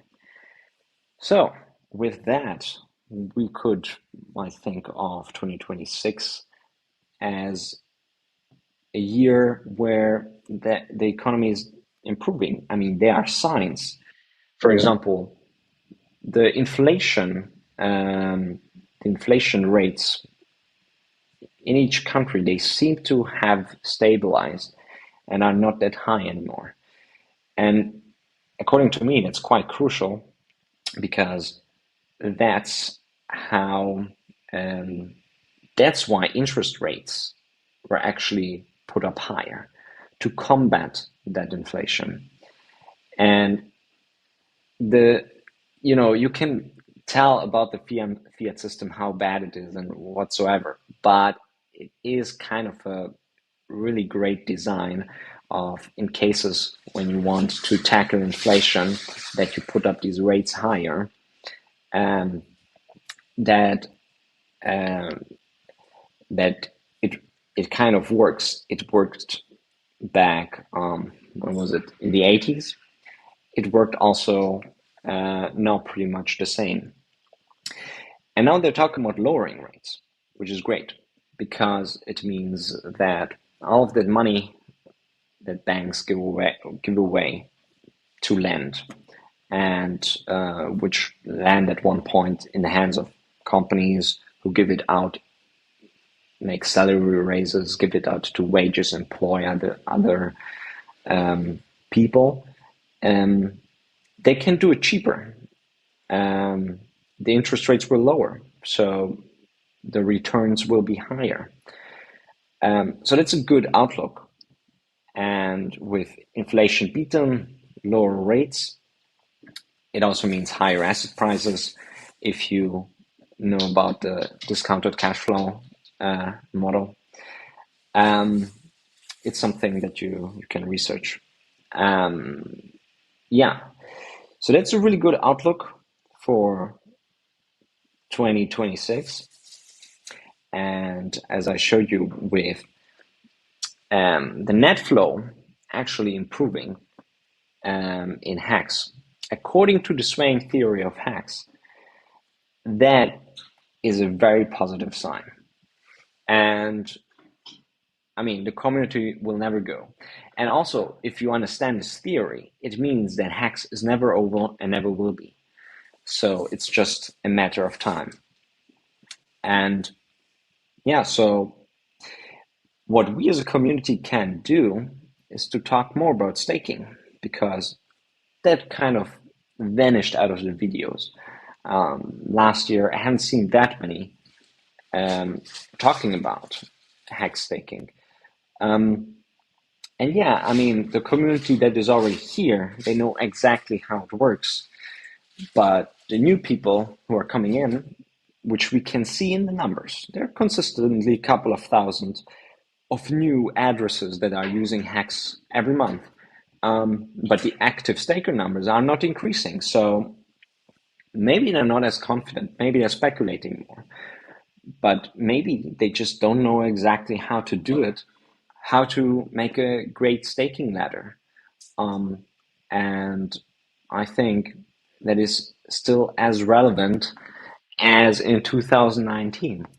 So yeah, how to talk more about staking ladders. And yeah, we live now in 2026 in a different yield environment than the rest of the years, which is lower rates. Now, if I want 5% API on Hex, then I really need to stake for 15 years, which is the maximum stake length. And why would I do that? A lot of people is like, it's just very, very little yield, and I don't want to risk that.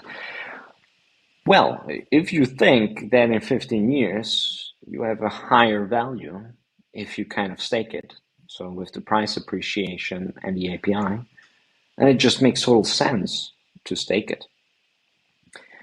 And that is obviously my assumption, and a lot of people think so. That's what you can see in the data. We can quickly also look back at the chart, and I can just show you on a yearly basis how it looks. It is doing some calculation, but as you can see, now looking at a yearly basis, you can see that 2025 last year, I mean, there was a massive amount of dollar values coming out of staking, which we saw there was more like during February, March at the beginning of the year, and getting less and less, and was much more than 2024. So somebody could say that a new realm of yield kind of again made people a little bit, I mean, there was a yield drop, so they thought, well, it's not really worth it. Maybe without the yield, they cannot preserve the same amount of value. So that's why many people kind of unstaked and took out the value, according to my theory. It is something that I'm continuously observing, and every month I'm reporting on how it's developing. Soon I will do the December report so we can look at the December numbers. Yeah, so I hope that I was giving you some more insight of how Hex is working, and maybe I brought forward a theory that is quite interesting and explains and shows why we might get lower prices because of the less confidence that people have during certain times. But yeah, we will observe. It keeps improving, so fingers crossed for 2026. Here we come. It was a pleasure. Thank you, Maddie, for being on the stream, and you can follow me on X, Ben Sierra Pro. Have a nice rest of the conference, and see you in the chat.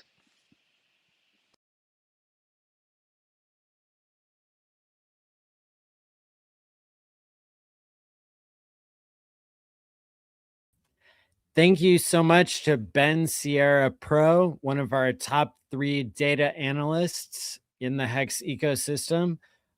We've also got Crispy Man, hexfire.io in the chat, and he's also in the top 3 there. He'll be speaking tomorrow, I believe. And yeah, what another successful day. I want to thank all the speakers, and we've got a lot more great ones on the way. We've just wrapped up the first day of the 6th annual hexconference.com. Tune in for 3 more nights in order to see all the great speakers that we have. And until next time, stake wisely, my friends, and peace out. And we're live. Hey, yo, Trace, you ready? And we're live. We're live like Maddie Allen. We're live like Maddie Allen. And we sticking the hex, cause you know it's the best.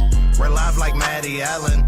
We're live like Maddie Allen. And we ripping the hex, cause you know it's the best. We're live like Maddie Allen. We're live like Maddie Allen. And we sticking the hex, cause you know it's the best. We're live like Maddie Allen. We're live like Maddie Allen. And we ripping the hex, cause you know it's the best. We're live like Maddie Allen. Crypto Twitter been crazy. All these weekends on my timeline, you should try to pay me. We're live like Maddie Allen.